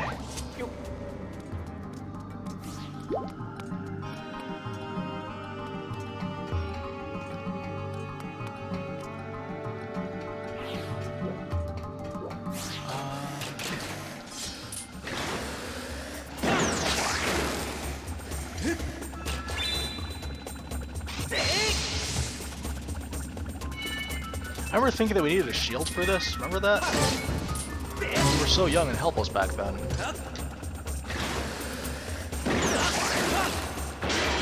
I think part of the problem too was that like a lot of the people that I did the stream with early on have actually never played Skyward Sword before.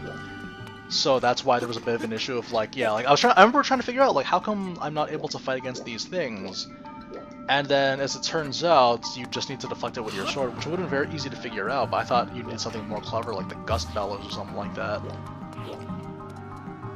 But for a lot of people, the reality is that Skyward Sword, as popular as it is, not everyone has played through it, or they're like me, where they had played through it, but it was just so long ago that they can't remember how to do anything in it.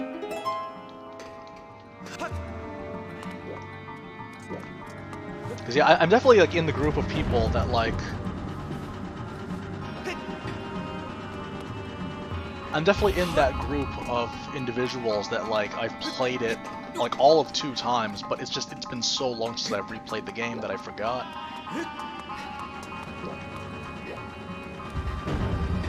Sweet. It's something that I noticed too, because yeah, again, for a lot of people, like they're very nostalgic for things that they don't remember. So for me, I never really I had like an anti-nostalgia almost of this game, where like there were some parts that I liked, some parts that I didn't like, but for the most part, I think generally it wasn't very favorable. But I think now it's a little bit different, a little bit. It's interesting. Again, like yeah, like a lot of people like they've been here. But there's just so many weird, like, puzzles and solutions that are different. Do I have to do it from here? That a lot of people have a tendency to forget what's going on.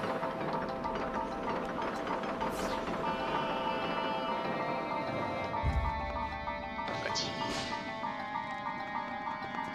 See, I noticed that very frequently with this game. Arrows. Can you drop one for me?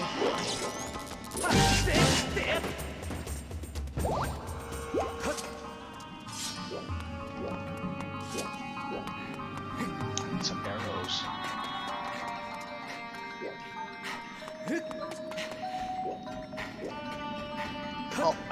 Oh, then again, no, we can use a slingshot. Slingshot's the exact same thing.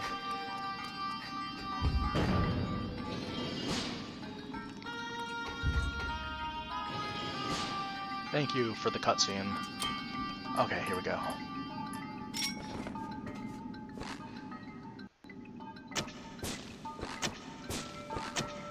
Like, it's interesting. Like, it's just something that I've noticed with this game.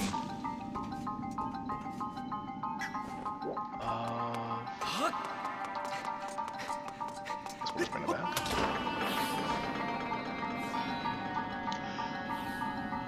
Okay, what do we do here?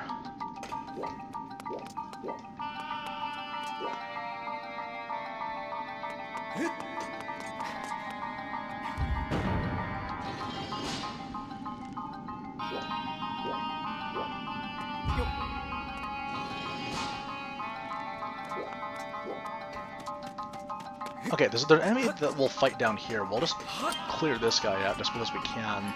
It's something that we can do.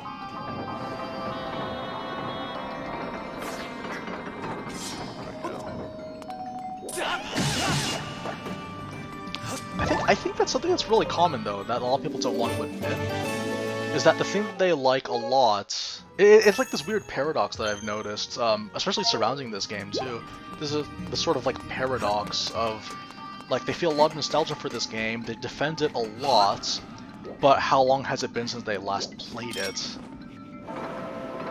Because, like, yeah, it could, like, the antsy nostalgia can kind of go either way too.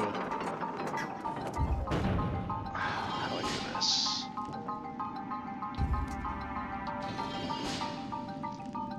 Well, actually, the idea is that it just needs to be in the vicinity. It doesn't even need to be on the thing.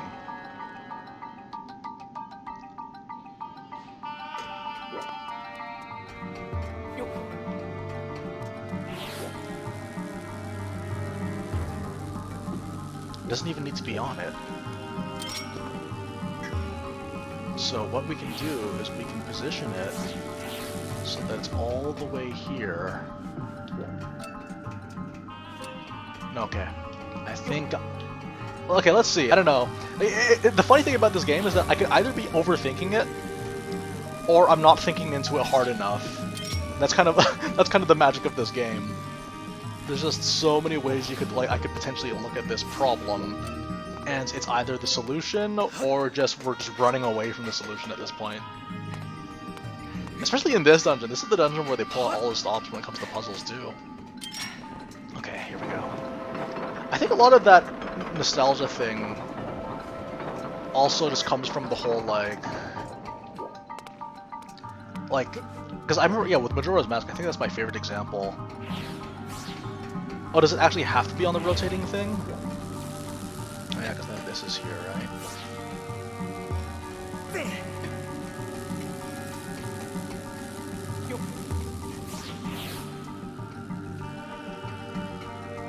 Okay, I was thinking that I could, like, stand on it.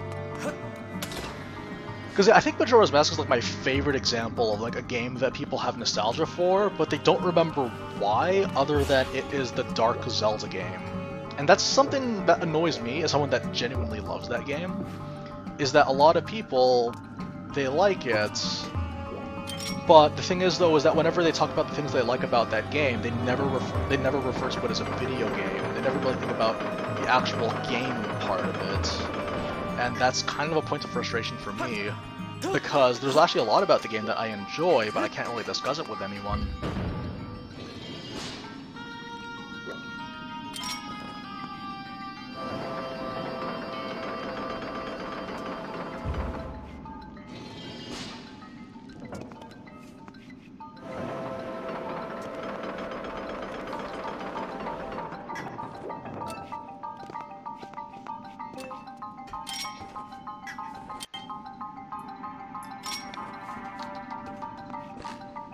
Because yeah, I think there are issues with the game itself, in that sense, but, like, I think being able to overlook that's valuable. We don't have anything. Where do we get ammo? I guess putting up a box of ammo would have made it too obvious, eh?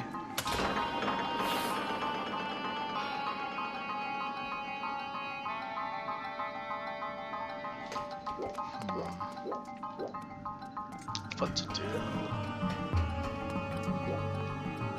Yeah, I need some ammunition. Is there an enemy around here that does that, or?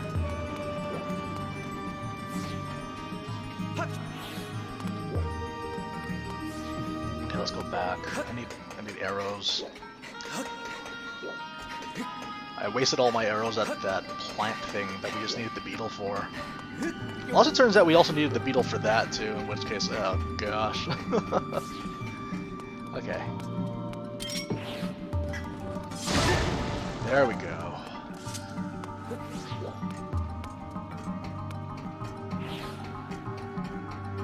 Yeah, I don't know, like, it's just one of those things where, like, again, like the Zelda series, it's very old.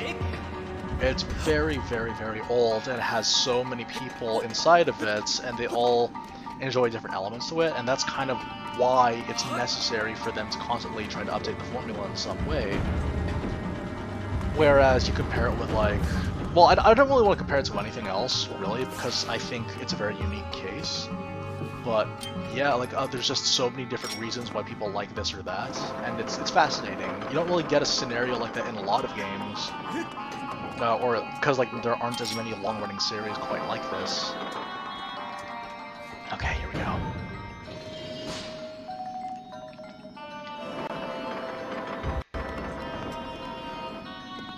Because yeah, I noticed like there's a lot of people that like they swear by this game, but they're not willing to admit that there are some issues here and there. Not even like in the context of Breath of the Wild existing either.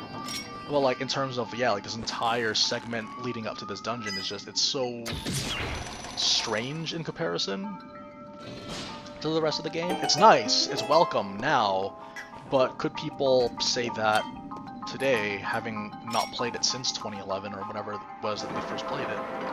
It's fascinating. Okay, here we go.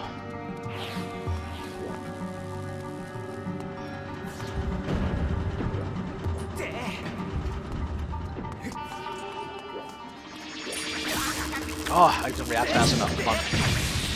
Let's go.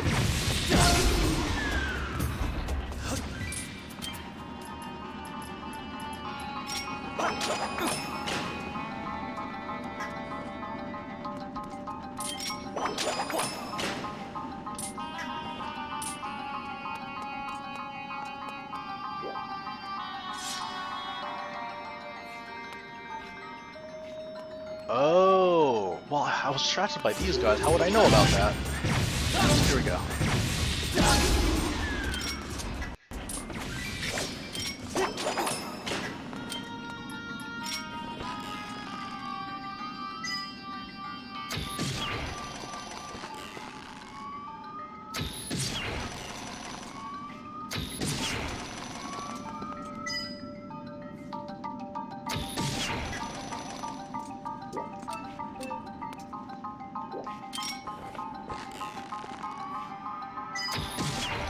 There we go. Oh, and now we can rearrange the rooms. I don't remember this dungeon at all. This is nuts. Okay, here we go. So, we are currently able to move these. So in this scenario, what would be the best thing to do?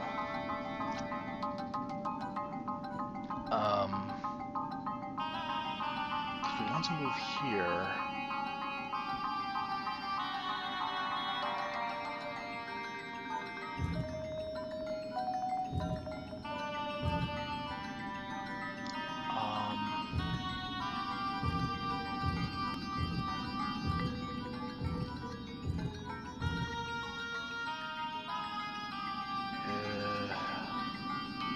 wait, no, let's see what's in this room first. Because this is the one that had the, Wait, no. Wait, no, go back, go back. Ugh. Okay. So, what we need... What's a room that we... Okay, let's investigate this room.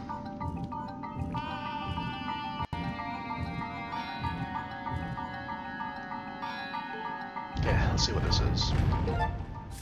So we'll walk through this room, and we'll go through here. This is a good place to operate outside of, I think. Oh, there it is.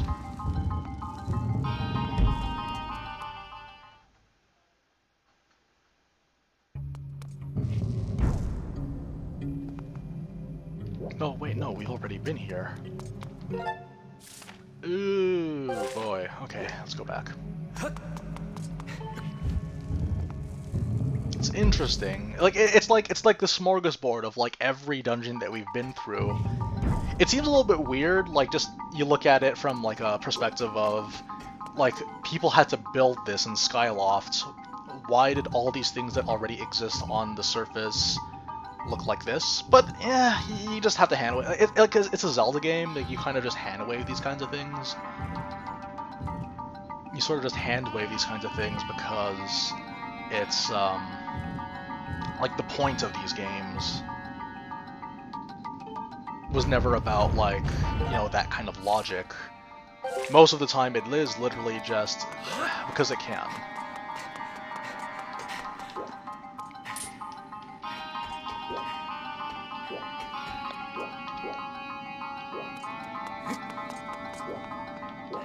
Oh, no!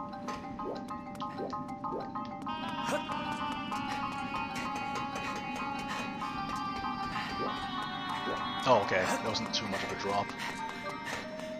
It's weird, though.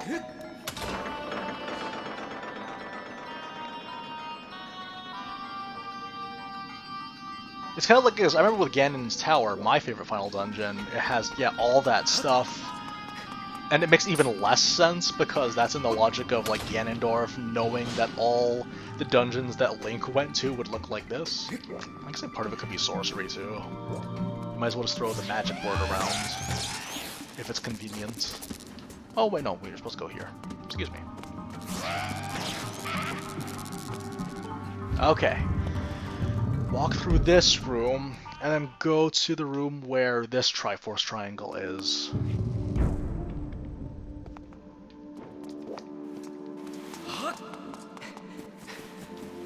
The real brain blender is what this dungeon is.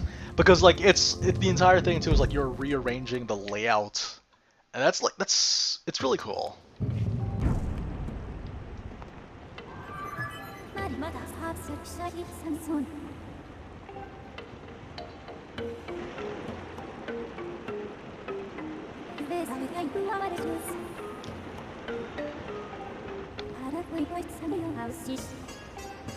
Okay.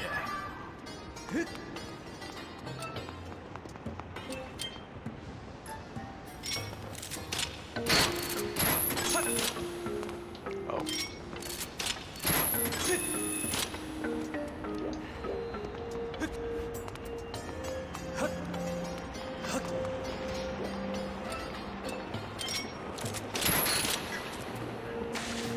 Better save our arrows.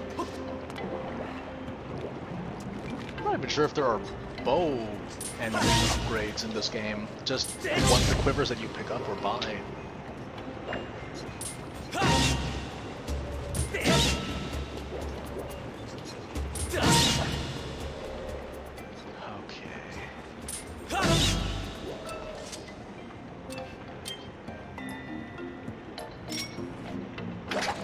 Oh, I don't know if I can do it fast enough.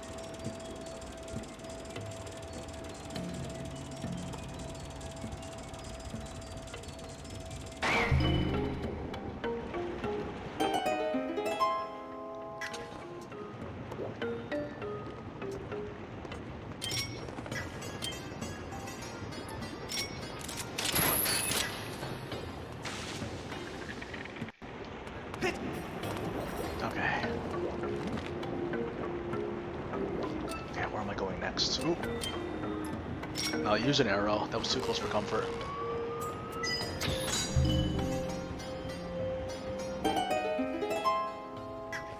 I need more arrows. It's fine.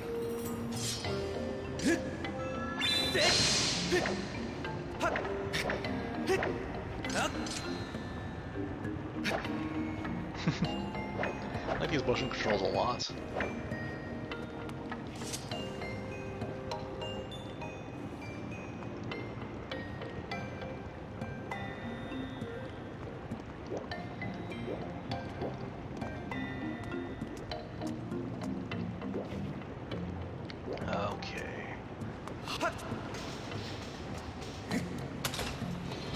Now we've opened the halfway point.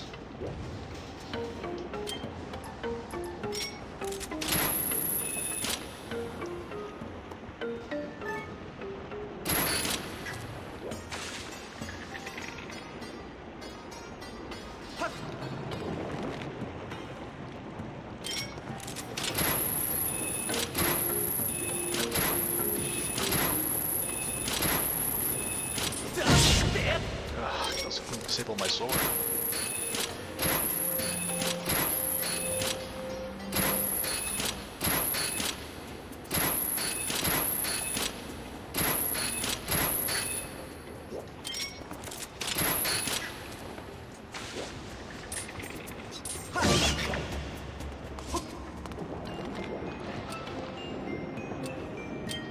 Oh, come on! You didn't even give me the chance. Okay. Let's see what we got.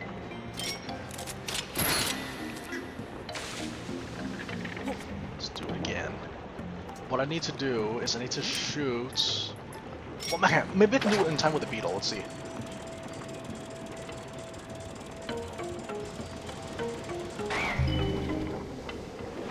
Alright.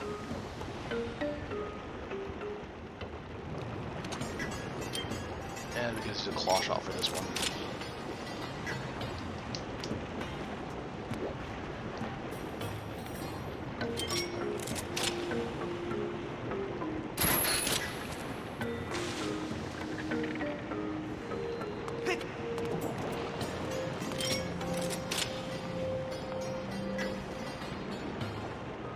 Okay.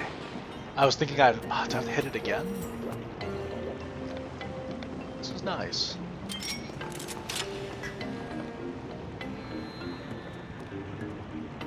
I wouldn't know if the dungeon's almost over. Didn't you do this dungeon yesterday? Or the day before that? I figured that you would know of all people. Oh, I don't know. What do they want me to do here?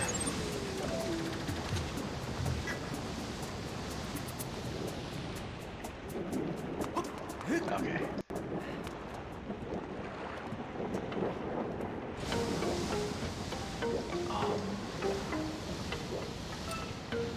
What's the deal here?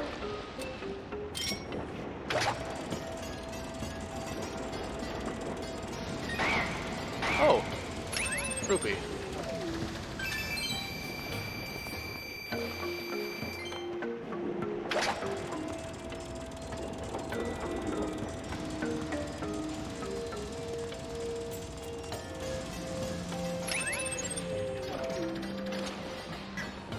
No, I meant in the sense of like you having played this dungeon recently would see a spot in the dungeon and then say, oh yeah, it's almost done. Or it's not almost done. Oh boy. Maybe I was too late on that one. I was! Okay, I need to hit... okay, I have to hit the lava again with the beetle. Unless they send me all the way back here. Oh, okay. Claw shots.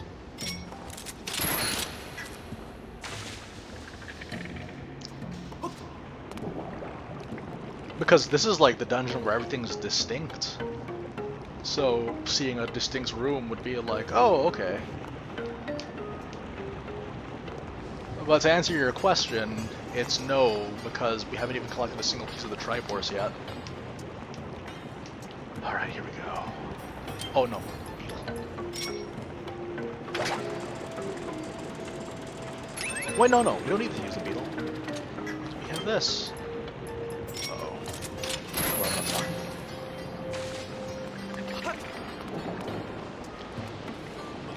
Okay, so while I'm on the floating rock, I need to use the beetle to hit this thing so that the flow is reversed around. Okay. It's interesting because like this is one of the first grasps that Zelda has when it comes to like physics-based stuff. which ended up kind of dominating the entire scene when it came to Breath of the Wild, where physics was a large part of where all the puzzles were. I remember being very skeptical of it back in the day when I heard that they would have physics-based puzzles, but no, they did it to great effect, which I'm happy for. Okay, here we go.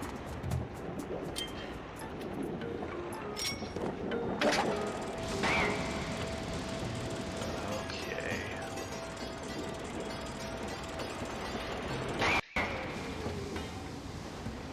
Yeah, I don't even remember any of this. This is nice.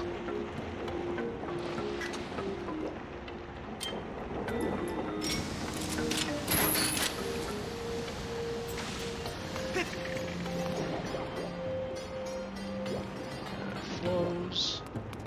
Perfect. It's gotta be very careful because getting hit by lava.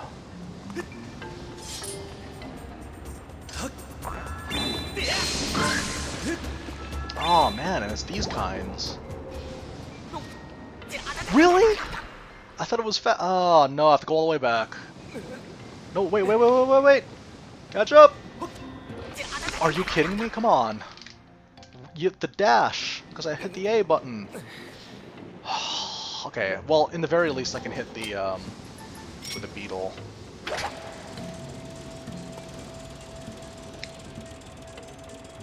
Aye. Here we go.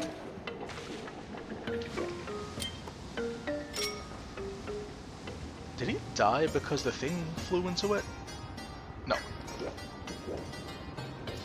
Alright, here we go.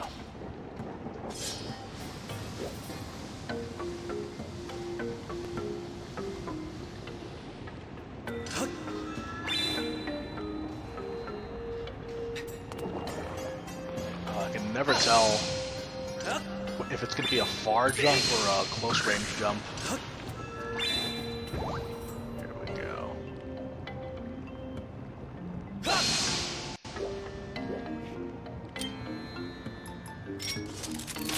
I miss the radial menu the most, I think, from this game.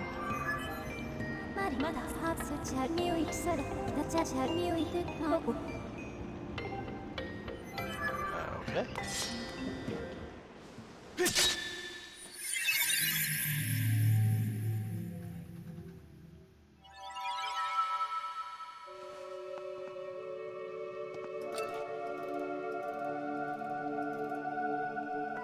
I don't remember this at all.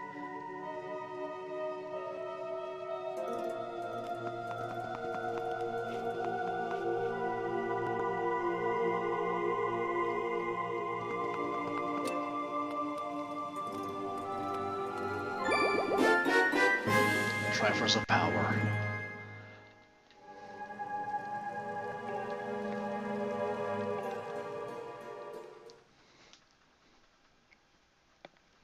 That's cool, I like it.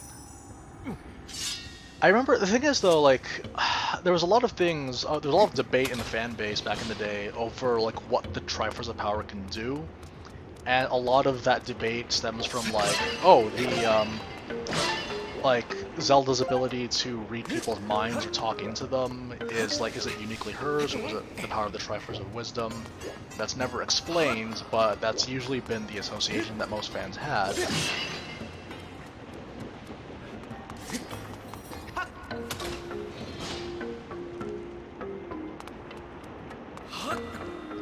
Okay, here we go. What's next? Okay, that's one of the three. We still need to get the key. There is that key that we need to unlock to get the Triforce of Courage, which I'm assuming is going to be the third one we pick up, maybe. I'll never know, though. Let's see.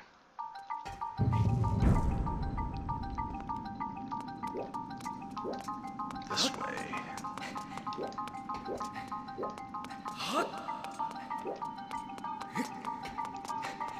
Bit of a roundabout way of getting to it. Okay, let's find out. Treasure chests here.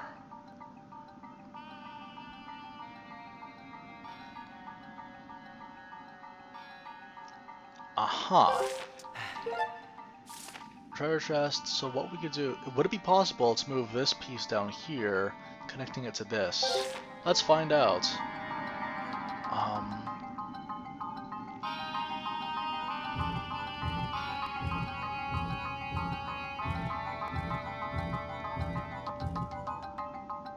Wait, so.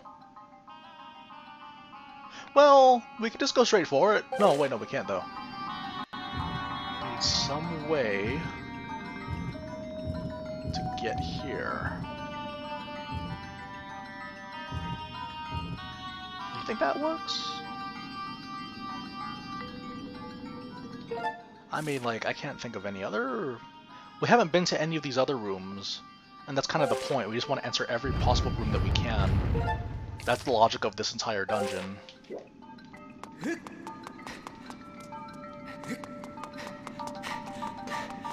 Like, the logic of the dungeon is just get to whatever you can.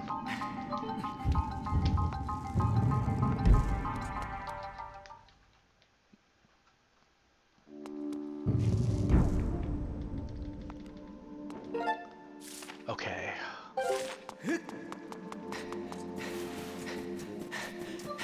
I wish LiNK's stamina can get upgraded. Oh well. I think the stamina is probably like my least favorite part of this game. It's an interesting idea because it's structured around the platforming segments of this game, but the problem is that all it does is limit your movements. That you need to follow a restrict pathway in order to succeed. It's not even about optimization, it's about just not running out of energy. Okay, here we go.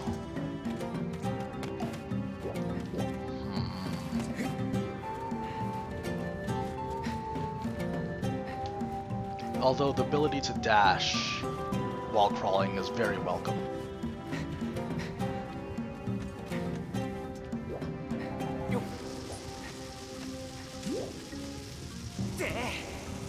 I missed.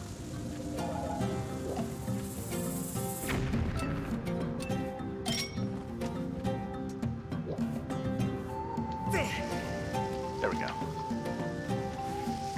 Like that.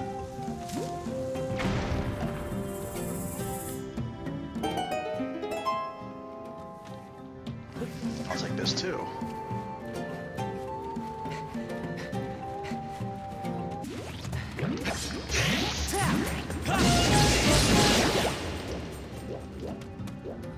Sweet. Next. Anyways, what else have you guys been up to this week? Since we have time. Since we have time to talk about it, and we are here for the long run, remember. So, I can only talk for so long. The only thing I have in my brain right now is like Doom Eternal DLC. That's all I got. Doom Eternal DLC and the extra life run that I started yesterday. That is my plan. I missed.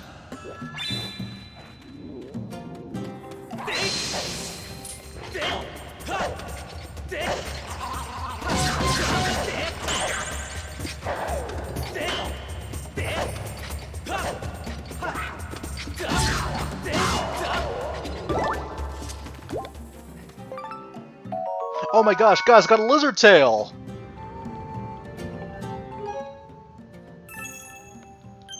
Still grating. My voice is grating. Or it's becoming grating. What do we got here?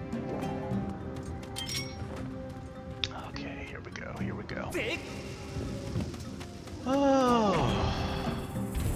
Huh.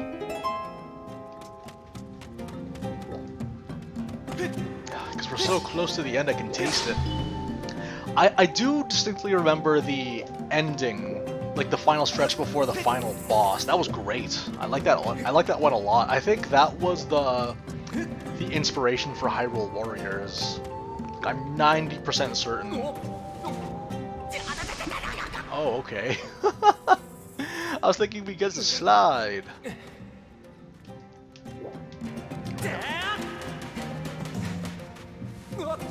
Oh no, it's the bomb that we slide.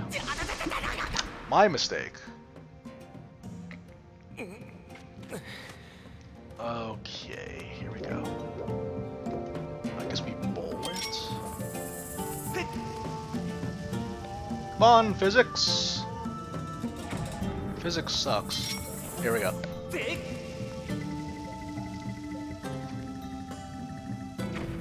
No. That didn't work. Is it like...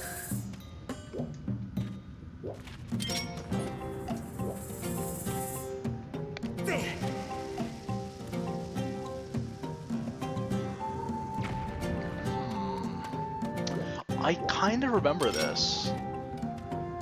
Kind of. Uh-oh. No!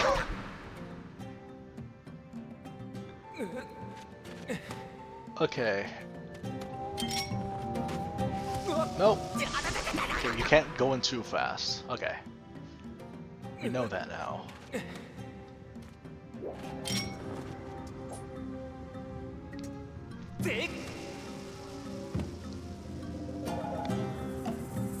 There we go. Awesome. Awesome possum.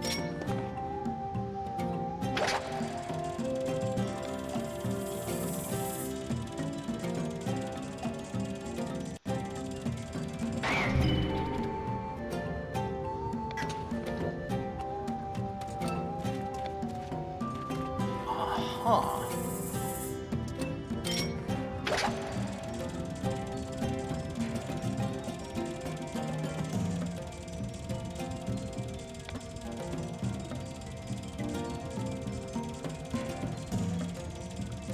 There has to be a bomb far around here, yeah?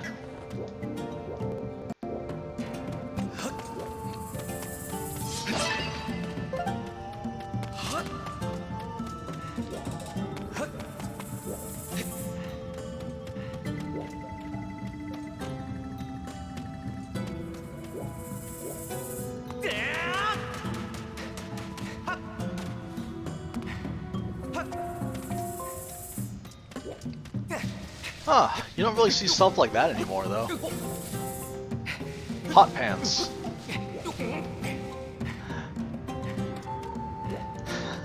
Lars pants on bars. Okay.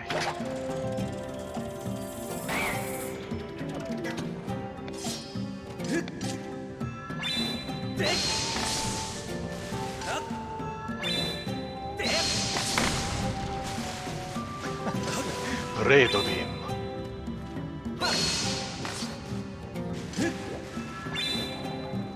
Redo beam. Okay. Here we go.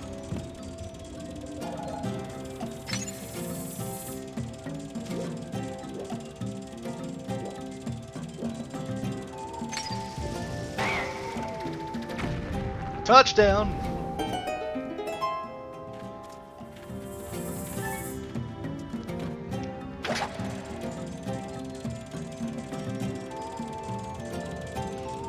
Is there like 3 in total? Please tell me this is the last one. I could only hit crystal switches for so long, Zelda. Oh, so it's like all at the same time. How exciting.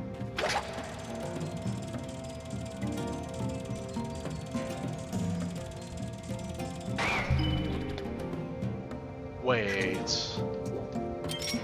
There's a specific order to this, isn't there?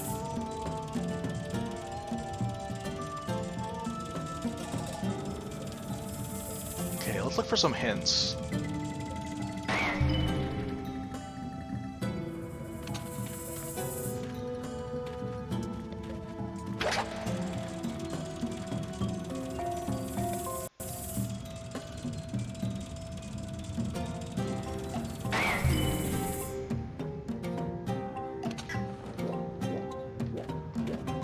Okay,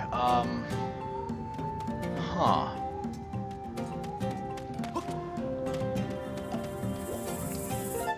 Does the map tell us anything about the nature of these bombs? It's like... I was trying to think of like a 23 is number 1 kind of deal, but that doesn't seem right.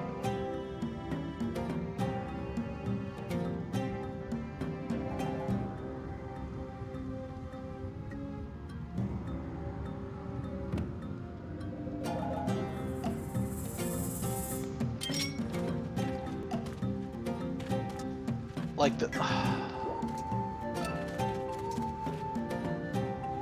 2, 3, 1. 23 is number 1. Oh! 23 is number 1!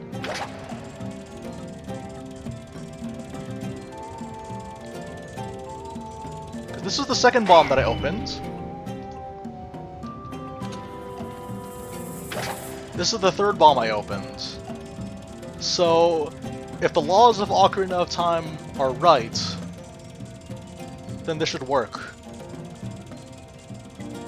It's a bit of a stretch, but I don't know. We're trying anything at this point.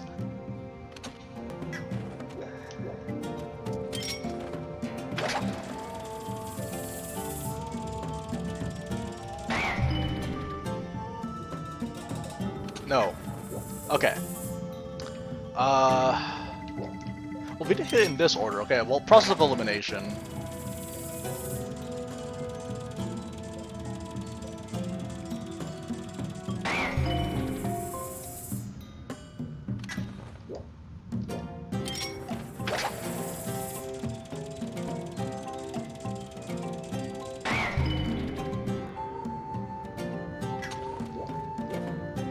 Okay, so the laws of Ocarina of Time are wrong.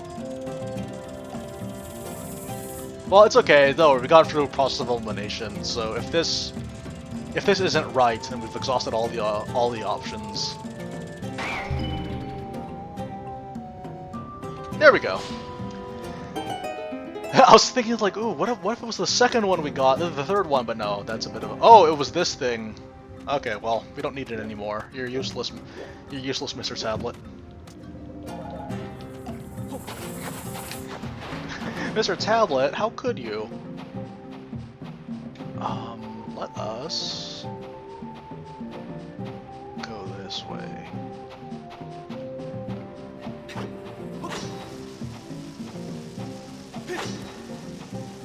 Okay, that's good. Now.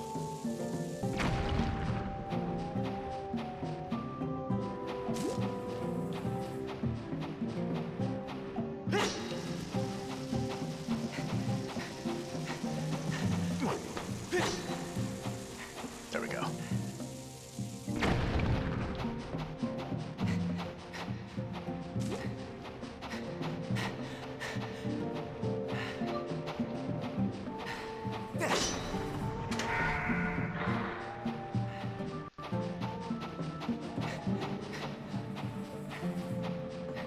I don't know why we press this button, but we can, so we will.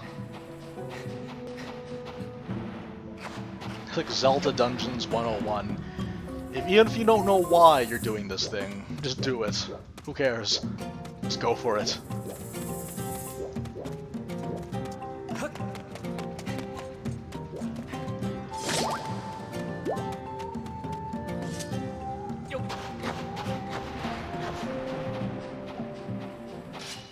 Oh, good. A fight.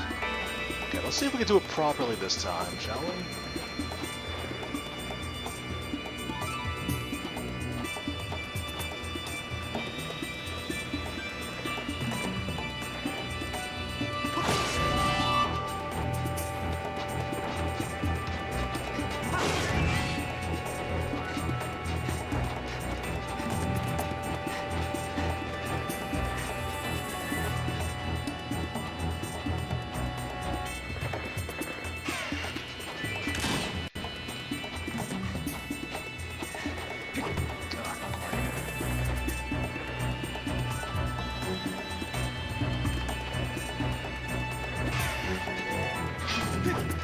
Oh, what? You had it! I timed it wrong. I think that's a bit of a nitpick, but button presses are a lot more responsive when swinging the remote. I thought I timed it right. Nah, it's okay.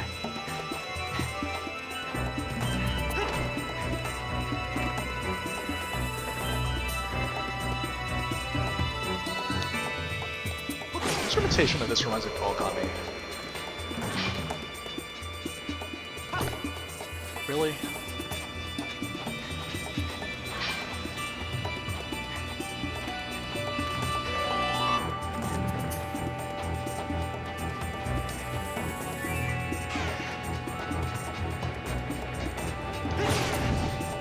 Okay. It's okay to be a little bit early.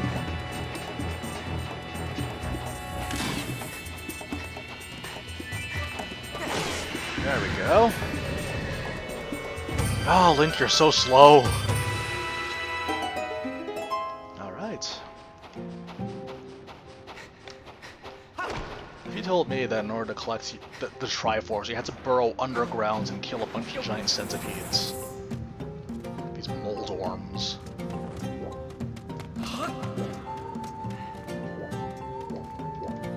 No, wait, no, we were just here.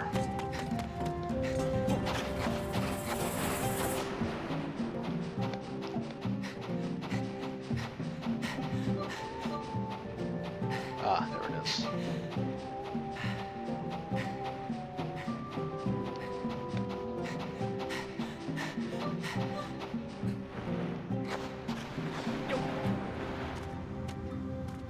Oh, alright.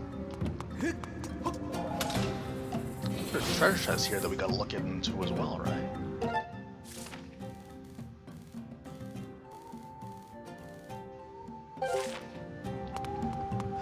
It's like it's dead ahead.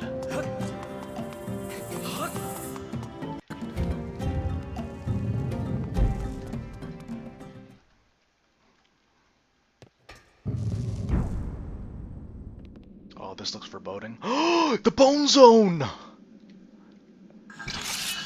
I challenge you to a duel.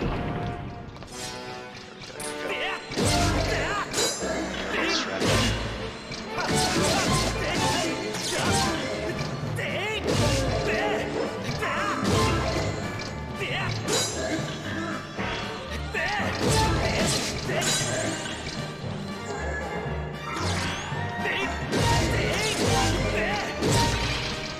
Come on then.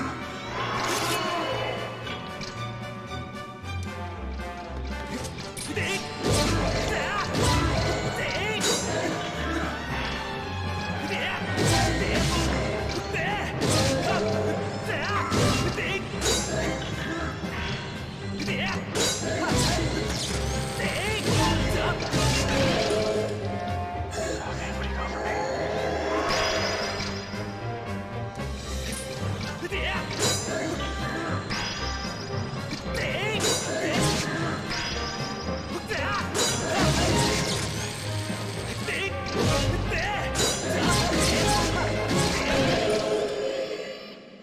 Oh, okay. So, the strategy is go for the jump attack, they'll guard high, attack from low. And once they guard from high, before they can retaliate, you attack from below. Okay. If only I found that out 3 weeks ago. It's actually very easy. All you need to do is just go for a jump attack to force them to jump high, and then before they can do anything, you attack from under. It's easy. EZPZ.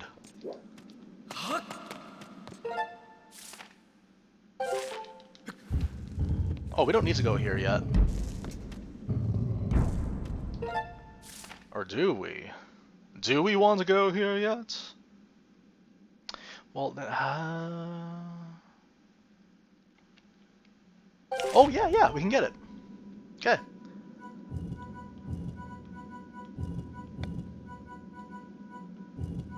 The only thing that we can't do is get the Triforce of Wisdom here. Okay, that was easy.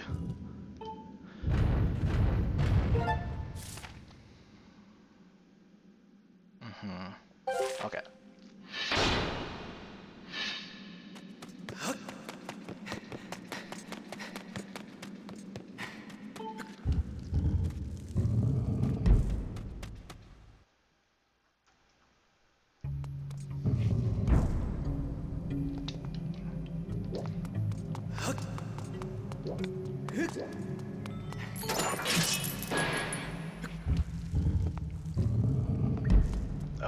goody. More death.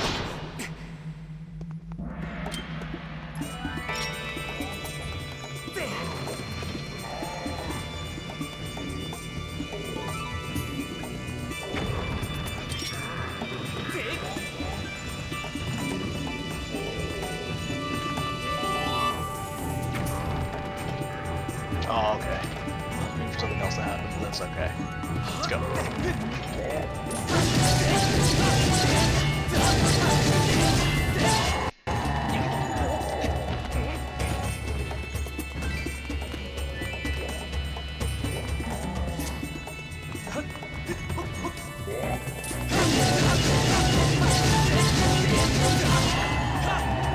Alright. See ya!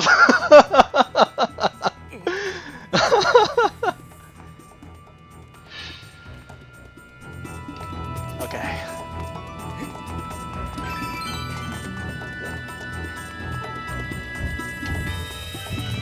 Task failed successfully.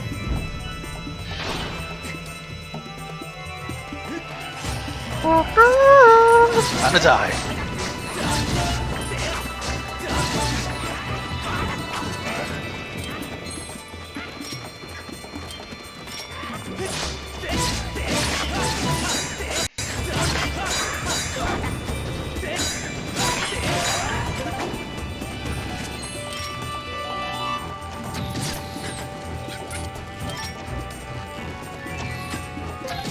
Nope, not like this.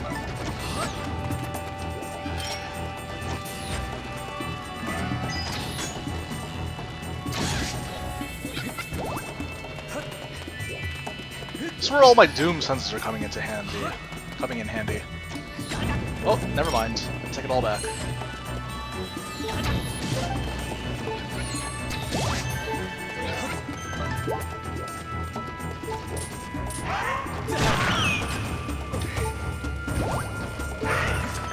Thank you for that.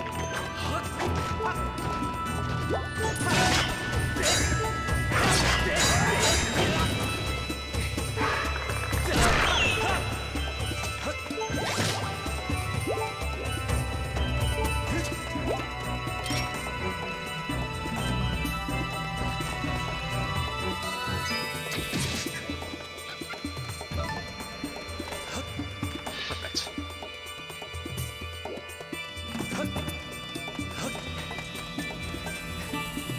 Yeah, the reason why is because the game's called Skyward Sword, not Skyward... Oh, I was gonna say something really inappropriate. Okay, it's okay though.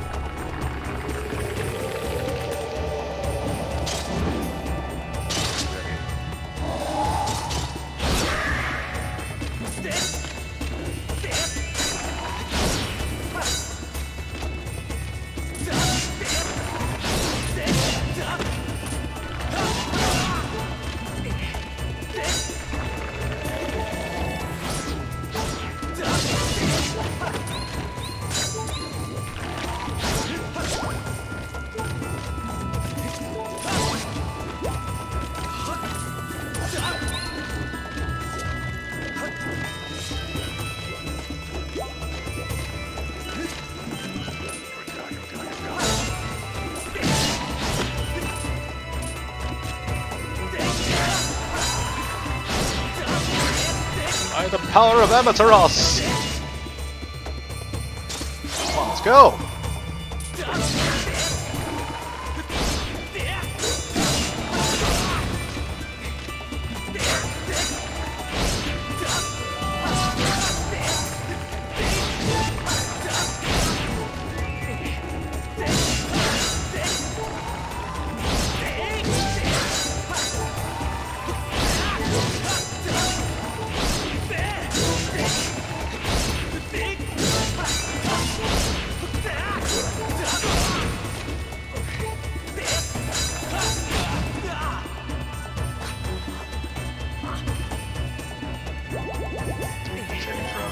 Let's not screw this up this time.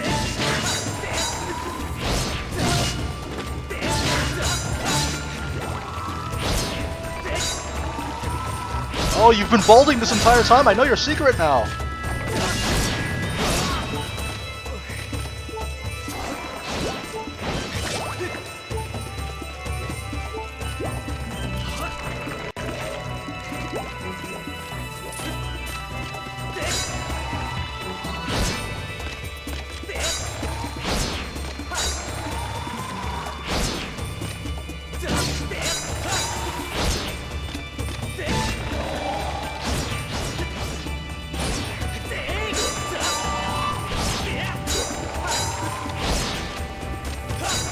Oh, you keep changing it at the last second. Come on!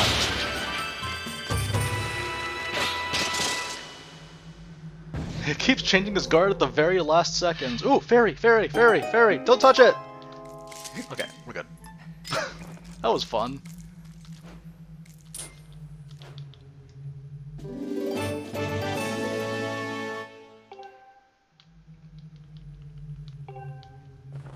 Okay.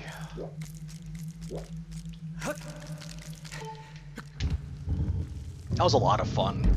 I wish more sections of the games were that action-packed.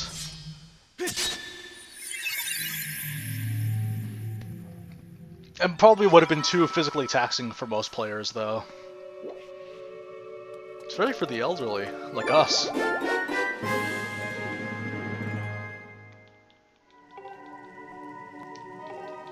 One more piece to go. Yeah, because this is like the dungeon where there's like no boss fight whatsoever. Just the mini-boss, that's it.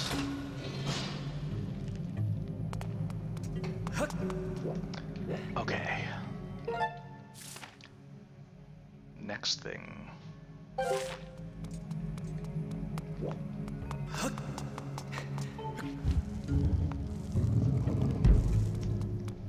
I remember that was literally me with Red Steel 2. Red Steel 2 was a katana simulator.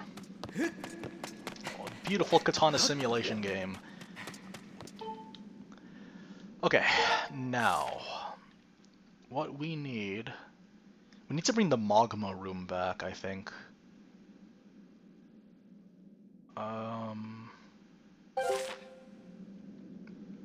Wait, which one's the magma? Oh, along the right. Okay, we're bringing you back. And then we're gonna see where we can go from there.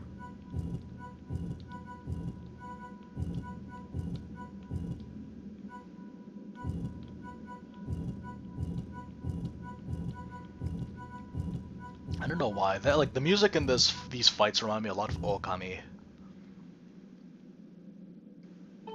Okay. Yeah, bringing this room back so that we can rearrange.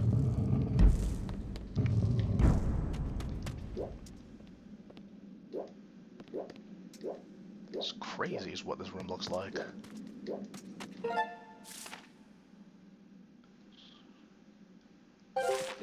Okay, let's go back.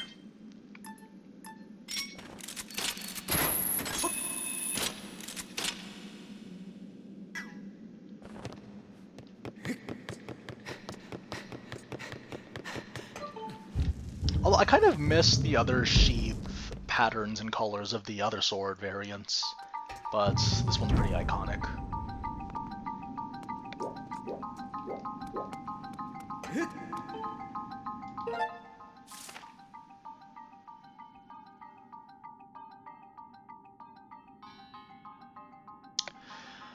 Okay, let's figure this out.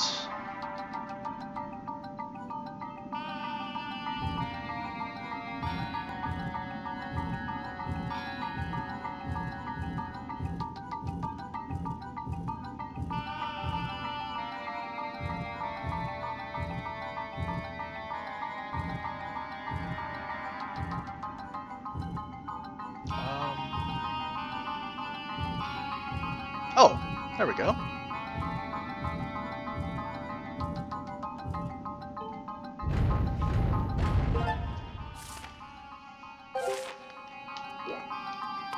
Thank you, Paper Mario.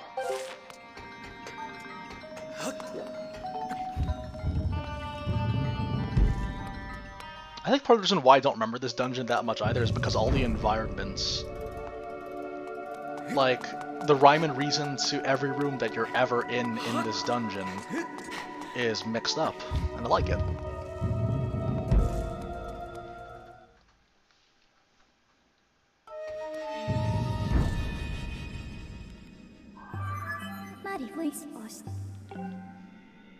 Hang on, let me take a sip of water.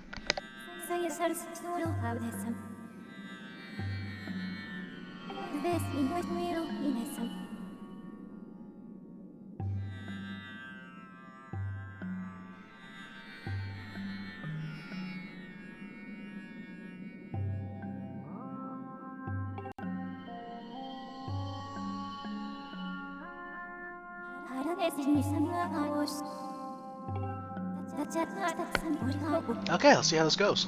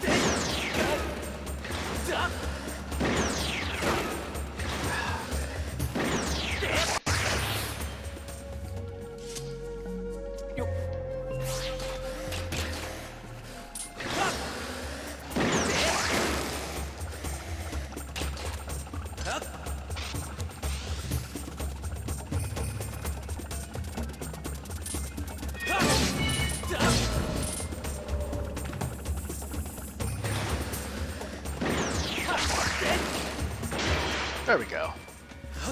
It took us the entire playthrough, but we know how to fight these things now. They don't build hook claw shots good anymore, do they? Oh well.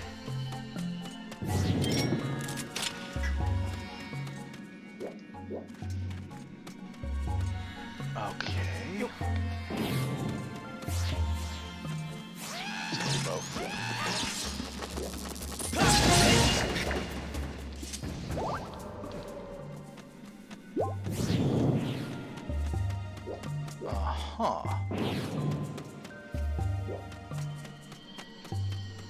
Alright, I'm not 100% sure what my goal is, but I'm going to assume this is going to be like a platforming predictive thing.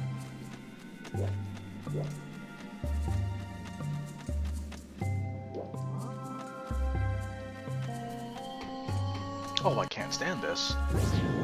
Alright, here we go.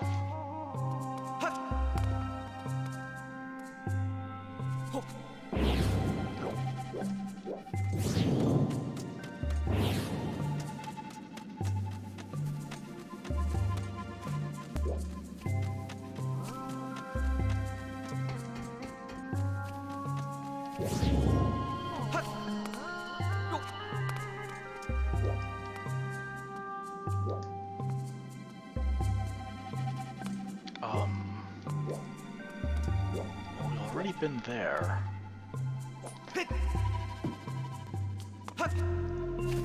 I'm not sure. It's very weird.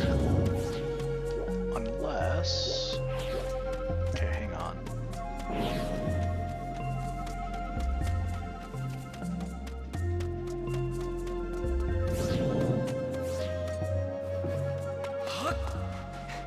Oh.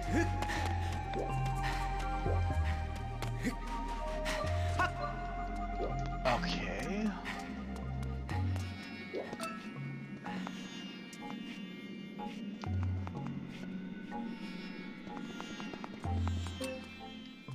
So then... No, don't worry, let me figure this out on my own. Thanks.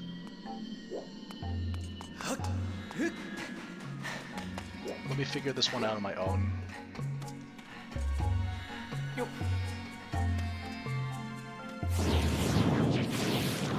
big weakness that we had was not being able to see this. But not this time.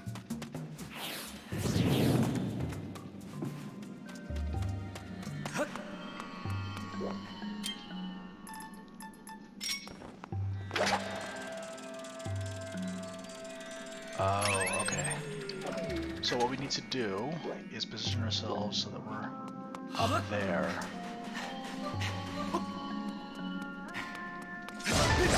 Yeah, they're gonna give us the arrows for this too, to do the job.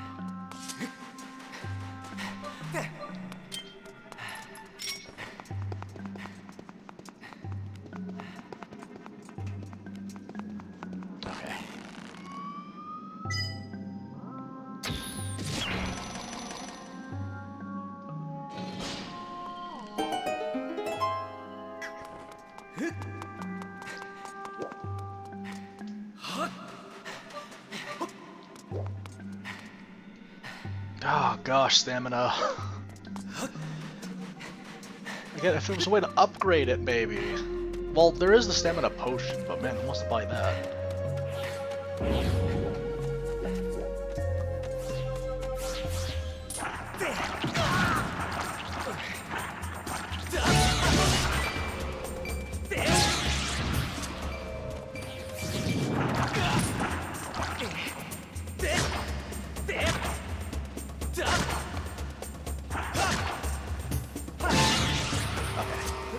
Let's go.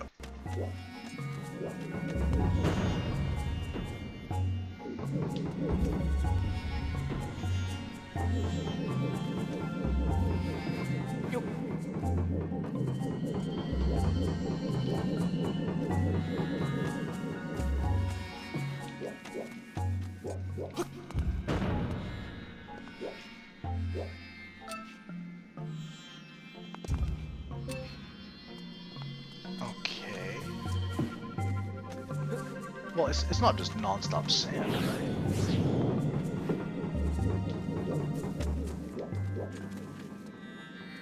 Oh, okay.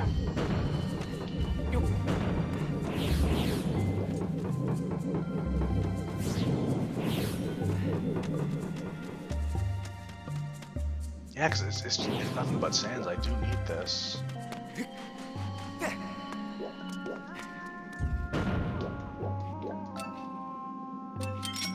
Okay.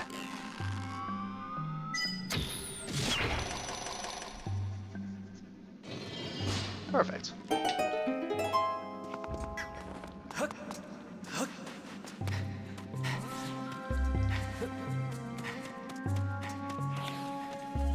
Okay, so then this is where the platforms come into play. I really do. So one thing about the stamina that I do enjoy, though, is that all the struggle of stamina, you immediately feel like the relief of having this time stone following you around. Oh, come on. The enjoyment of like this time stone, a large part of it is the fact that you don't have to worry about stamina anymore, that you can move a lot more freely. That same sensation is a lot more significant this time around as a result. And I think that's kind of the whole point of stamina system in most games. Like in most games, the purpose of a stamina system is specifically to like, you know, like give you a better appreciation of stamina usage or the efficiency.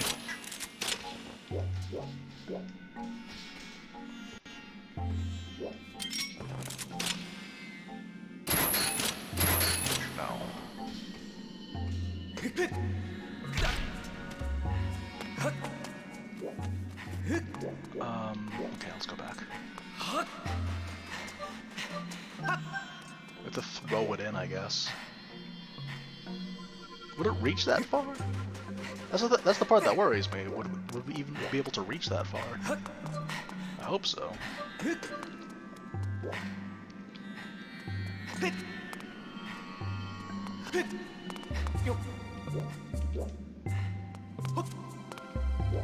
Well, oh, because it's one big structure, right? So, oh, no. Okay, how do I do this? Because I can't just throw it in there.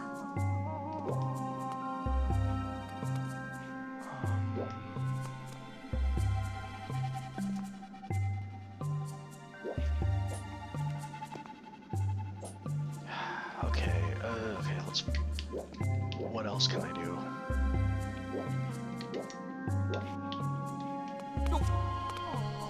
So it's like... it's not quite far enough. Yeah.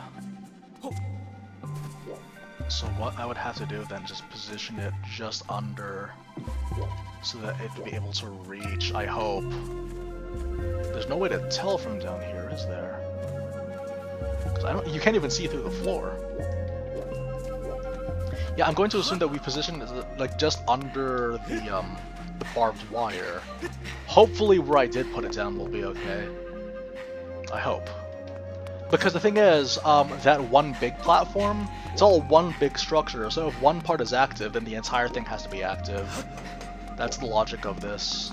Yes, it was enough. Perfect. fairly intuitive. I like it.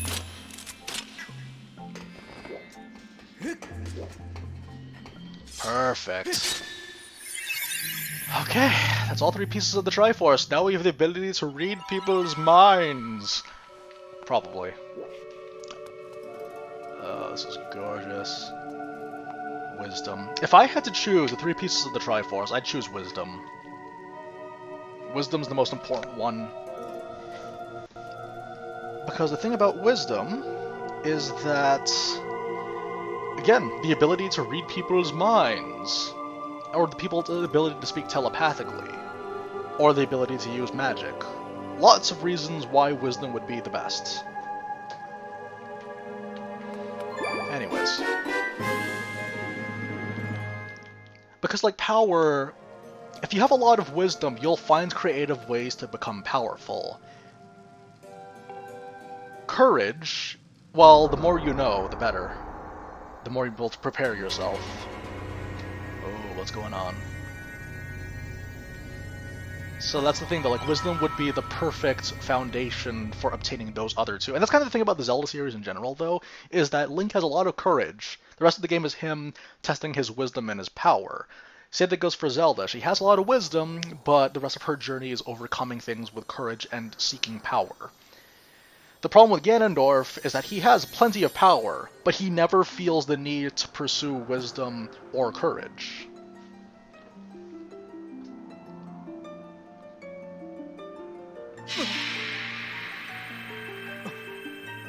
All 3 pieces in the palm of my hands.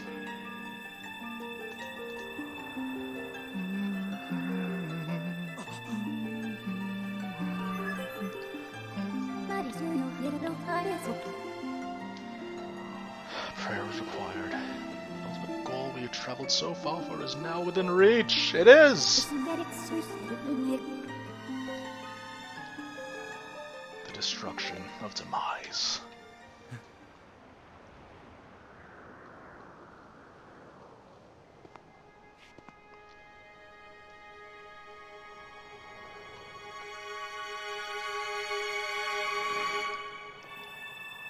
Oh, something terrible went to my head. I shouldn't express it. As Link was making a wish. I had like the worst wish in my head, and I probably shouldn't say it. Okay. Alright, make your wish.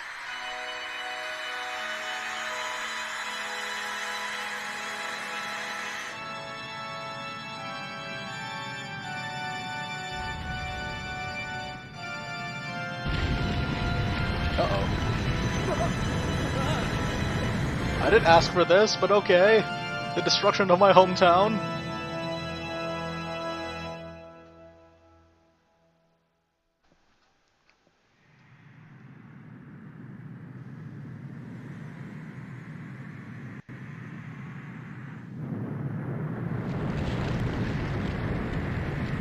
Oh, I remember this part.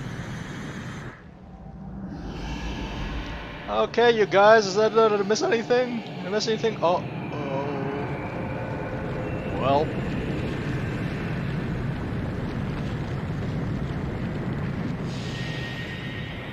It's a perfect fit.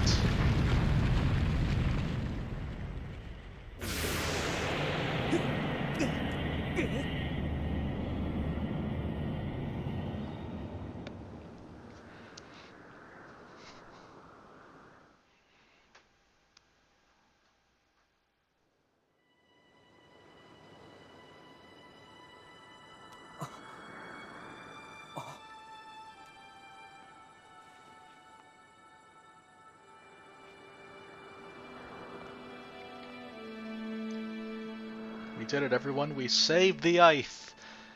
And everyone in it, except for the people we do not like. That is the message of this game. Helping people is okay, but if they're bad, don't help them. Instead, put a sword through them. Truly, we've become better people as a result of experiencing this wonderful game.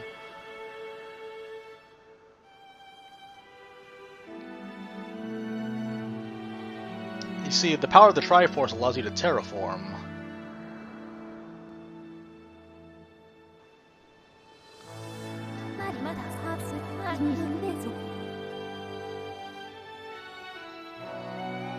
It's return to the surface. Furthermore, so, you know, all the erosion over hundreds of years did not fill in the space, but don't think about it too hard. The real message of the story is killing people that are different from you. I'm so sorry. Okay, focus. Serious now.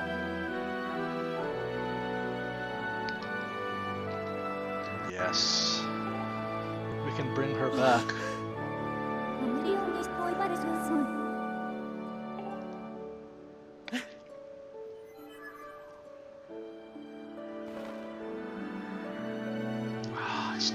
This entire section is gorgeous.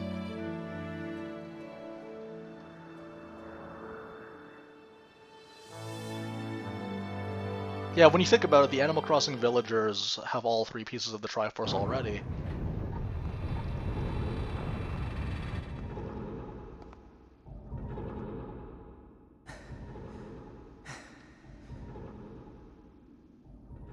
Oh, hey guys.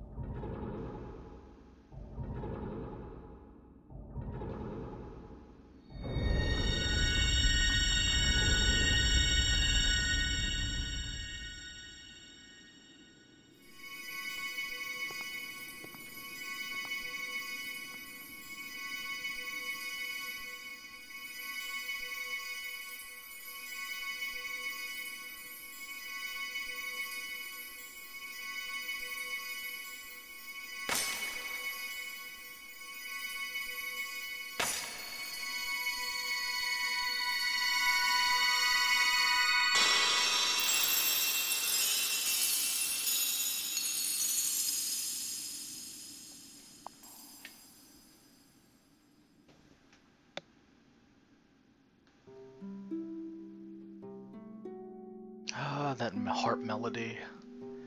The harp melody that you hear in your dreams before you drift off to sleep.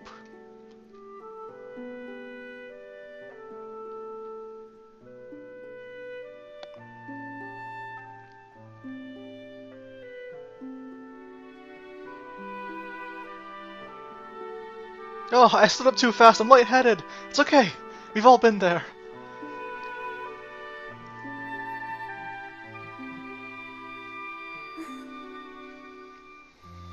Good morning, sleepyhead.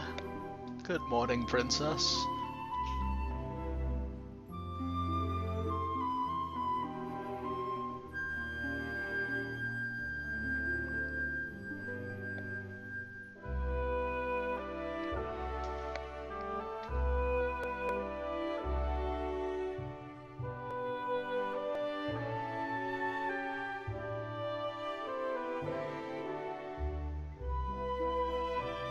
Oh, such an emotional reunion.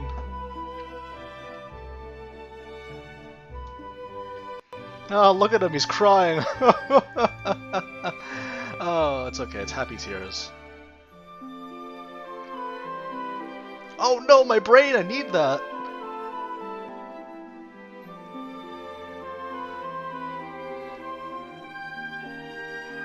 Oh, thank you, Daisojo. I couldn't have done this without you.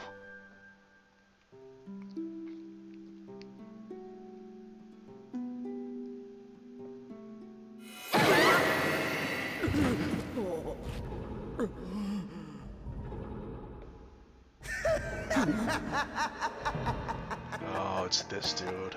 It looks more horrid than ever. This is all very touching, really. But I'm afraid I have to cut this emotional moment short. It's best for everyone if you forget about your friend. Little goddess is mine now.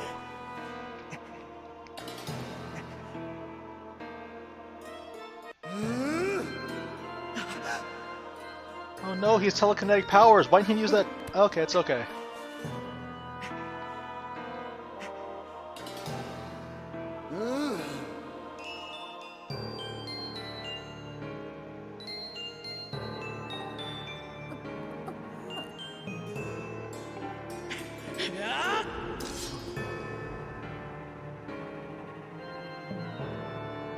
It actually works really well without a shield.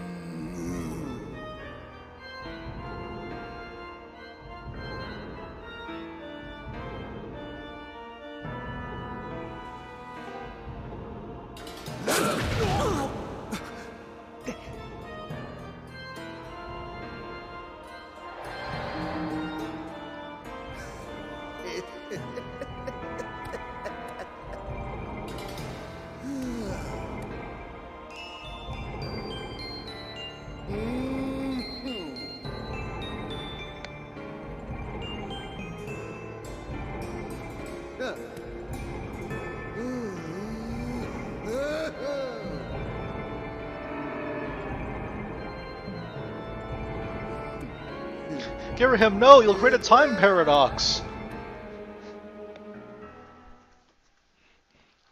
If you go back in time to revive your master before he sends you back in time, then you won't be actually here, and you won't be able to start those events in the first place! It's a real headache, but believe me, you shouldn't be doing this. Okay. Let's get ourselves ready. Break these jars. That's all we got.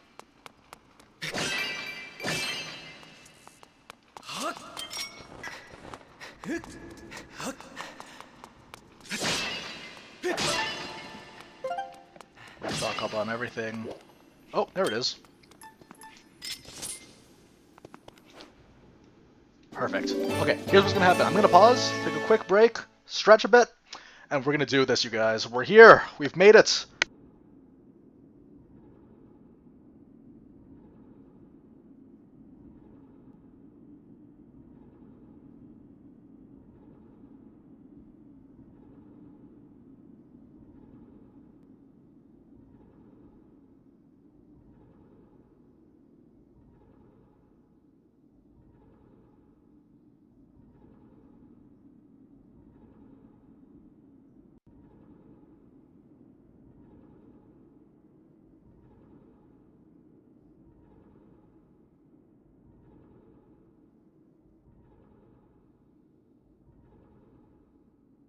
Okay, here's what's gonna happen. Just stretch yourself out. Should I be standing for this boss fight?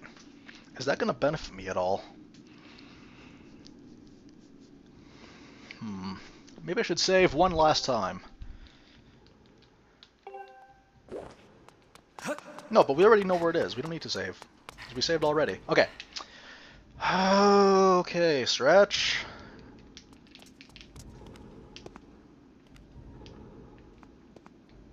Synchronization of my monitor is okay. So we want to make sure we're okay. Got all of our stuff. Are you guys ready? Who's with me? We're gonna take this menace down together. Hang on. I am standing.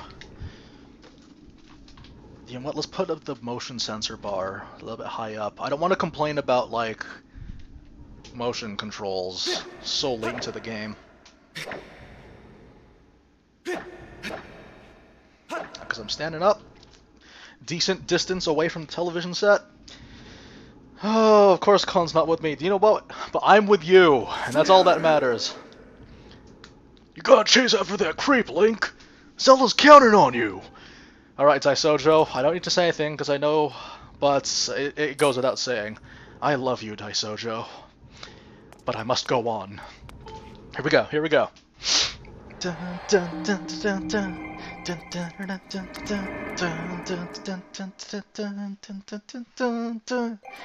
Okay.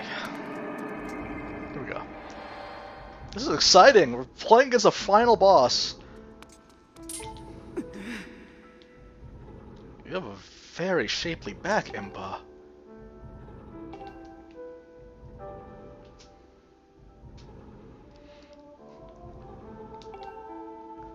When the Alicia Keys horn sounds, you'll know when to rain death upon our enemies. Alright, here we go. Perfectly aligned in front of the TV. This is so exciting.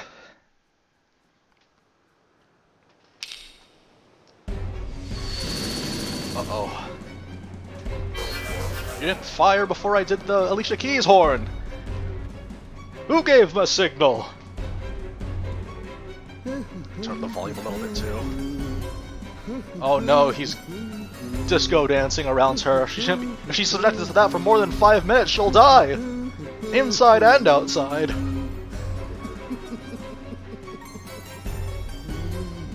Ah yes, the sealed grounds from Hyrule Warriors. That's what it's wrong. That's what it sounds like.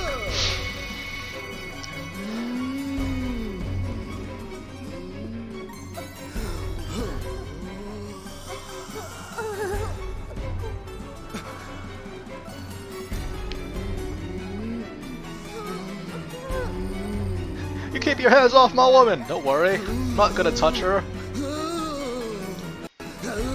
As you see, I'm making no physical contact, so I'm not breaking any rules, technically.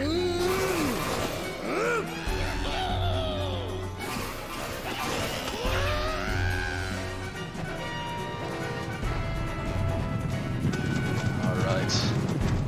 Time for some Hyrule Warriors Definitive Edition. It's time for me to fulfill my destiny and become a Hyrule Warriors Definitive Edition.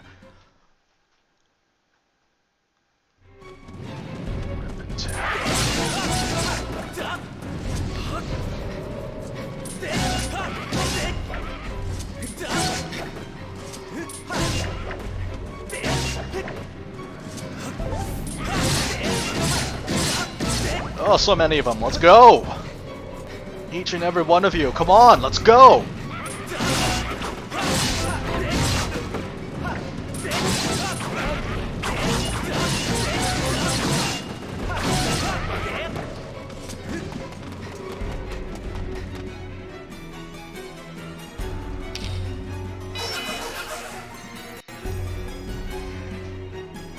Oh, please give me some moblins.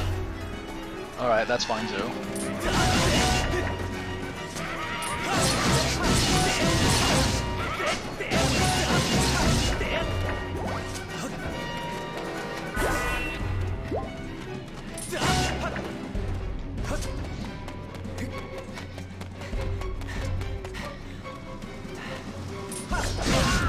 Ow.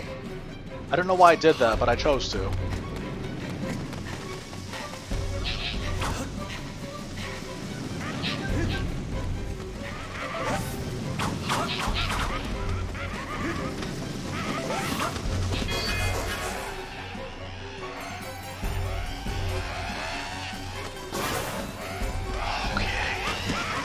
The dogs of war!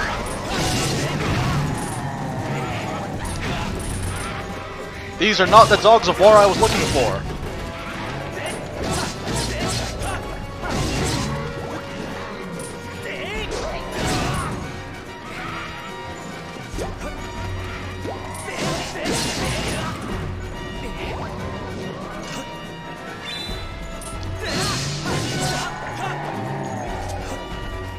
Got it.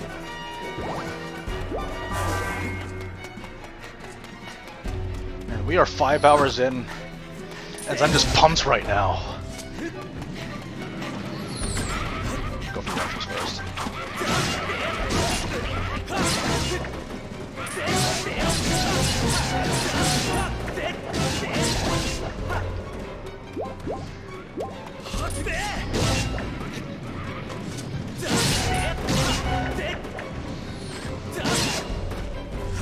Archers.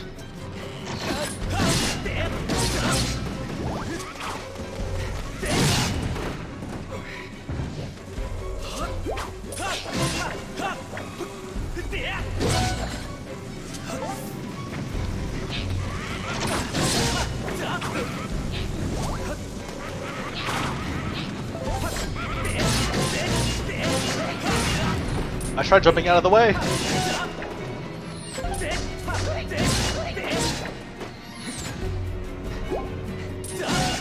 Big mistake. That's okay. On my part, by the way, not that guy. That guy, well, he knew what he signed up for.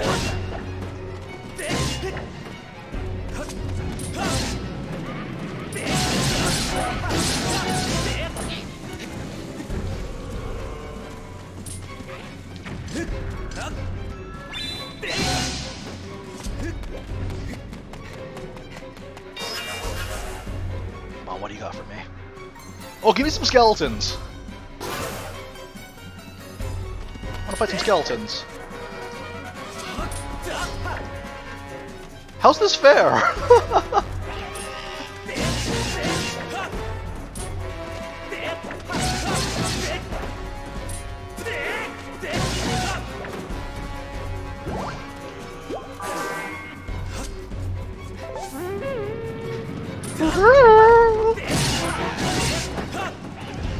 Come on, call more of your friends. Let's go.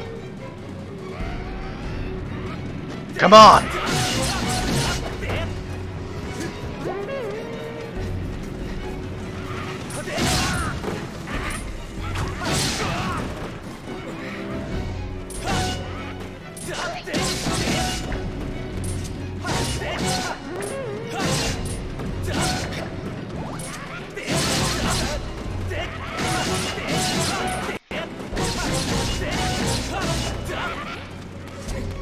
Come on.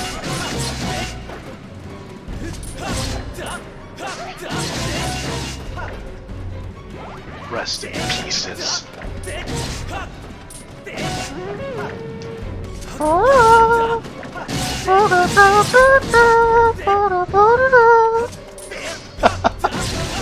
Ooh, Castlevania reference in my Zelda stream. Let's do it. Just running past me. Oh well.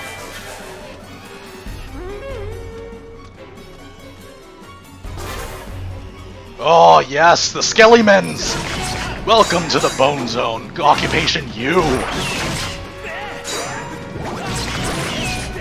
Rip and tear until it is done.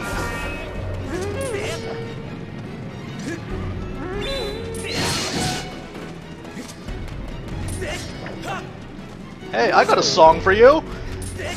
It's stop moving. Fine. The song that I'll play for you is the screams of your friends.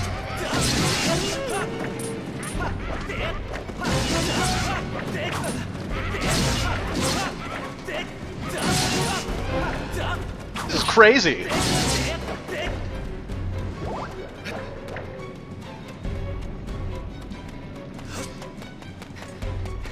Oh, hello, boys. Let me recover my stamina. I'll be right with you.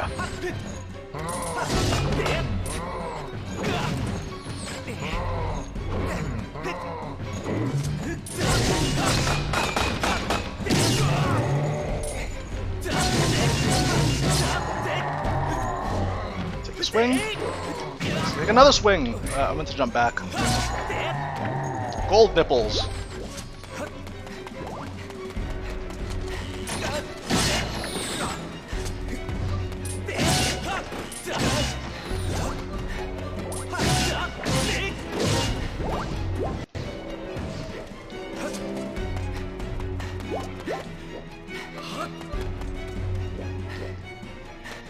Oh, here you are.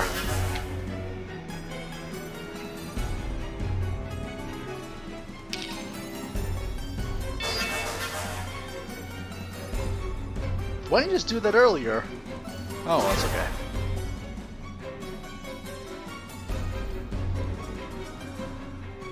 Let's go then.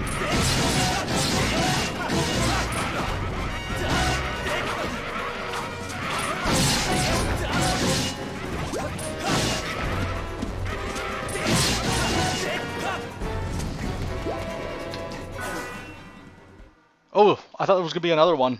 Alright.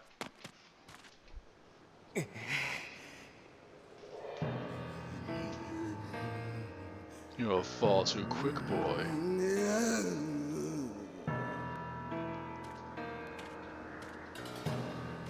I realize a simple child like you knows nothing of magic. But spells like this take time and a steady hand.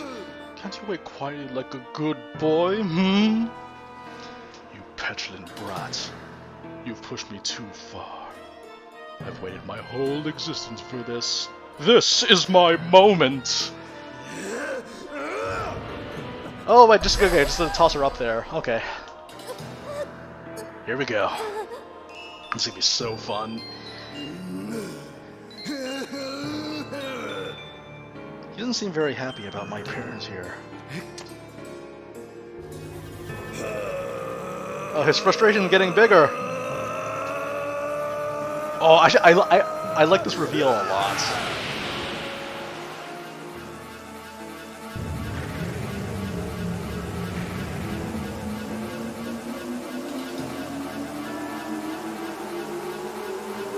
This ended up being one of his attacks on Hyrule Warriors, I remember. It was great.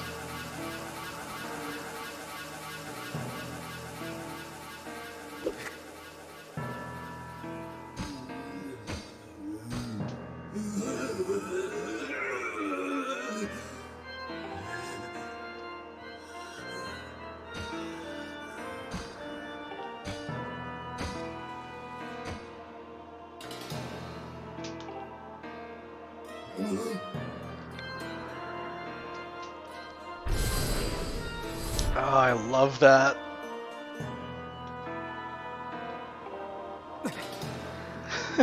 he's like the anti-Master Sword.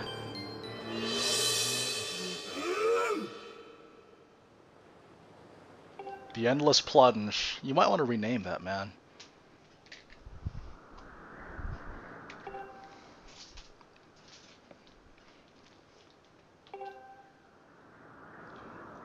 Alright then. Come and get some.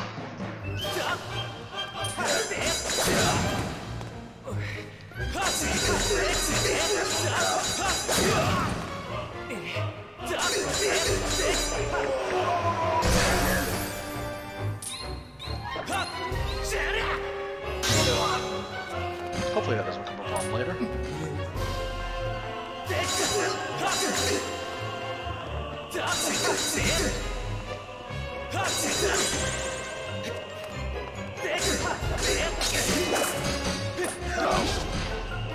Help!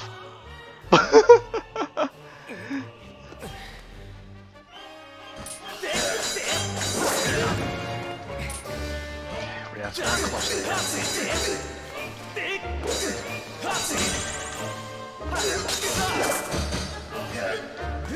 More careful next time.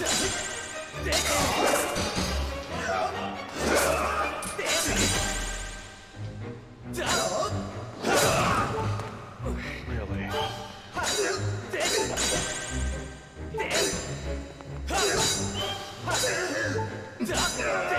There we go. Okay, so at that point you just gotta be careful. Yeah!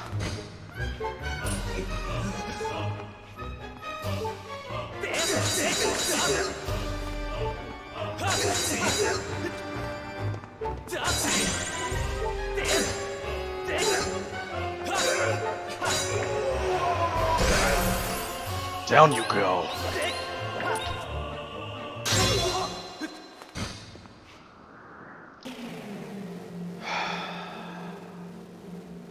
I actually don't remember this boss fight at all. Like, I remember what he looks like because of Hyrule Warriors, but I don't remember... Oh no, his core crystal is showing.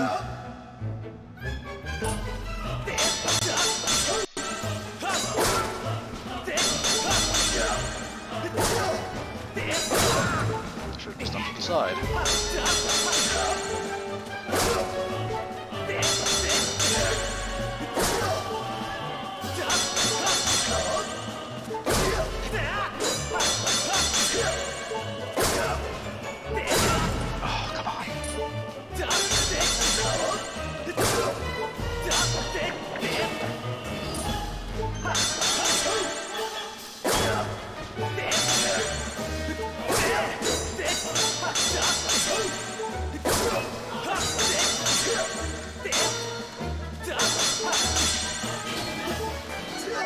Phoebe, got anything for me? Oh, thank you!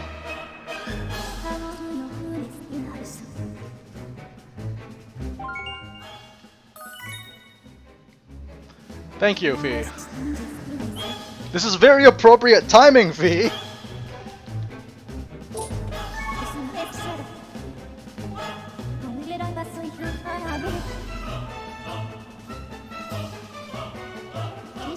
I like this remix a lot, actually. This is good. More info! Thank you, Fee. You're very helpful.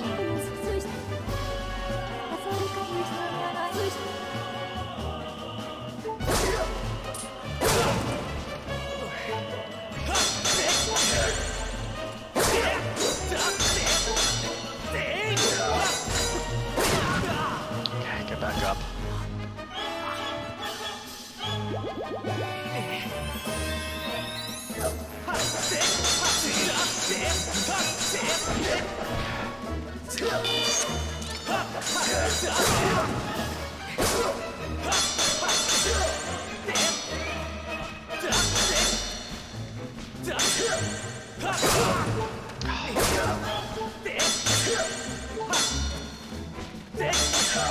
Oh, okay, I see it now.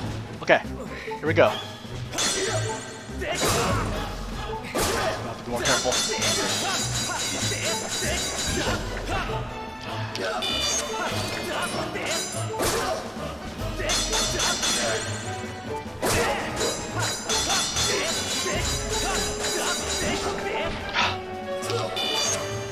Got enough for all of you.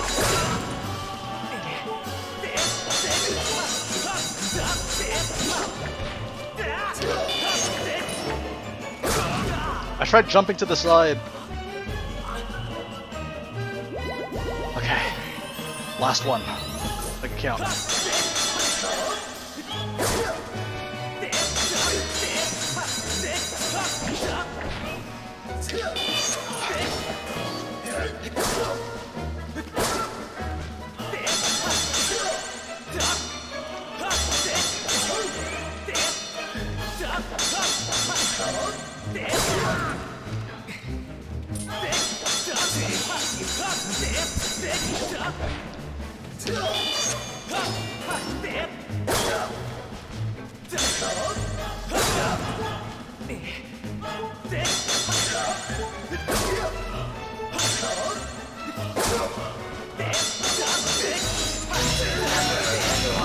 Oh, okay, I see it now.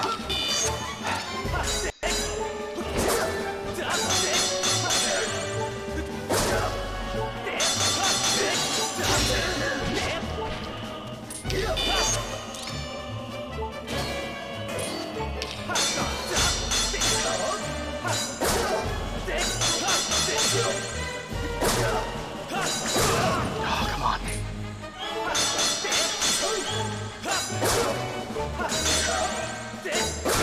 I tried jumping.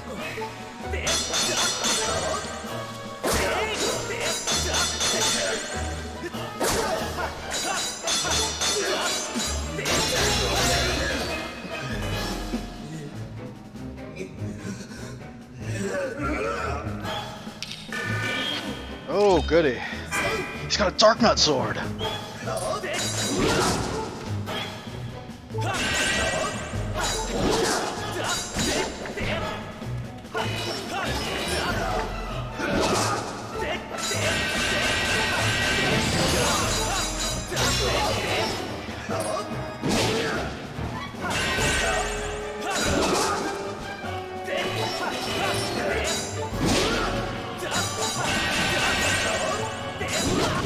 Okay, I know what to do now. I wonder if they're gonna restart me.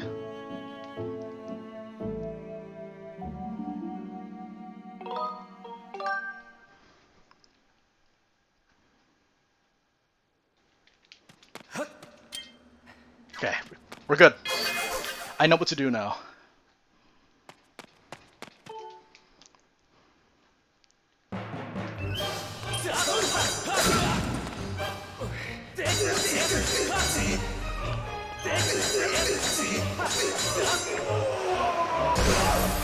This looks great.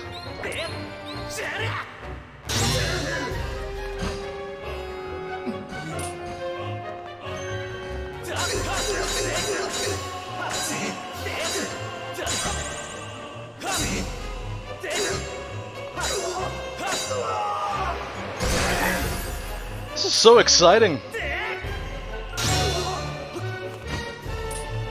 And it's winter, so the heat's been turned up. It's burning right now. Oh, really? You want to do that?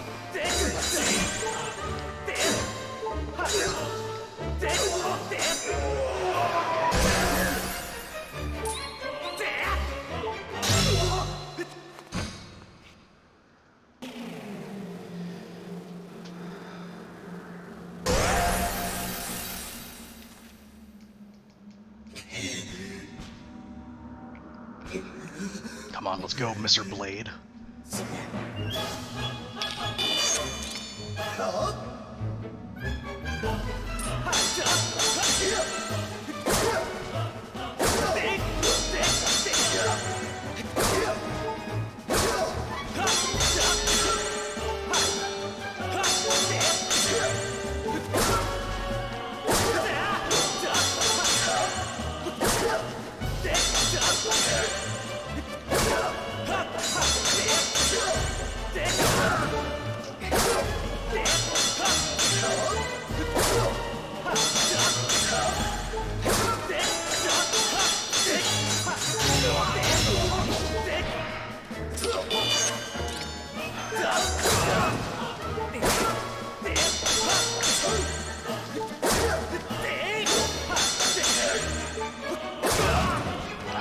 Wrong dodge. Ah, what are you doing? You swung!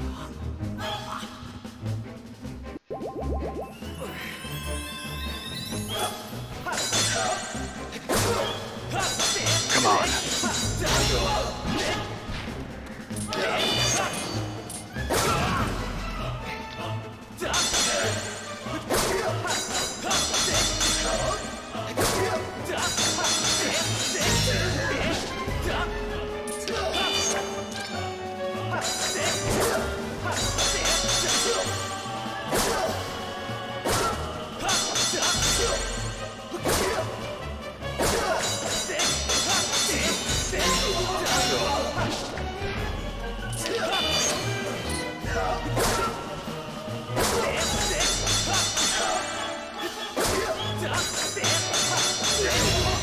There we go.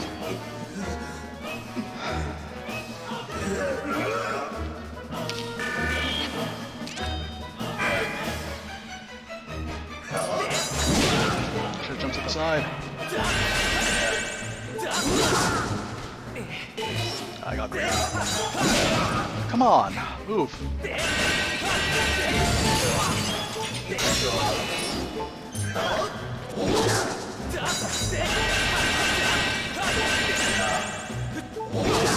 Oh, I should have backed.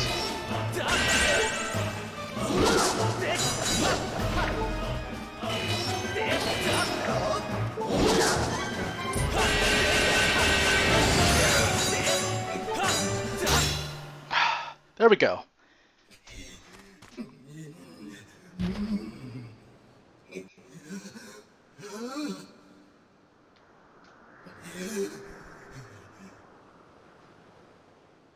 It's a really fun boss fight.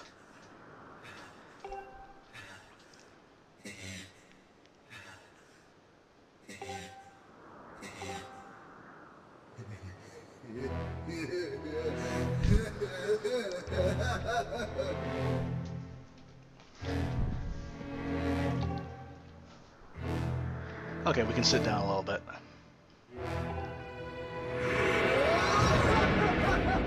I think it's possible to restock between this fight and the next fight.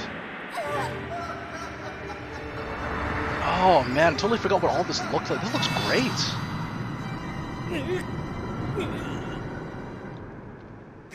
All that time is fighting LiNnK has given me all the experience I need for like learning how to dodge. It's just that sometimes I involuntarily swing whenever I try to press the A button. It's not the controller's fault at that point, it's just that like when you're standing and you're just moving a lot, your brain has to think, okay, should I attack or not? most of the time your thumb goes to the attack button, but mine didn't. Sometimes it would go to the jump button. It's just one of those things, it's just a natural consequence of playing motion controls, but this is crazy! This whole thing!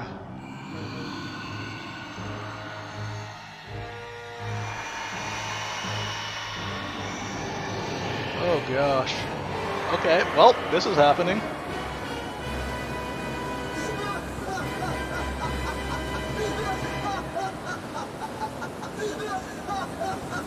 Oh, this game looks amazing!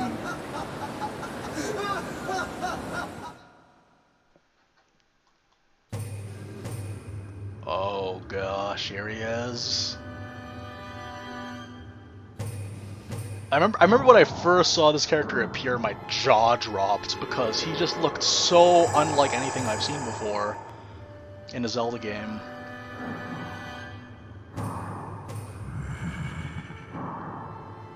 The power of a balanced breakfast. Welcome back to us, Master.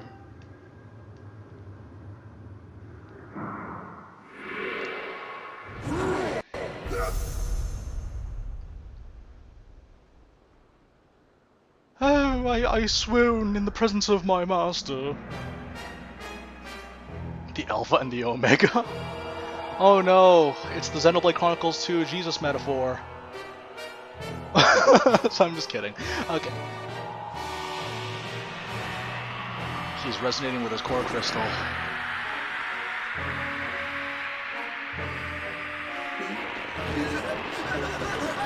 Oh man. I have to say, my perception of Girahim has changed a lot since originally playing. At first I thought he was just kind of, whatever, one note. Like, it's just a very one-note, trickster, flamboyant villain. But, like, after seeing him, and, like, you look at him from the perspective of he is a weapon fulfilling a purpose, it makes him a little bit more interesting to me. And also the fact that he's a Dark Master Sword, that's the other thing that I love so much.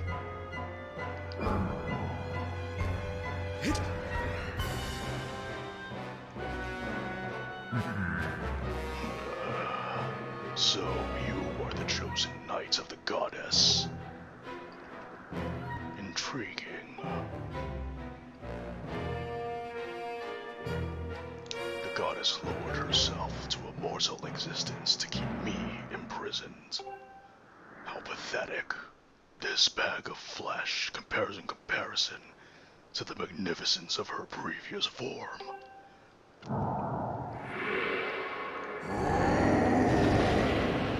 Oh yes, and he makes whirlwinds! Yo!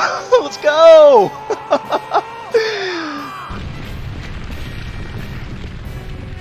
You ever think about how the worlds of Hyrule wouldn't have happened if not for this kid?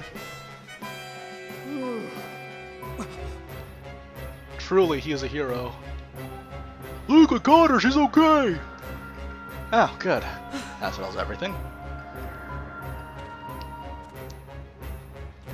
Now there's just a matter of Akuma over here. So you and that other human would stand before obliteration to aid the goddess, would you? How curious. The humans I've known were weak things, hardly more than insects shivering under rocks, and ready to flee at a mere glimpse of me. When last I walked this world, they did little more than scream and cling to their goddess, mewling and praying, counting on her to protect them. How amusing to think those cowards begot someone like you.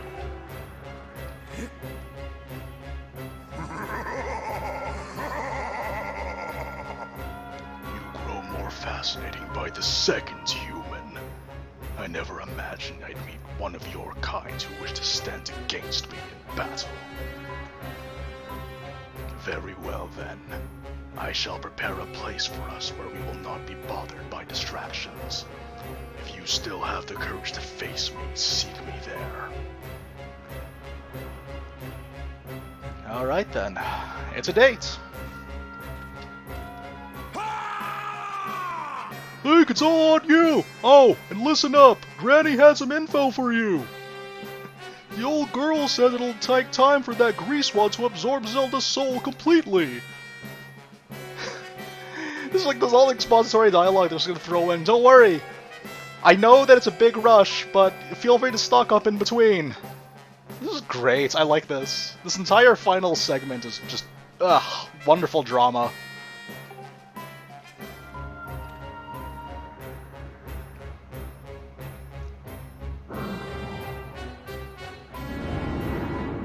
The way that his body pulsates with darkness as well, it's like, ugh, it's unsettling. He's like a heart. A black heart.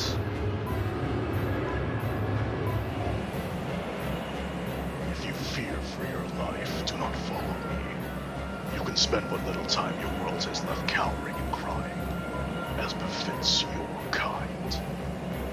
But if you truly desire to raise your blade against the world I would build, come for me. I've waited eons to return. I can spare a few more moments to let you decide. Oh man, it's been so long. The black and purple combination. Love it. Okay. We should probably restock. That would be the smart thing to do.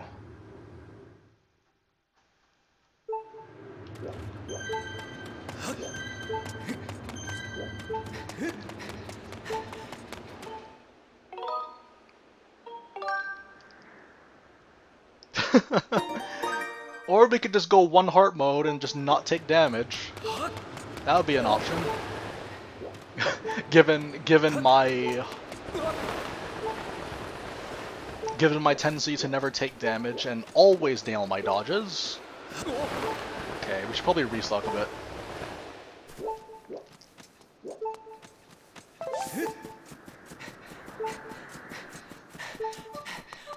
Here we go.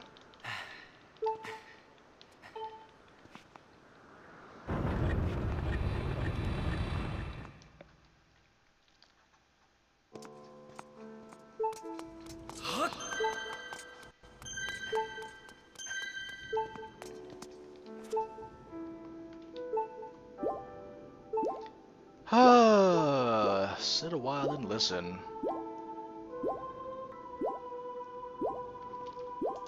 This is crazy. That was, like, the whole Girahim fight was really nice.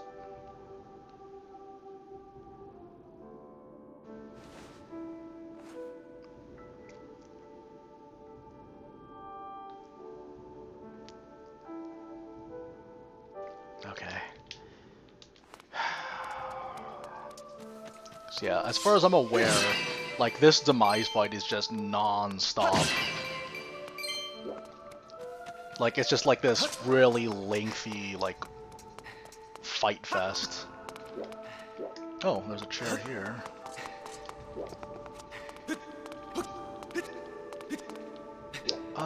One extra fairy would be nice, to be honest.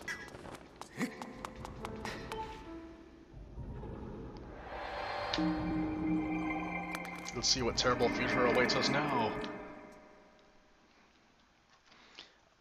Oh man, it's already been 6 hours. My goodness.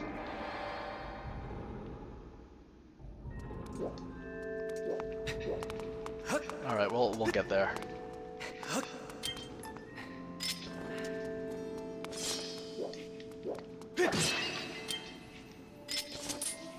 Gimme. Gimme. Yeah, the Girahim fight is like 3 fights. Well, technically 2. There's the one on the descent, and then there's the second one, which has 2 phases to it. Okay, we're ready. Okay. I do not remember how to fight this boss, other than don't die. That's all I remember. Score damage, and do not take damage. That's the only strategy that I know. It's like the only fight in Skyward Sword. Like, that's the thing about the Girahim and Demise fights, is that they're both battles that... they're both battles that involve using a sword. And that's something that I felt was lacking in a lot of Zelda games in general. For most Zelda games, it's just expose weak point, then hit with sword. And something that I really liked in Breath of the Wild particularly... Like, I know that people dislike the whole fact that the Ganons are samey, but you could pick up a weapon and fight them only with that weapon, if that's something that you wanted to do. Of course, durability is also a thing, but the general idea is that you can use every tool at your disposal, and it will have varying effects, compared to using items that have no effect.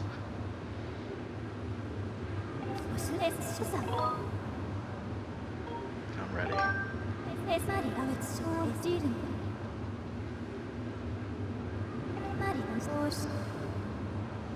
I actually can't remember what Demise's arena looks like. Okay, here we go.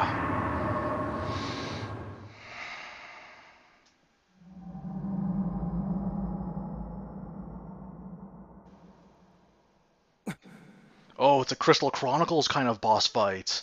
Alright.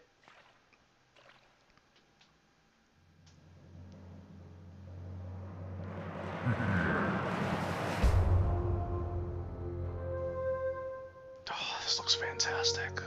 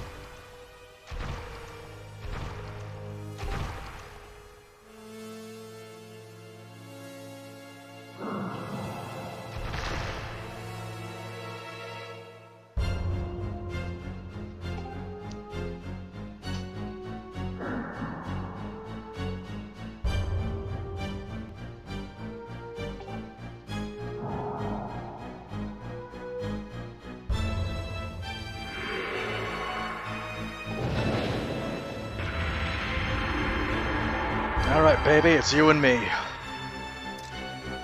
You, me, and Fee.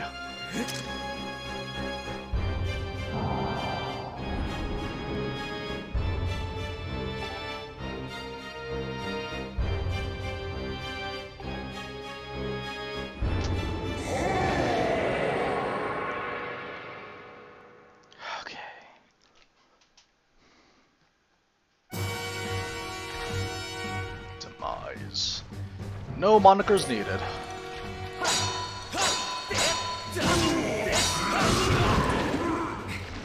watch that wind up.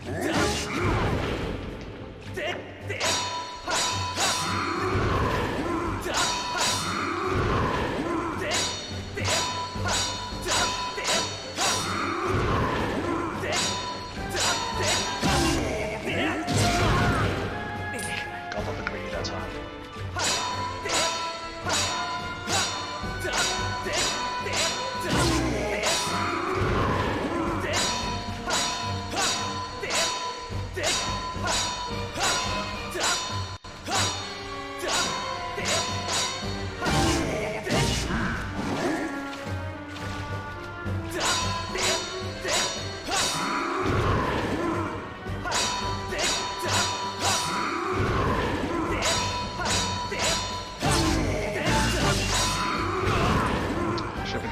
That time.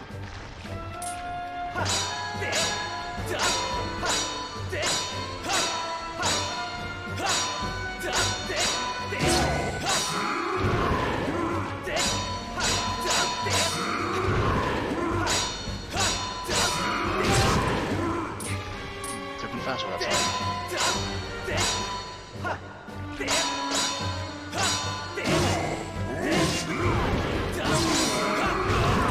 Oh, I got greedy that time. I thought I could get a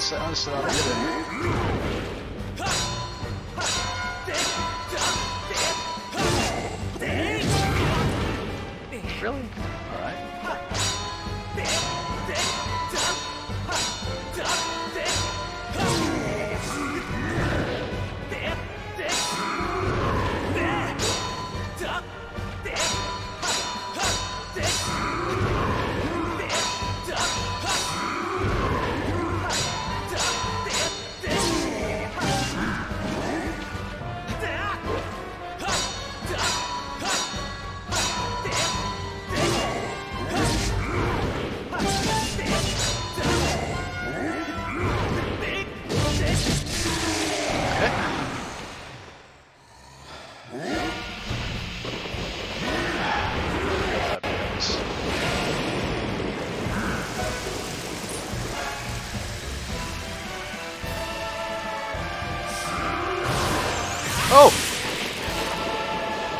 Okay.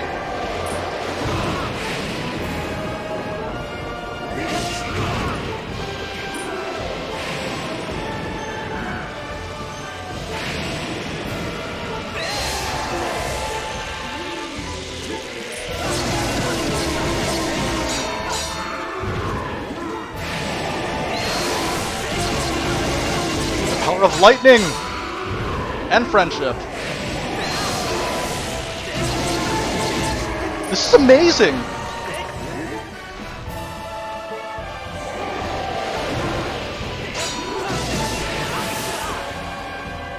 It's incredible. Ah, thank you, my friend.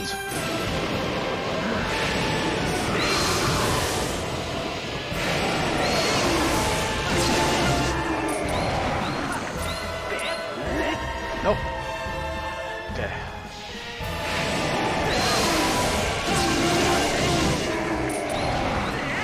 Let's go!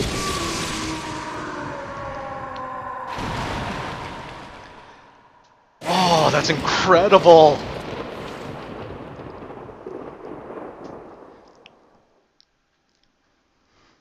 Did I do it? I can put down the wheel out now. It's been 6 hours.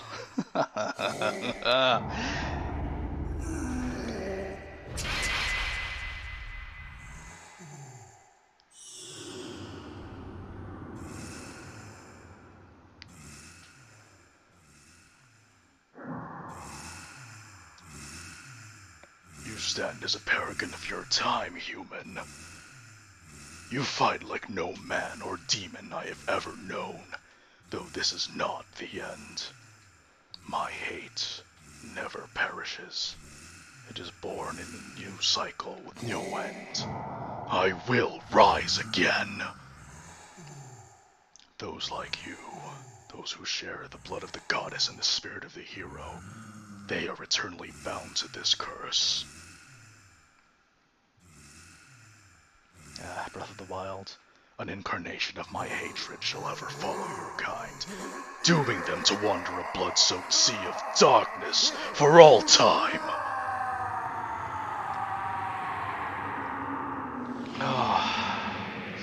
So the thing about Breath of the Wild is that this story of Link fighting Demise is supposed to echo throughout forever. That there's always a rising calamity. Oh, hang on.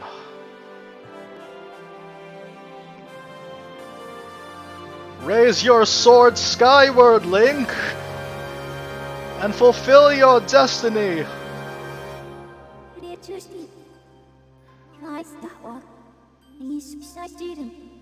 Oh, good.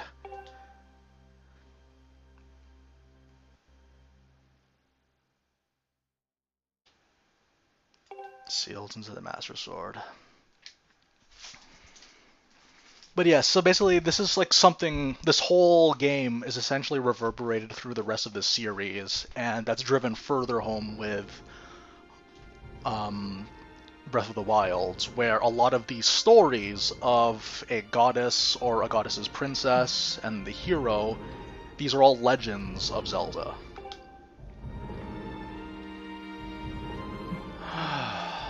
That was fun.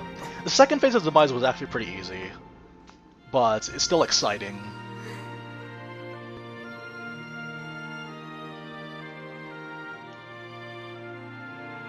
Oh yeah, it's over. I'll still go on a bit of like a... I know it's been almost 6.5 hours, but I do want to say a bunch of stuff about this game before we leave, for posterity's sake. I have a lot to say, lots to talk about. The Legend of Groose.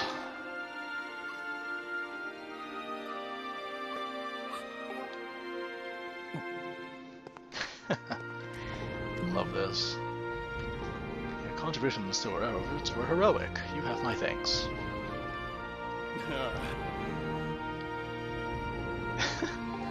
Great. Oi.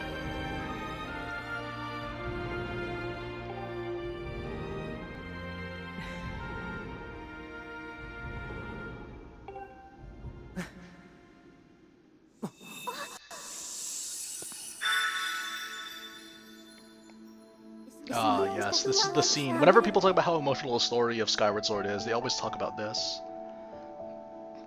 It's this particular scene.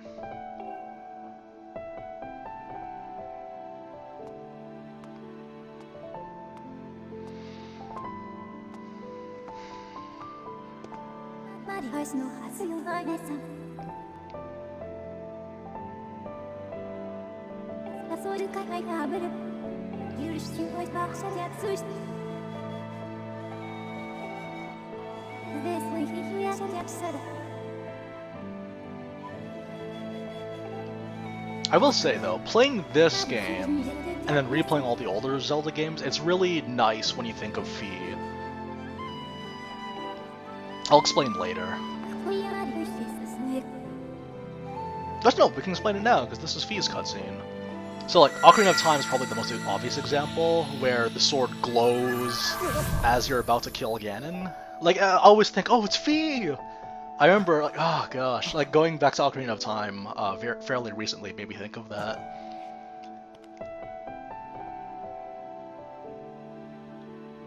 And then, of course, Breath of the Wild, Trial of the Sword, when you fully unlock the Master Sword's power, you hear a little reference to Fi as well. It's nice.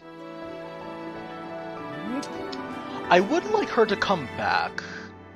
Like, it was nice seeing her in... I feel like the way that he posed, just for a split second, I'm just imagining things, it looked just like the concept arts of young Link pulling out the Master Sword in Ocarina.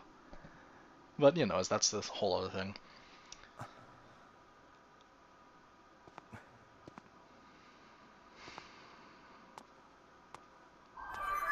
Yes, that sound.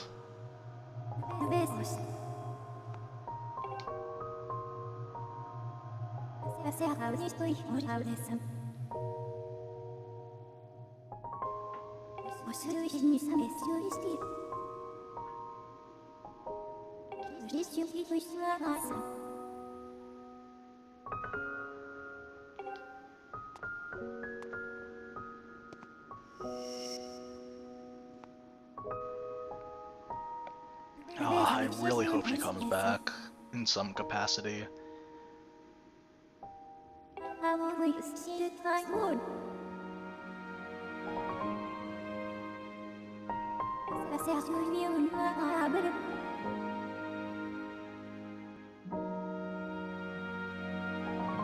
Oh, that's the best line!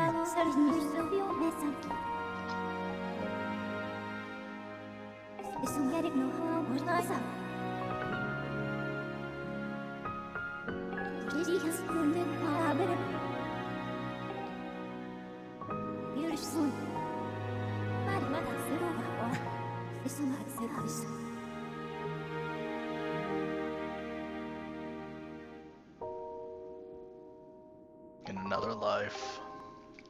This has me hyped to play other Zelda games. Oh, man.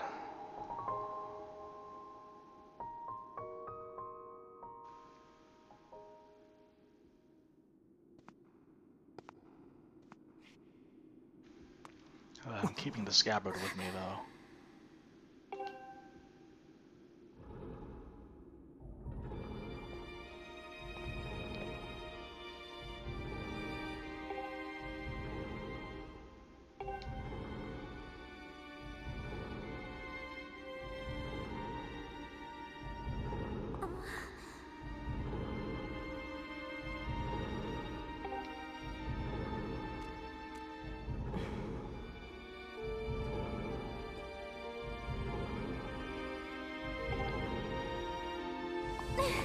I like this part a lot. So this is the part where, in the very first stream, I had to make absolutely certain, and I was like, oh, okay. We'll get there when we get there. I'll let you guys enjoy this.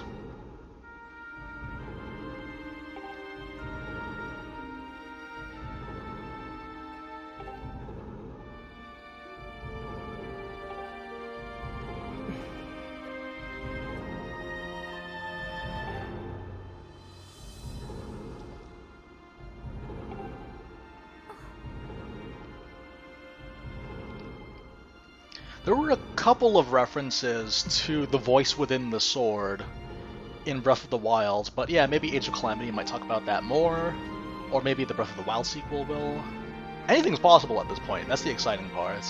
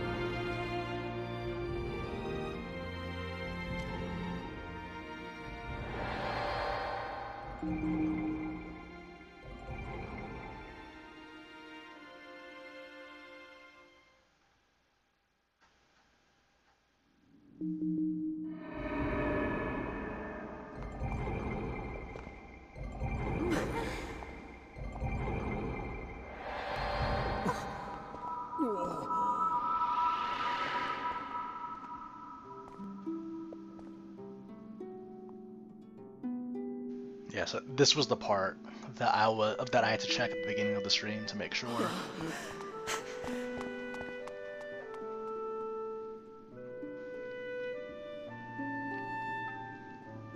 There it is.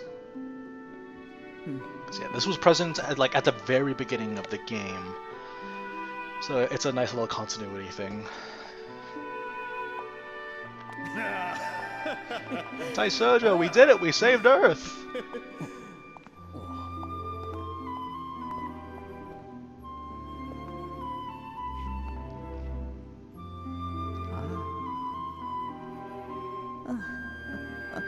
Every incarnation of Impa I like a lot. Sometimes she's a young ninja lady, other times she is a hot grandma.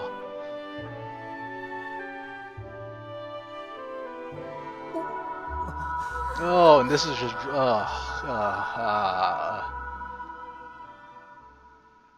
even her clothes went away.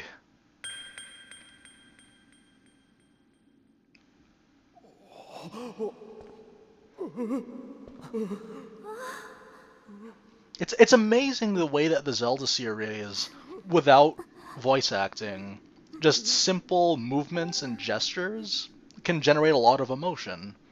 Every Zelda game in the 3D scale has done this to some degree, and it's amazing. I think that's one of the things that stood out.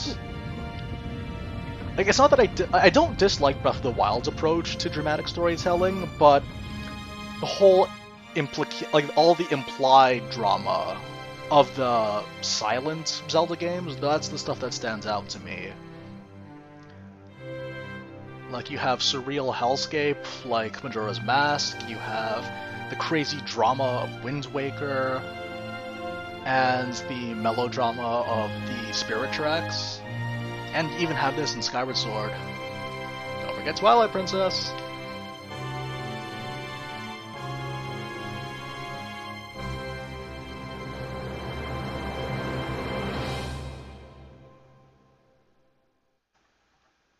It's wonderful. Like that's something that the series has always excelled at.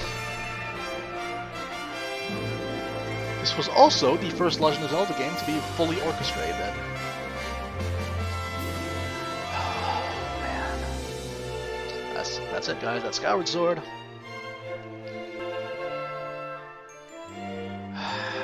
This is the same... Well, let's let things happen.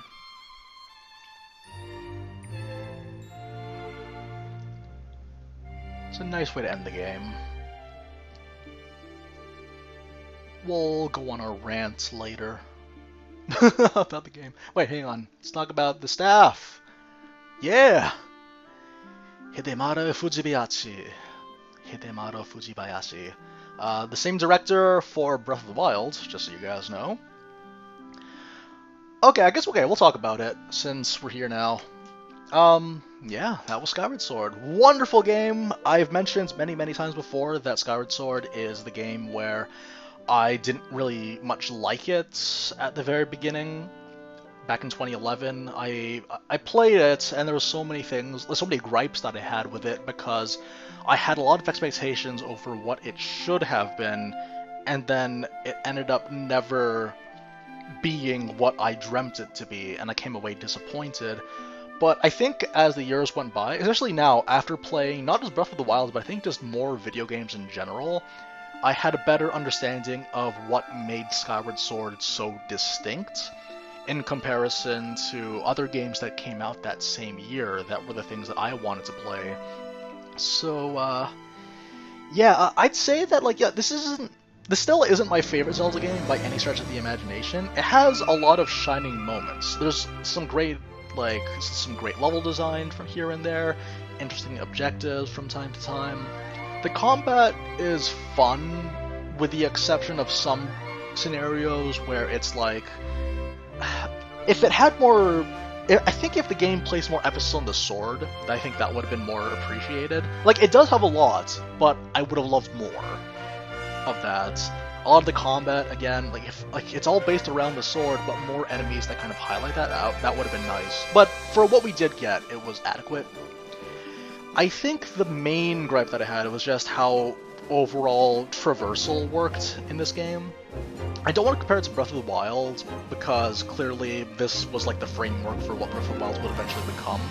But even with like, as far as Zelda games go too, I mentioned my gripes with the stamina system, the way that the stamina had everything was just so restrictive that you needed to go along the efficient path. You had to do what the game told you to do, or else you'll suffer for it, you won't be able to progress. I think that's the only real issue that I had. Other than that though, like, the dungeons were okay.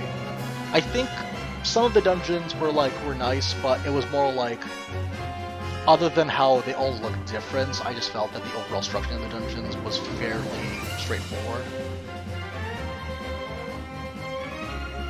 Yeah, okay, we'll talk about time travel, but like, the time travel is its own thing.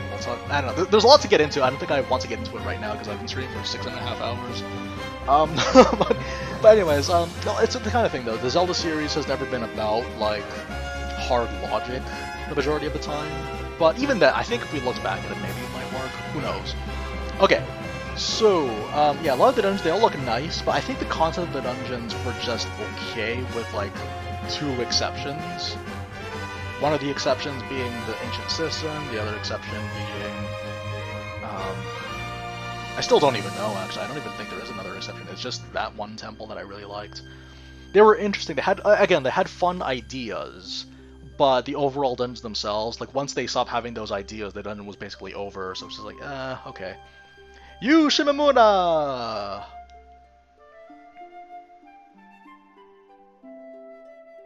Okay, that's, Zelda, who also voices Zelda in Super Smash Bros. Ultimate.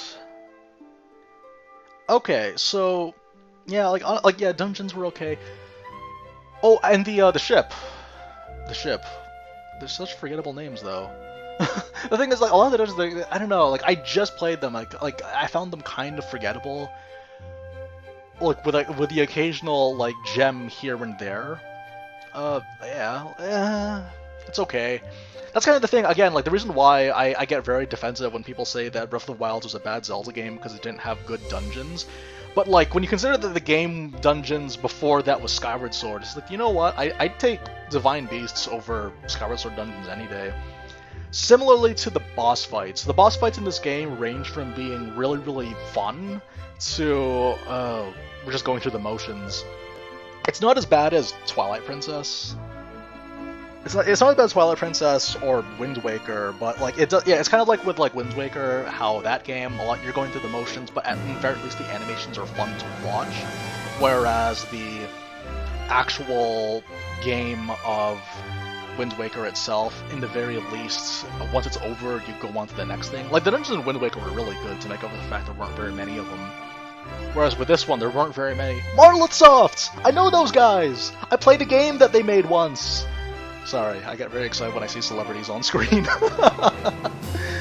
Eiji Aonuma, yay! Eiji Aonuma's the Undertaker of the Legend of Zelda series. He put it in a grave, so the internet says. And Miyamoto.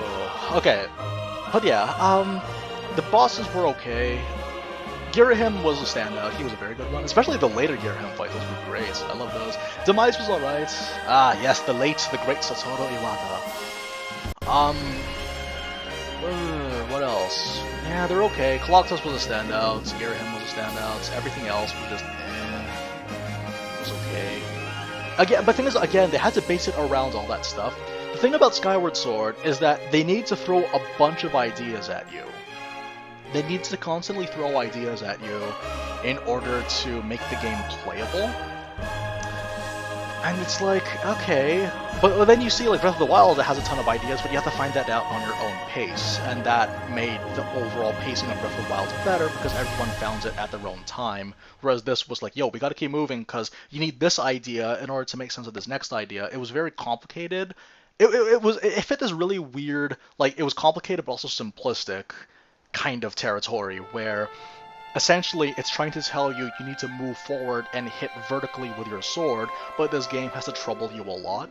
It's not so bad because ultimately you can just forget about all of it, but in replays, when you want to skip everything, the tutorial stuff does get a bit distracting, and that's something that this game has a lot of issues with, is that there's a lot of masked loading screens in this game. But that's enough complaints though. Otherwise though, this is a good game. It's still a very solid game. It holds up very well today. Like, it holds up very well today visually. In terms of like the overall cutscene quality, that's probably the best part of this game. It makes it stand out. I'd say it goes up there with Wind Waker and Twilight Princess in terms of overall quality, which I guess should make sense because those are the three big 3D Zelda games. Yeah. Flying is fun, but again, like, I think if flying was a little bit more integrated so that it's just this big world that you fly in. Like, if the Breath of the Wild sequel had flying, that would be great. I doubt it, but it would be great. Flying mounts. But other than that, though, like, yeah, overall, fun time. The side content was okay.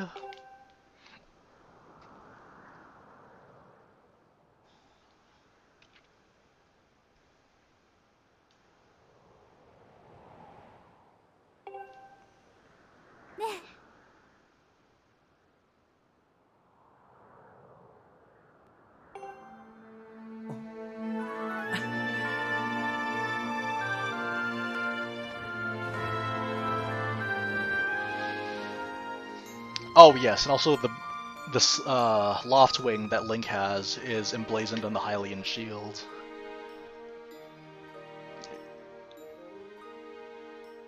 So whenever you see the Hylian shield, you think of that.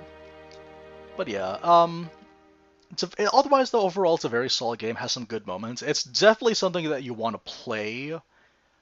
Especially like now, again, looking at the context of like playing other games. You kind of see like what works, what didn't, and you could tell that when they made Breath of the Wild, they looked at it and said, okay, so this worked, we're gonna keep this in to some degree, and then we're gonna go say, okay, this part was an issue because it really mashed up the time, the overall pacing. Bring it on.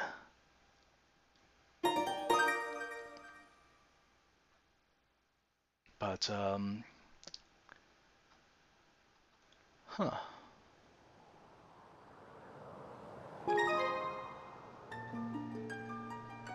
Okay.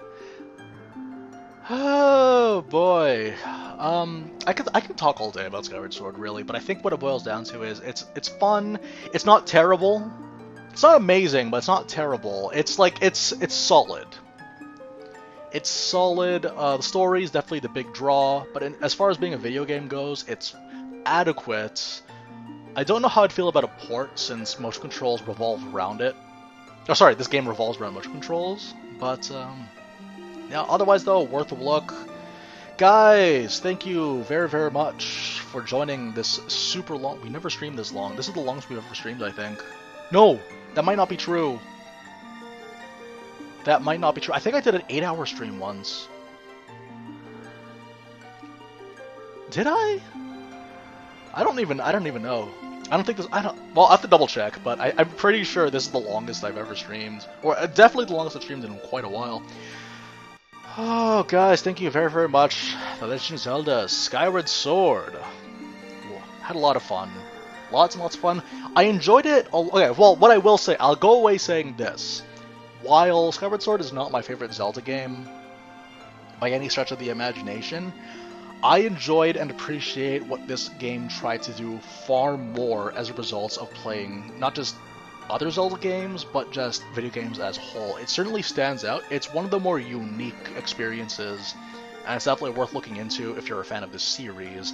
Motion controls can be a bit hit or miss, but for the most part they're adequate. They're not broken, and that's fine. Like that's what you expect it to be. You expect it to be competent. Overall structuring is solid with a couple of grievances here and there, but overall I quite like this, and it's not deserving of a lot of the hate that a lot of fans throw at this. But at the same time, not necessarily deserving of all the love that this game gets either. It's very weird, isn't it? I mentioned earlier during the dungeon that there are a lot of people that have nostalgia for this game, but maybe go back, play games that you're nostalgic for, just play them again, and kind of look at it from the perspective of other experiences and say, because it's okay to see something and see flaws of something that you like, objective flaws, and still say that you love it. I think that's important, because, I mean, that's how it is with every hobby. You don't want to make it so that you base your identity around something that you like. Because if someone criticizes something that you dislike, something that you like, and you take that personally, that's a problem, and you want to avoid that problem. You want to look at it from the perspective of, I want to understand this, and I want to keep an open mind. And that's what this whole stream essentially was, me keeping an open mind, looking at Skyward Sword 9 years later. It's going to be turning 9 in a couple of months, in a couple of weeks, so that'll be fun. Okay, that is all the time we have for today. You guys, thank you very, very, very much for joining. You've all been great. For those of you guys, if anyone stayed here for the entire 6 hours, you're nuts. Yes, I'm going to play some Doom later, but first, there is some delicious food that I will eat. Probably take a walk as well. Yeah, no, well, I don't know. In terms of future streams, oh, right, before we leave, okay, you guys that are watching the archives, please pay attention. November 2nd is going to be my next stream, because that is my 27th birthday. I want to do a brief stream, very brief, very fun. I want you guys, if you guys have time, show up. It's going to be later than usual. Sorry if you live in Europe, because it's going to be like 11 o'clock for you guys. I'm so sorry. But for people that live in North America, or you're from Europe and you stay up late anyways, yes, come join. Alright. Bye everyone, thank you again, thank you. Legend of Zelda, Skyward Sword! I'd say it's a solid 7.5 out of 10 game. It has its moments. It has issues here and there, but it has some great moments. 7.5 isn't a bad score. I mean it in the best possible way. Okay. Man. Thank you! I'm running out of gas! That's not true. I'm a tank right now. I might play some Doom later. But thank you guys again. Fun! Very fun. For all the family. Whole family.